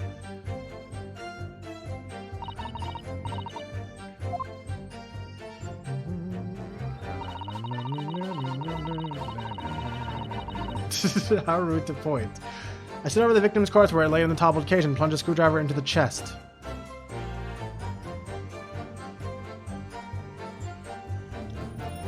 How did you open the cage?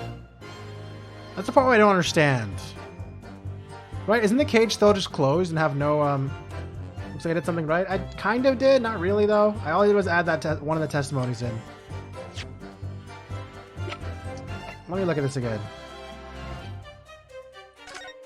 Because this thing is still pretty closed, right?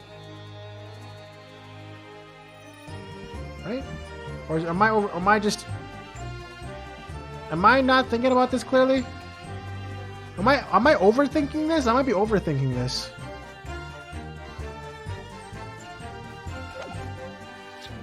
Let me press this again. Actually, but it's gonna, if I press this, it's gonna ask me if I want the other option. I know I see the door there. So maybe I'm overthinking it. Alright, that's fine. Because I don't know if the door is supposed to be locked. Because that door was fucking stationary as hell. Hold it! So it was you who stabbed Asman with this. Yes, far easier than dissection, I assure you. No precision required. What a welcome change. The victim died instantly from a snapped neck. But it was carry out the instructions that had been given. As unflinching as ever, I no doubt. I imagine you didn't bat an eyelid when you drove the weapon into his body. There was no need to bat my eyelids.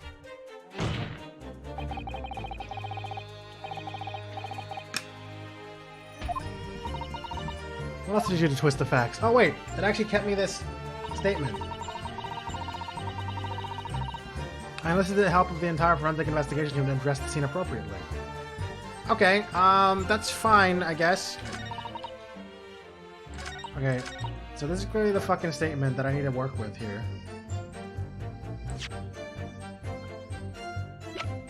Am I... Hold on. Wait.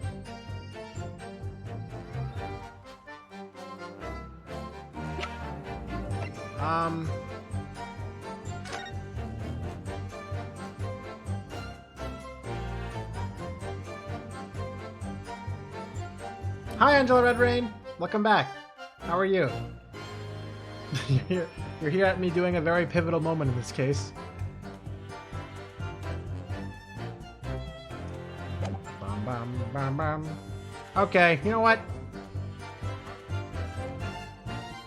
I don't know, does this show me anything important? Not really. I mean, he certainly was stabbed in the chest. That much is definitely certain. Alright, that's not gonna help me.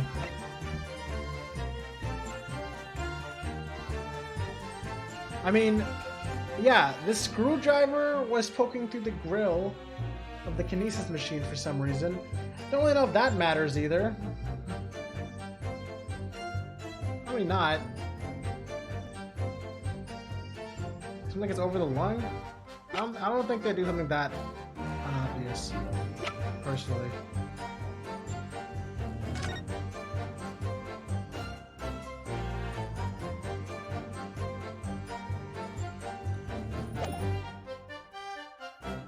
I don't know. I only have one life, too. I really hate this.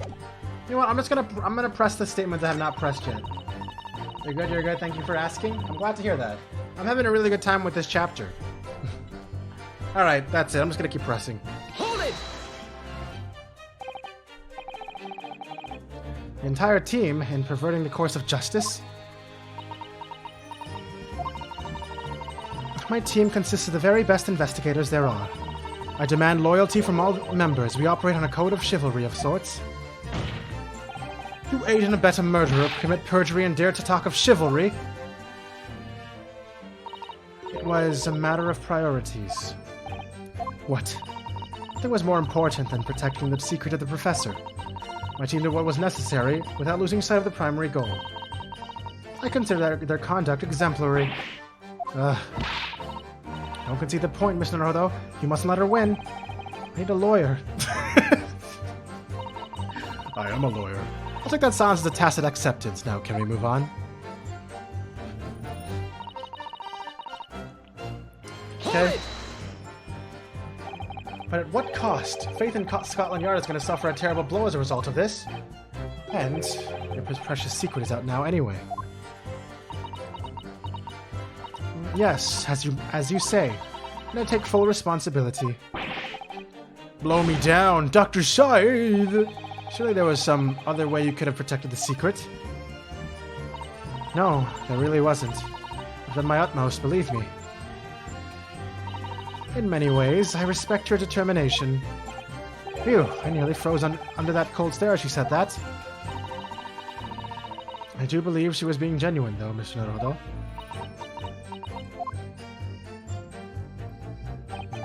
So that's her story. She's admitted everything and revealed her full involvement in the crime. I wonder if there could really be much more to it. Well, I don't know, but just have a feeling. Do you, Mr. Naruto? The truth is, I find it strange too. How those two are reacting to this in completely opposite ways, I mean. Yes, exactly. For some reason, I feel sure they're still trying to hide something. It all began at the scene. Okay. Let me try something else right now. Hold it! Let me switch the statement. Wait, what? I can't. It's not letting me skip this? Are you serious? I gotta read this every time? Oh my god, just let me switch the statement. Yeah, okay. Great. I gotta literally slowly go through the statement again. Wait. Oh yeah. Eat water, I really should.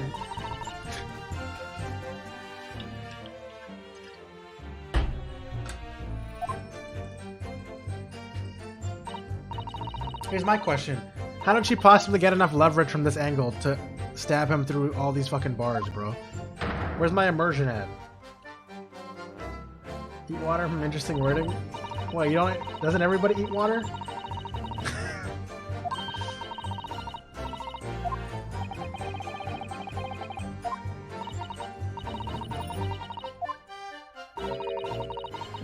Yeah, let me switch the testimony.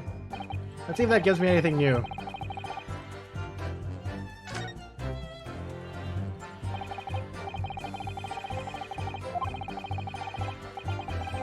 Change your supplementary statement, please. I think the cause of death might be more useful here. The actual cause of death was a neck trauma, as when suffered from a 30-foot fall.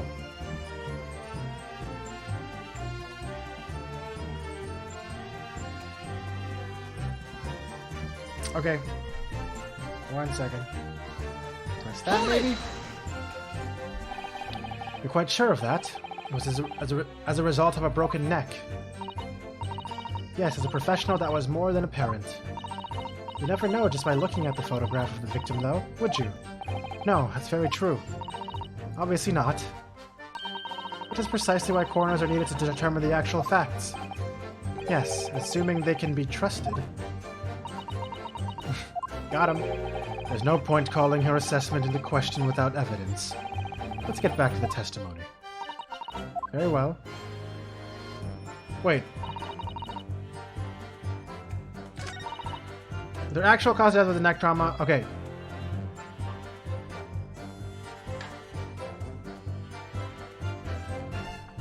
here's my very shitty reasoning right now, okay, guys? On the other statement, Van Zieks was like, I concur. But on this one, he's like, so maybe this one's the worst one. Maybe this one is the shittier statement, because he doesn't concur with me. Maybe, what do you guys think? Does that make sense?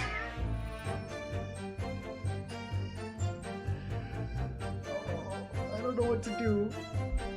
I don't know what to do. What can I do anything with this statement? The actual cause of death was a neck trauma. Asman suffered from 30 fall. Okay, that doesn't really help me because that's just facts. I can't dispute that. So I'm just gonna take back the last statement. I think I have the good statement. All right, I think I have the good statement. Just give me the fucking other statement again. Okay. Hold it! Now I gotta do this again. Okay, now I can finally skip it because it's actually the fucking cool. Okay. Give me your stabby boy statement again, or your stabby girl.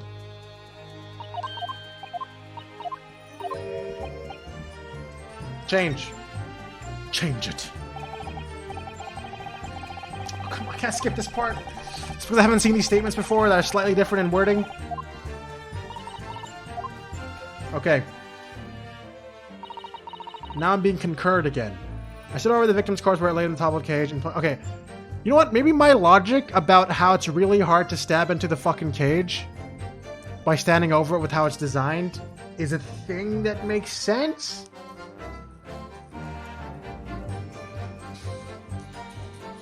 You know what?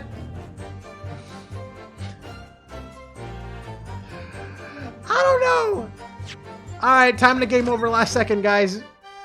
You guys ready for us to game over together? I can't sit here forever doing nothing. YOLO. You right. You right. Here we go. Here we go, baby. It's time to do the thingy. Oh, this is so bad. I know this is not going to work. I know it's not gonna work. Objection! No! My HP! Alright. Well, even though my defendant is clearly innocent, as the judge said, just because I'm a fuck up, they're gonna throw him in jail. This is a very spiteful judge. He's like, you know what? You delayed us? Fuck your defendant. I don't care if he's innocent. He going to jail for murder. Oh my god. Guilty! Just skip, bro. Just stop. I don't need to see all this. Guilty. Guilty! Kill me.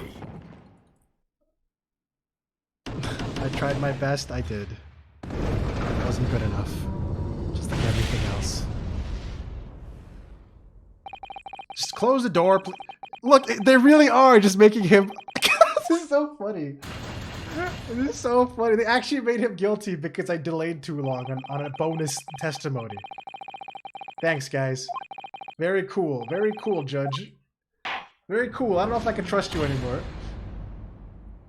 Alright, retry from the scene. Come on. Yeah, everyone keeps asking why there's a little girl in the jury. You know, they need to have a young person who doesn't know anything to be there for whatever reason.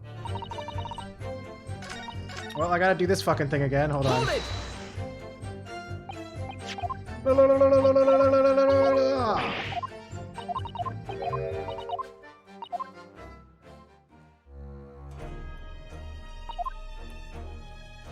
I gotta see all of this again.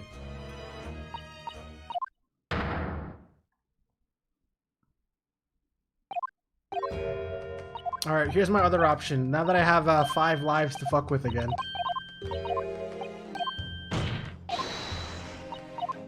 I'm gonna do it.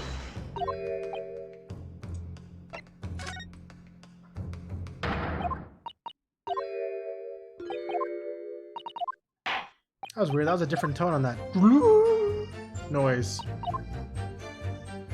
What's going on, Angela Redrain? Hold on. I'm gonna save with 5 lives, guys. I'm gonna save with 5 whole lives. That way I can aimlessly try 5 times and before I have to get a game over and load again. It's time efficient, guys. We're talking about time efficiency here. All right, here we go. Here we go. This one. Objection. You know what they say. Just win. You know what I'm saying? Just win, dude. I've got a nasty feeling that this inconsistency points to an extremely uncomfortable truth. Oh shit! There's music. Wait, isn't this the music that was playing when our wonderful little Susato was being a fucking defense attorney? What on earth is the matter, Counsel? Have you lost your tongue? I apologize, my lord. Dr. Scythe, in that last statement of yours, there's just one point that seems to defy explanation. Thank you, Taco. Out with it, my learned friend. There's an obvious inconsistency between your description and this photograph. Which shows the victim in the birdcage following the events that led to his death. Objection! The court has already examined that photograph in depth. There's nothing new we can learn from it. I don't even know what the hell I'm talking about. Yes, we have already considered it. I got it while you were gone for a bit? Yeah, I did it on first try after game over, as usual. Yes, you have already considered it, that's true. We now know the facts to be different. What do you mean? I don't know what he means either. I'm with you, Zeeks. I believe we should let the defense explain. We should? Uh-oh. Where in this photograph would we see the alleged inconsistency with the witness's statement?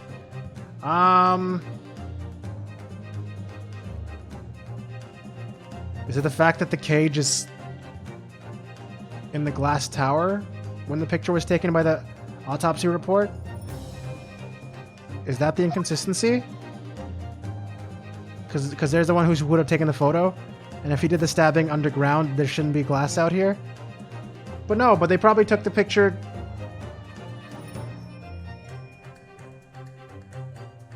I don't know, I have 5 lives, fuck it. Fuck it, I got 5 lives. Take that!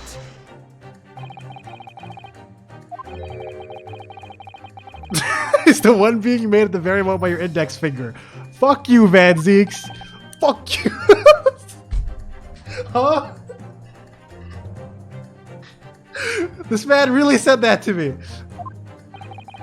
Your roving eyes and wavering hand undermine the bold words you just started with. And if you're looking for something that makes no sense, you're pointing the wrong way. Ooh! Ooh! Ooh, he means me! I don't make sense! Apparently the victim was lying dead in the birdcage when Dr. Scythe stabbed him in the chest. And that's the essence of her testimony. I know, and hearing that is when I thought, got it! But then, somehow I lost my train of thought at the last moment. I turned into a naughty! Don't worry, Mr. Naruto. I'm sure that if you try it again, it'll turn back into a got it! Is it his face? Let me check his face again. No. His face looks pretty normal. What is it? What got it? Not it! Bro. Is it the blood on top of this? Does that matter? I gotta eat some water. Hi, Geek Queen!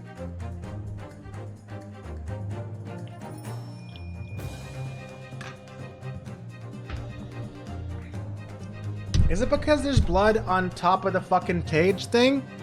Because I kind of remember in a little flashback, she said that she unwrapped the straps or something and then stabbed him.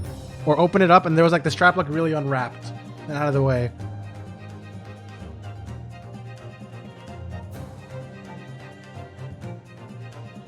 Also, maybe it's the fact that the blood splattered outwards, which means that his blood was still flowing?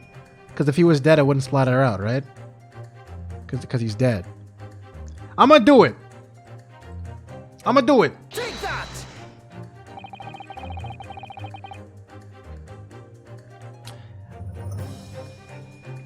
Look closely at the bloodstain on the victim's chest. It clearly extends in a downwards direction. Oh!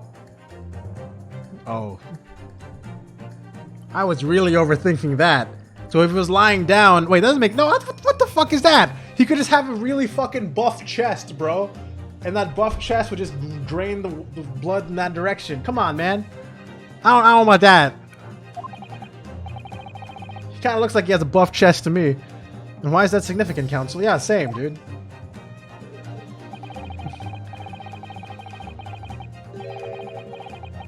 You have to eat more water since why did one eat what?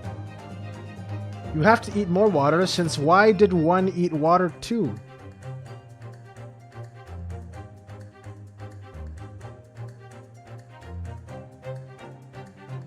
I'm just gonna eat more water.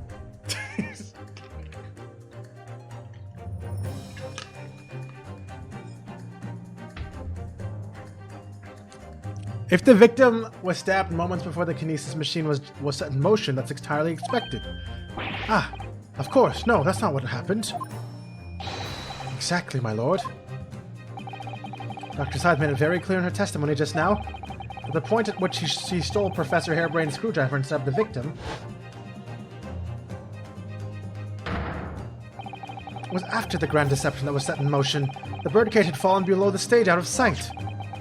In the shape of it, it's clear that the birdcage would have fallen on its side after the 30-foot drop. And if the victim had really been stabbed whilst inside the birdcage in that position,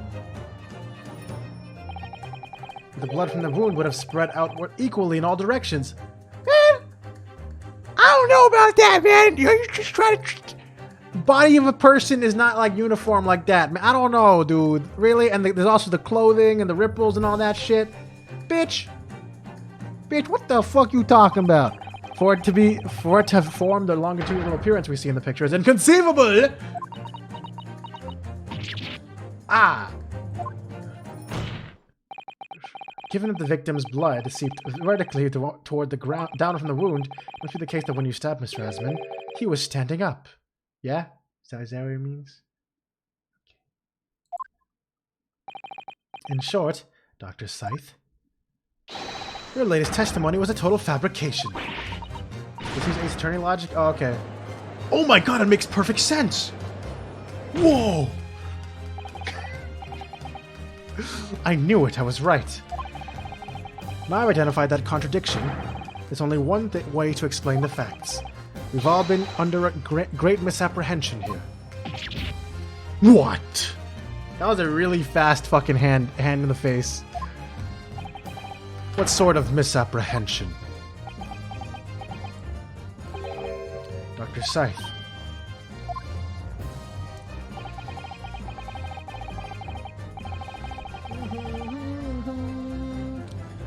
You claim you were coerced into helping Mr. Drebber as a result of the note he left in the waxwork. You claim that you made changes to the scene of the crime and to implicate the defendant. And you claim that you authored a fake autopsy report to cover your tracks. But one of those claims is an out-and-out lie. Because the question of what the bloodstain really tells us has only one possible answer.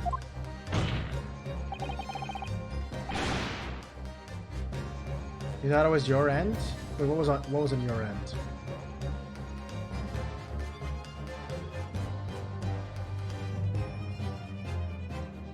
If that was the case, what is it, man? What is it, man? Just tell me, man! Counsel, you've clearly struck upon a revelation. Now tell the court what it is. Which part of Dr. Scythe's story is shown to be a lie by the contradiction in her testimony? How she was coerced, stabbing of the victim, the autopsy report. How she was coerced, I guess? The note? Oh, that makes sense to me. Oh, the hand? Oh. He was one like... Dr. Scythe, clearly you weren't really coerced by some letter at all. Taco just going in on these dances right now, and these music instruments. What? If you were, where's the note? It's nowhere to be seen. Meanwhile, her right now under the bench. Noted. Come on, quickly, forge a note. That's as may be. So why don't you present it to the court? If the assertion vexes you. Obviously, I've already disposed of it. I'm not vexed in the slightest. Counsel, need I remind you that it was you yourself established the coercion? Ah. Wait. Wait. Damn it! But Judge, this says otherwise! Judge! Feeling vexed, my Nipponese friend? That was the longest you just failed fucking chain of messages ever. There's no question the coroner's testimony was built on a tremendous lie. Which part of...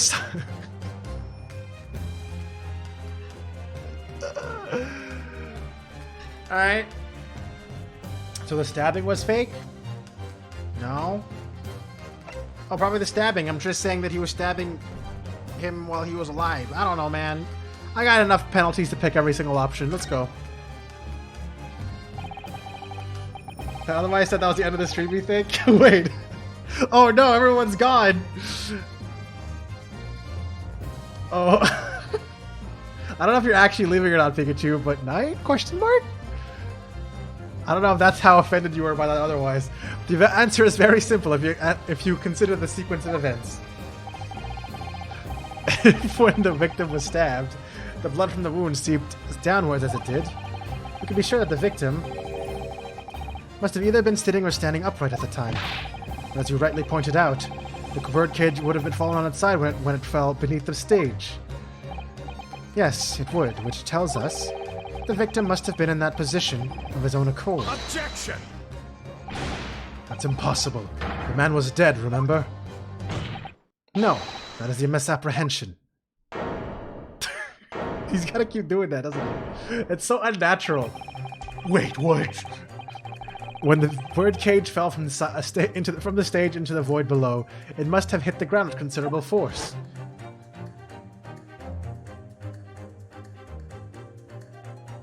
Oh, my back! Oh god, it hurts! But Mr. Asman didn't die in the fall.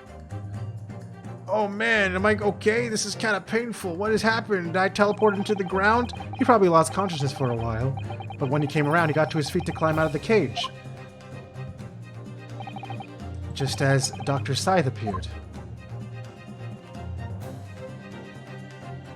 Oh, you killed him while he was clearly alive. Good job, Scythe. The victim was in fact alive at that point in time. It changes everything.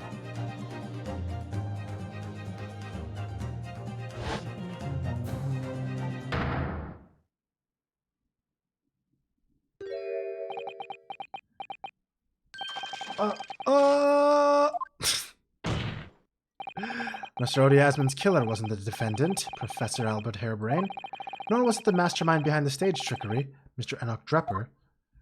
It was you, Dr. Courtney Scythe. Oh, so... Oh! Oh, that's kind of crazy. Okay, so Drepper was trying to kill him, but he actually survived. And then Courtney finished the job. Oh! That's a pretty big change. Yeah. Yeah, that's a pretty big change.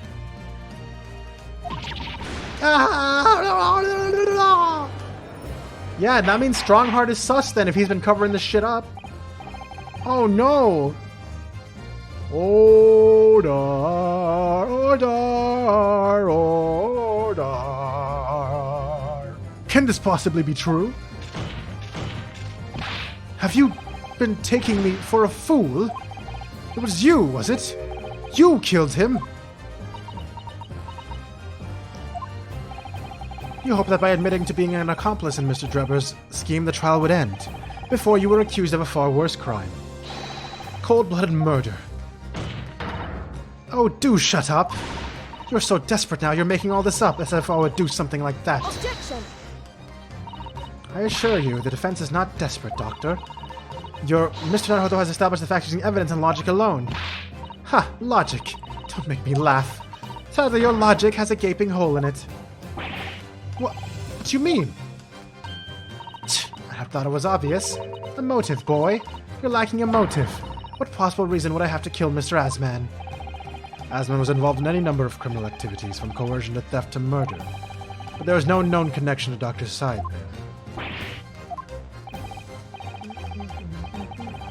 I'm rather relieved. The most sus drumming ever. I'm rather relieved to say it does seem rather far-fetched. True, there's no obvious motive, but there's still something in the back of my mind. I feel sure I've seen something somewhere that hints at why the coroner might have done this. Oh, is it the 4,000 scalpels? Is it the order for 4,000 scalpels or whatever the fuck? Yes, I may have tampered with the crime scene and concocted a fake report. Murdering someone for no reason is a very different story. Objection!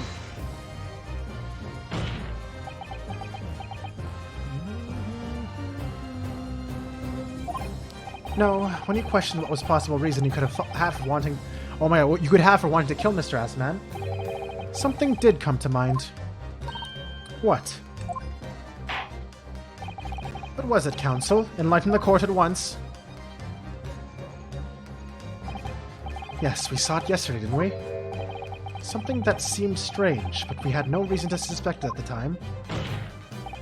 There's a particular object that explains why Dr. Scythe would have wanted to kill Mr. Assman. Scalpels. Wait, did I actually just guess that shit? Hold on.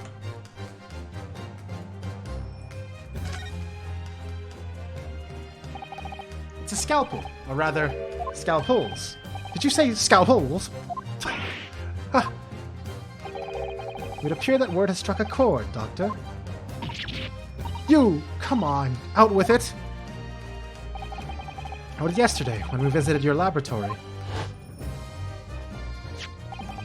Look at this big, thick book here. It appears to be an accounting ledger. It's a record of forensic investigations seems spending, I think. Oh? What is it? It's clear that the team purchases various equipment and supplies on a monthly basis, but... Well, one entry seems rather strange. Really? In what way? They're buying 500 scalpels every month. I can't believe me randomly remembering that fucking scalpel diary is actually relevant here. Alright. 500 scalpels? A month? At first I wondered what on earth you could be using that many scalpels for. Good job. But actually I realize now it's not the scalpels themselves that are significant. It's the money for them. Disappearing every month from the department's accounts. Oh, you were money laundering. You were money laundering for Assman, bro. Oh! Yup. Assman's criminal organization relied heavily on extortion for its funding, tracing the money from the forensic investigations team account to find out where it was going.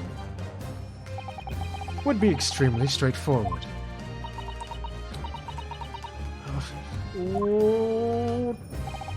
10 years ago, when Mr. Assman was still a journalist and wrote this article about Mr. Drebber, he may well have stumbled upon information as he was researching the story. Information relating to Dr. Scythe's darkest secret that he would use to rack money for her for the next decade. Her darkest secret? Good lord, you mean... I don't know what happened on the night of that execution 10 years ago, but clearly the opportunity to rid yourself of that menace was too tempting to pass up. So in the end, you weren't coerced at all, were you? You did it entirely of your own free will. You stabbed Mr. Assman in the heart with all your might.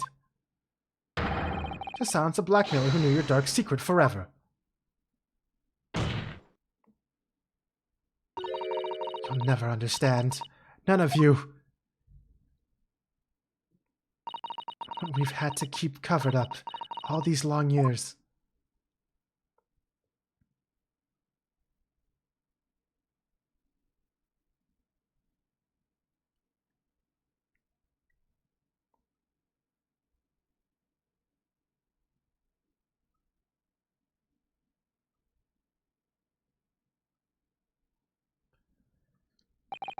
As very little of the machine remains after it was ripped apart by the bomb.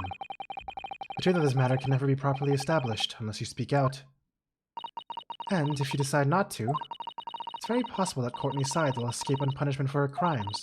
Please, sir, own up to what you've done, and tell the court the truth about what happened.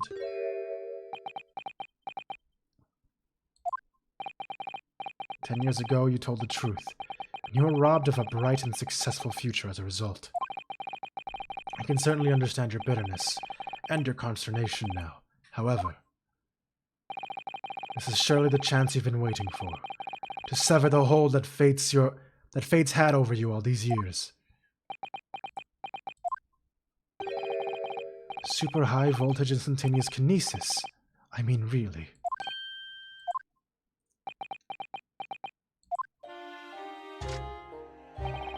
It's the addle-brained mock scientists that are the worst, you know.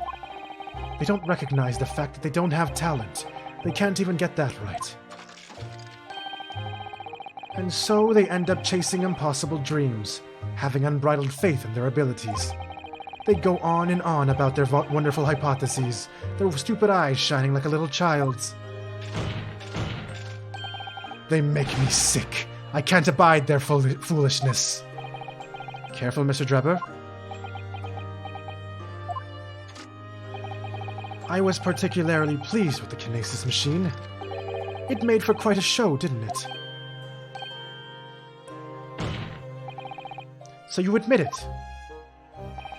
You admit that it was nothing more than a sham made for the purpose of killing the victim? Yes, I admit it. I did it all in the name of revenge. Revenge for the future that Mr. Asmund's article had deprived you of 10 years ago. But the revenge you sought didn't stop at Asmund, did it? Which is where that very particular waxwork comes in. Yes, I see. The condemned victim that you saw rising from the grave in Lowgate Cemetery 10 years ago. If your account of those events is all true, then obviously Scotland Yard couldn't afford to acknowledge what had happened. Even if it meant discrediting a bright young man and crushing any future career he might have had.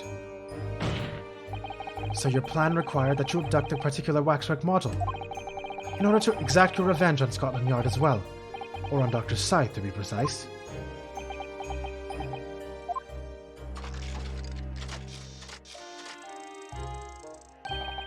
It was a year ago. By some extraordinary twist of fate, Asmund turned up at my workshop. He didn't remember who I was, of course. He just wanted to employ my services as an engineer. And he happened to have a paper with him. An article on the front page caught my eye. About the coroner who'd handled that bogus autopsy, being appointed head of a new forensic team. When I learned that news, my cognitive processes started to devise the plan. What a horrid tale. He robbed me of my future, so I wanted to use the man's own wiles against him, for revenge. And have that rotten Scotland Yard eating out of my hand at the same time. I wanted them all to suffer the same humiliation that I'd had to suffer.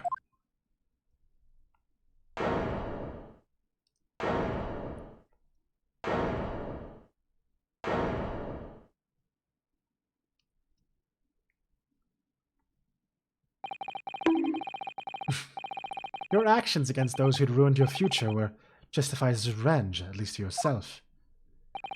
Certainly, no one has the right to destroy another's prospects, especially for purely selfish gain.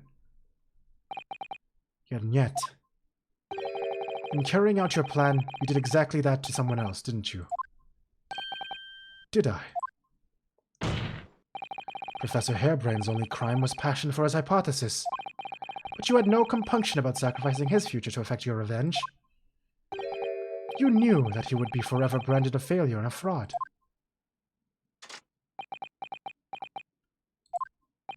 Perhaps life treated you unfairly 10 years ago, and others' misconduct left your life in tatters. But remember this. Your own actions resulted in exactly the same thing for another perfectly innocent young man.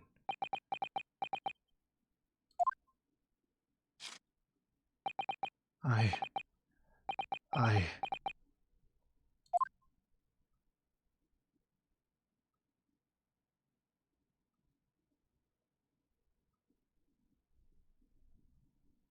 lot of silence.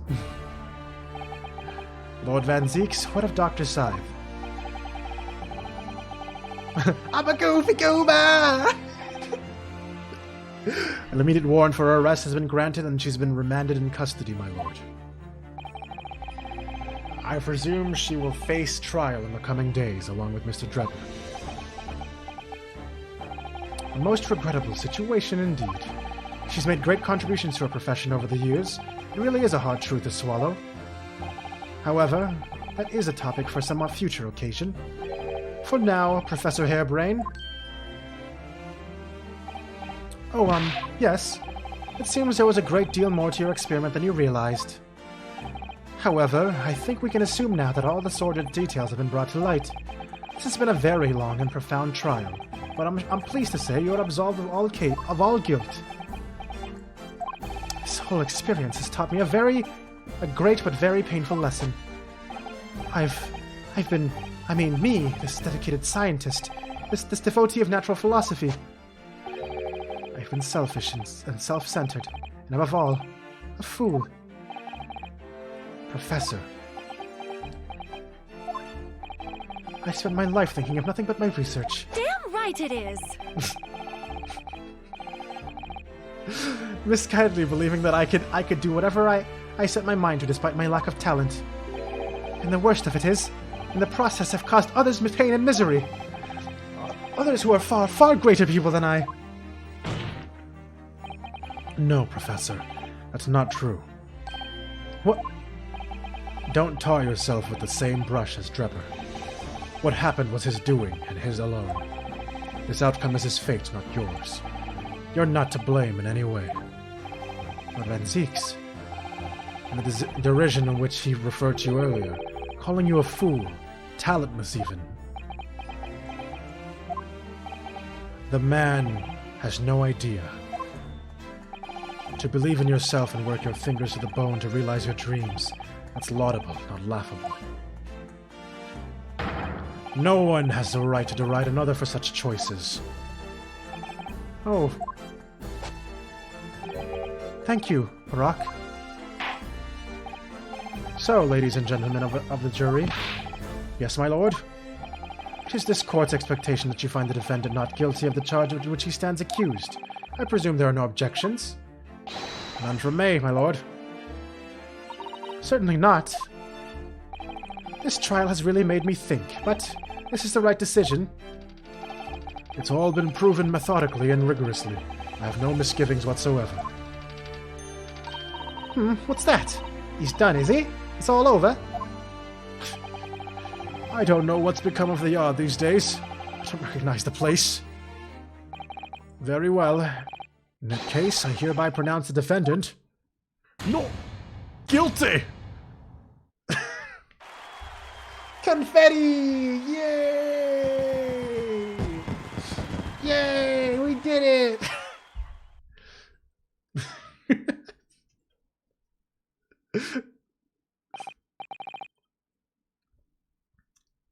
Court is adjourned.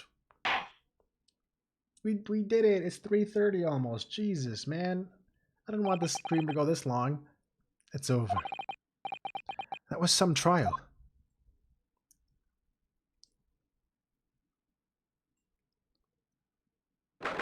Alright, we'll just see the fucking end of this chat. We'll see up to the end of the episode and then fucking... God damn it, Taco.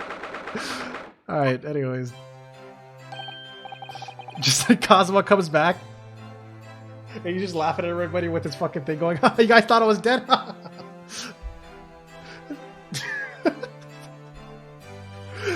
Professor, what a splendid outcome, isn't it? Oh, it is! Congratulations, Professor Hairbrain. Miss Naruhodo. Miss Sus. I'm truly beside myself with gratitude. How could I ever thank you enough? I'm just glad it's all been cleared up. Wait, when the heck did we get Bongo Pick? Did I add that? I might have added that and forgot I ever added that. Oh, never mind. You added it. I know I added a bunch of stuff that I forgot that I added. Okay, Taco added it. Thank you, Taco. Because I swear there's another Pikachu emote that I added and just forgot about. I'm just glad it's all been cleared up, that you realize you were caught up in a bad situation. Right now, you know. I had that research grant money. I'd give the whole lot to you. Every penny. Well, that's very kind, but I'm just a student, so... We don't need any financial reward. Your acquittal is more than enough. Wait, we don't get paid? Oh dear, what can I do? Aha! How about this as a memento? The paper with my hypothesis is inside. Don't do the thing where he's like, little did I know, that book that he gave me would lead to dire consequences in the future. Like that's happened so many times in Ace Attorney, man. Some random, unassuming object is just fucking center of a crime in the future. Well, just as a memento then, thank you. I've been wondering, Professor. What are you going to do now? Oh my. Yes, what am I going to do? My hypothesis and my great machine lie in ruins. But still, it's been too long since I was last in London. So perhaps I'll enjoy some sightseeing. I must explore the great exhibition whilst I'm here too, and see if new inspiration hits me. Oh yes, that's a wonderful idea. I can't allow that. Please be a dude this time. Oh, thank goodness. Lord Van Zeeks, what are you doing in here? I finally guessed the character right. Or guessed the voice right. Brock? I'm sorry you had to go through that, Albert. Well, if I'm honest, it was terrifying. Look how tall he is, man. This guy's over the screen almost. You were like a great demon behind your bench there, snarling down on your prey. You're one of the few true friends I have. I couldn't leave it to anybody else to handle the prosecution. Or the defense. Sorry? Or the defense? Yo, he just... Bro, this man says he trusts my ass. Oh, shit. My boy. The defense. Did I just hear that right? I always knew that you had my best interest at heart. Don't worry. Oh, how about you show me around while I'm here in town? It's been a long time since we left university. We have a lot to catch up on. Listen, Albert. In a few days, your acquittal will be made official. When that happens, you must head straight to Dover. I'll accompany you. What? From there, you'll cross the channel and make your way back to Germany. I've already purchased the tickets. But no! Hold on a minute, Barack. What about the great exhibition? This is the chance of a lifetime for me. I want to look around. No sightseeing, Albert. Give up on the idea. Sometimes it's hard to see any warmth in those eyes, Barack. Lord Van Zeeks. What's all this about? Unnecessary precaution.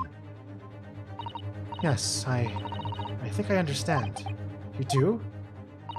Well, Iris told me that when you met Lord Van Zeeks at his office some days ago, he asked how Mr. Natsume was doing. Yes, that's right. I remember Oh! He's doing this because he doesn't want him to get the fucking curse? The Reaper's curse? Yes, that's right. I remember being surprised at the time. I think it was nice of him to ask. The point is, Mr. Natsume is still alive and well. Even though it's been more than 6 months now since he stood trial with the Reaper as a prosecutor. Ah, you mean the Reaper's influence doesn't stretch overseas? Oh yeah, so whoever's been killing all these fucking victims in the name of the Reaper can only do it within the reach of Britain, it looks like. Okay. Those in the Reaper's sights meet their ends days or sometimes months after their acquittal. It's been the pattern up to now. But, of course, we know that both Mr. Natsume and Gina were completely innocent. Wait, Gina's still in the fucking...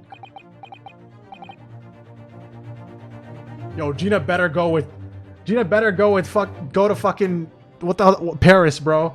Please. Please, Gregson, don't be late on that shit. True. And perhaps that governs the Reaper's actions. The truly innocent are spared. But I don't want to take any chances with a close personal friend. Barack. Like the mustached Nipponese, this man should leave the country without delay. That's why I'm packing him off to Germany at once. Right. Does your friend-shaped package get... I don't like that phrasing, man.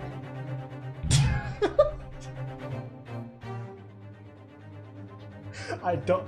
Ryunosuke, look, man, I know English is your second language, but you can't be saying things like that, alright? When a man is, like, towering over you, looking at you, you don't go, does your friend-shaped package get any say in it? Goodness, yeah, exactly, Tsusato. Was this your intention all along, then, Lord Van Zeeks?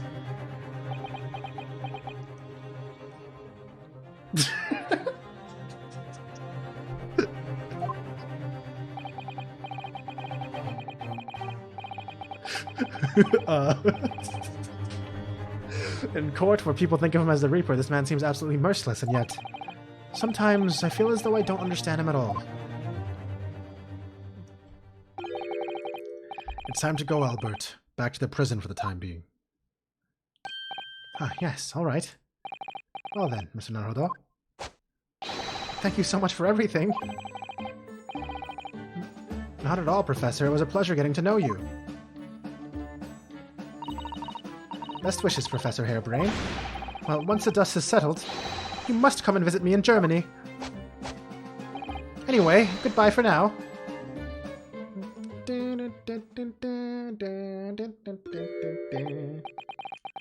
Total side on, but when I rewatch the VODs, I want to reply so bad. Wait, have you been watching these VODs? Question mark? Now, my Nipponese friend. Oh, yes, I thought you'd gone too. We have matters to discuss. Can you spare me some time? You want to talk with me? The Arise ones. Oh, Tales of Arise. How far are you in Tales of Arise VODs? What do you want to reply? You know, you can just, if you're watching them on YouTube, just commentary. You can commentary with timestamps. I actually read every single comment on YouTube, so if you actually want to do that. I have literally all comments that immediately notify me on my phone. I'll be waiting in the courtroom in 10 minutes. Don't be late, bitch. Well, that was strange. For some reason, I didn't get that sense of impeding doom as he walked away for this time.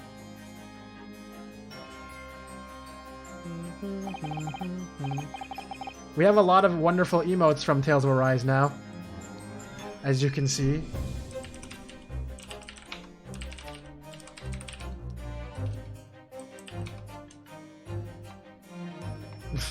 I also have I have this one, but no one uses it. Your skill. I have that one too.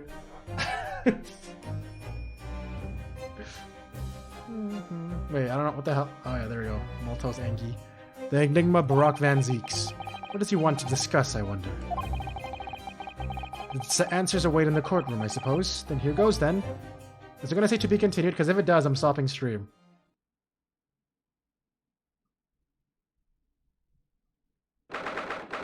Okay. We can't stop stream yet. We're still going, guys. I'm held hostage by this. Why is this still here? Why are we posed like this? Wait a minute. What is going on here? This is going to be interesting, I guess. So, are you satisfied? You saved a guileless scientist from a great injustice. Yes, I think so. I'm relieved at least. At least the man's innocence could be proven. Anyway, I imagine you've been wondering where my animosity towards you Nipponese comes from. Oh, wait, he's gonna talk about it?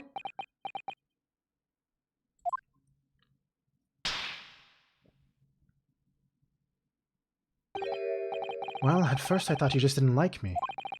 I imagine you saw me as a pretentious child from an unimportant land who had no business being here. But now, I think differently. You clearly know our ways, so I would guess that some specific incident led to your thorough dislike of my race. Will you tell me what happened, please? The Professor. I thought I'd never hear that name in this courtroom again, to be honest. He took your brother's life. Clint. My brother was Clint Van Zeeks. 16 years ago, when I was still in just my teens, he was already the director of prosecutions and a key member of the judiciary. I looked up to him. He was everything I aspired to be. He was involved in the establishment of justice systems in foreign countries as well. There were exchange programs between Britain and the other nations then too, to share knowledge and ideas. As part of one of those programs, three judicial students came to Britain from your homeland, the Empire of Japan. Oh, if it was 16 years ago, then one of them could have been my father. Of course. I remember Dr. Mikotoba well. I had no idea. I was a minor at the time, training at the prosecutor's office. One day, Clint introduced me to the 3 visiting Nipponese. So, you've actually met my father. He and his colleagues are polite and amicable. They were adept at their work, and exacting in their standards. It was my first encounter with the Nipponese spirit, and it made a very great impression upon me. But 6 years later, that's when it happened. Who's the guy with the mask? We're not sure yet, but we're very likely... But he looks a lot like our dead friend that encouraged us to become a lawyer. Which is very curious. And he also has amnesia, and he doesn't talk a lot. But he's currently his apprentice on orders from the director of prosecution's office, and like the big boss of like the prosecution stuff. Yeah, that's the guy who he looks like, that emote. That's our best friend that was supposed to be the actual defense attorney here that got killed on the way. Allegedly, apparently. The investigation was going nowhere. There were no suspects even. Just an ever-growing list of victims. And in the end, my brother became one of them. The last, in fact, before the case was finally resolved. I'm so sorry, Lord Van Zieks. Truly. Clint was always ready to put his life on the line for justice anyway, so he wouldn't have wanted it any other way. He lost his life to the killer, but it was his victory in the end. For me personally, though, it was a great loss. I found myself in a very dark place indeed. When I finally found out the killer's identity, the reason why no one had been able to catch the man sooner ceased to be of such a mystery. He'd been hiding in plain sight all the time. In plain sight? Are you aware of political events 10 years ago? It was a period of extremely sensitive diplomacy between the British and Japanese empires.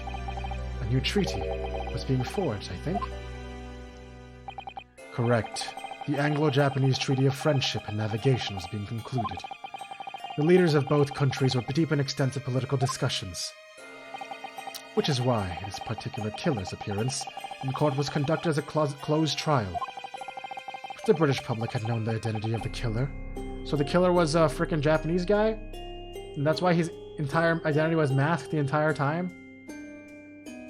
If the British public had known the identity of the killer, not only would the treaty have been in jeopardy, our two nations could very well have ended up at war. What? A war? Between Britain and Japan? But that would mean... Oh my! You mean to say the professor was... What the hell animation is this? When the trial reached its conclusion earlier, I thought to myself, yes, it's time.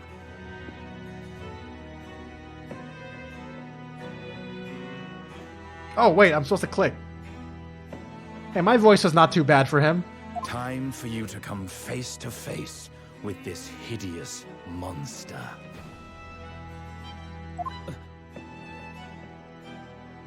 I borrowed the key for the mask from the proprietress of the Waxwork Museum. So see for yourselves now. Confirm it with your own eyes. This guy has the coolest truth that's fucking been voice hidden ever. This past decade.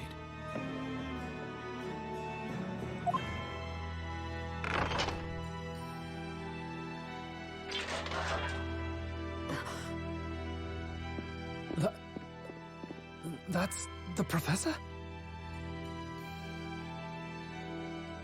Yes, it's him. Until now, the thought never even crossed my mind. That the mass murderer, whose crimes shook Britain as never before, was Japanese. Wait a minute. That face. I feel as though I've seen it somewhere. It's strangely familiar.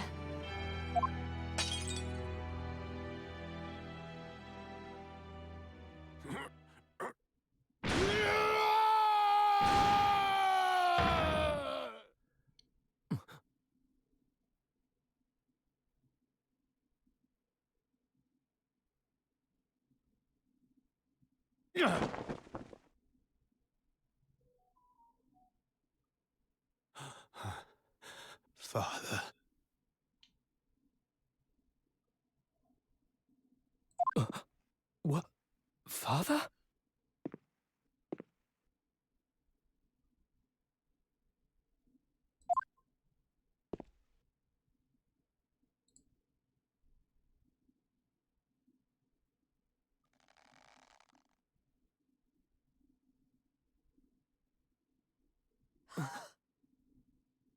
Kazuma!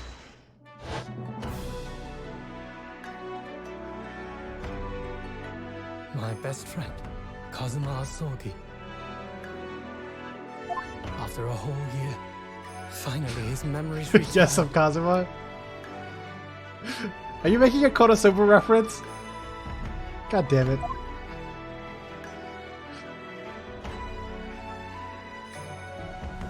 Yo, this guy's forehead is fucking huge. No wonder he's a headband. He stood there before me.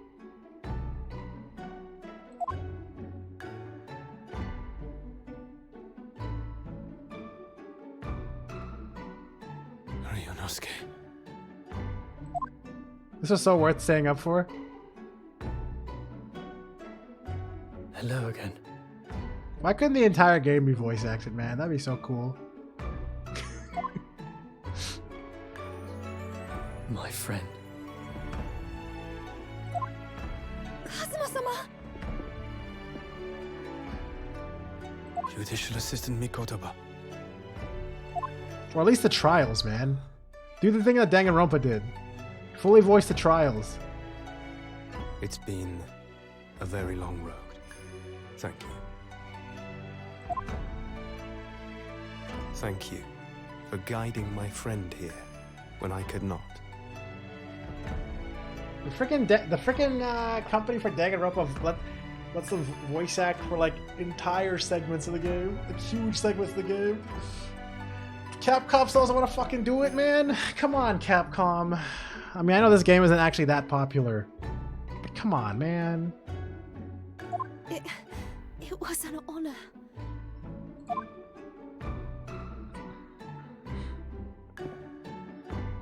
I knew you wouldn't die that easily. Kazuma. I owe you thanks, too. They have really good voice acting, by the way. Like, it's so cool they actually like were accurate on the accents, or like tried to be as accurate on the accent as possible. For taking good care of that in my absence. This guy sounds like a fucking guy from Xenoblade, though. I swear to God, is this guy like fucking Dunban or some shit? Oh. Kick your sword back, bitch. Karuma. And your headband. Great blade of the Asogi clan, passed down through the generations.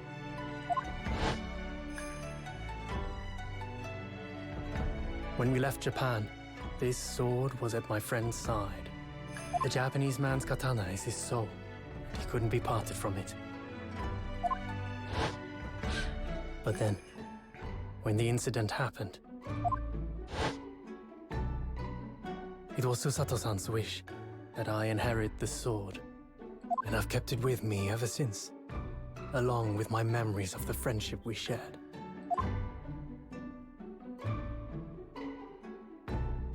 With this by my This is a side, good summary for I anyone always who's felt that literally you were just watching joining over the me stream somehow.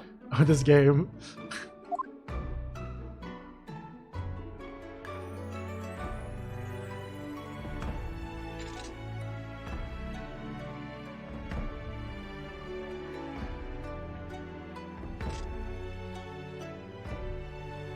Meanwhile, Van Zeeks.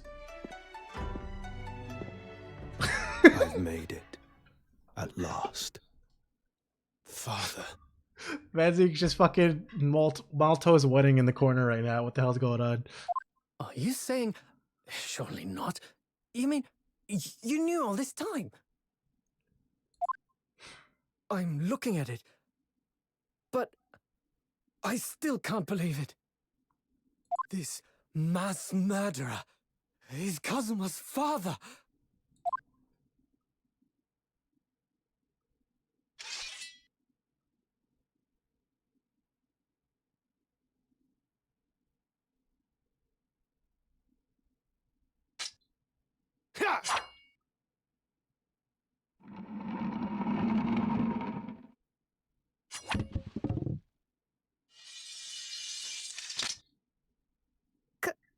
Kazuma-sama.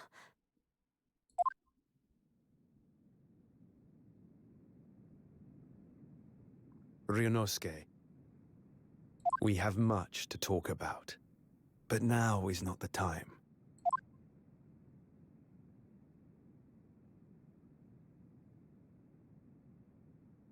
I'll be seeing you. In court.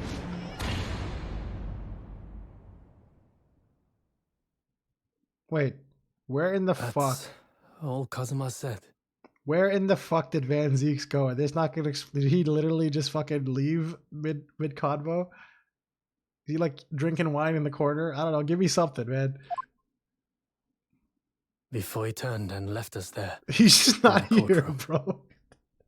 Where'd he go? Where did you go, Van Zeeks? Oh, hey, how's it going? How's it going? So he's the living after image of the man who took my brother's life, is he? Yes, Kazuma Asogi, my best friend. 3 months ago, when Lord Strongheart introduced us, I had an inkling there was something there, some connection. But why did Lord Strongheart do that? Why did he make Kazuma Lord Van Zeek's apprentice? And when he did, and when he was suffering amnesia too. The man was apprehended, even executed. But his legacy just won't die. That's the sad truth. Anyway, that's all I had to say. I thank you for meeting with me as I asked.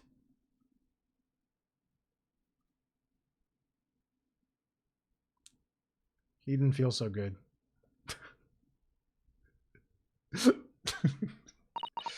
10 years ago, my grandmother took me to the railway station.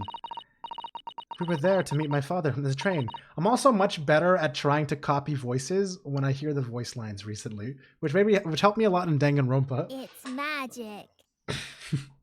We were there to meet my father from the train. For me, it was the first time I'd ever seen him. Poor Susato-san. All this is tied up with the painful memories for her, too. She's never talked about this with me before. It took time to adjust to having father around, but just when I was starting to get used to it, he called me into his study one day. He told me that a great friend of his had passed away in London, and that the friend had left behind a son. A boy 7 years my senior.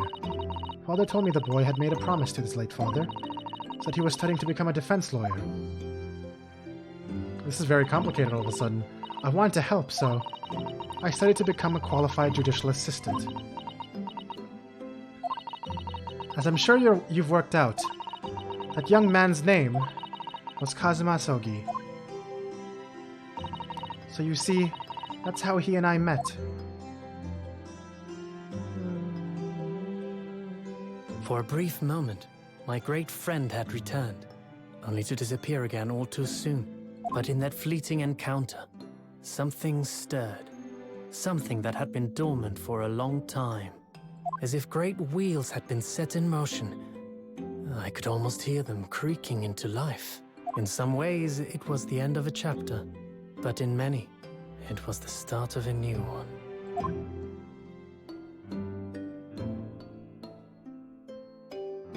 That was pretty damn worth waiting out for. And we did it, guys. We beat chapter 3. You know what? That was a pretty good way. That didn't actually feel like a cop-out way of Kazuma coming back. It actually tied in really well. Except for the fact we don't know how he got back alive yet, or why he was dead, or if we saw him dead. But I guess he wasn't actually like severed or something. Anyways, guys, we're not going to continue at all. Not even a little bit. We are done for the week. Thank you guys for hanging out all the way until almost 4 a.m. Holy shit. That was a good... I think that was good. That was fun. That was great. I'm really glad that we did that. I'm really glad we finished this chapter. Episode 4, we're starting that next week. I don't know when yet. I'll be announcing it on the Discord server. So if you haven't joined the Discord, join the Discord. Follow me on... Subscribe to my YouTube. Do all those things, because that's where I put VODs and all that shit. And, we don't get him in... You want more Hosonaga? True, we do need more Hosonaga, man. He felt like he was going to be a cool-ass recurring character, and then he's kind of showed up 3 times. That's not enough. Anyways, guys. Oh, YouTube, thank you guys so much for watching. I hope you guys enjoyed it as much as we did. I think we enjoyed it a lot. I was really taking in these scenes at the end. Very awesome voice acting and everything. All right, YouTube. Goodbye.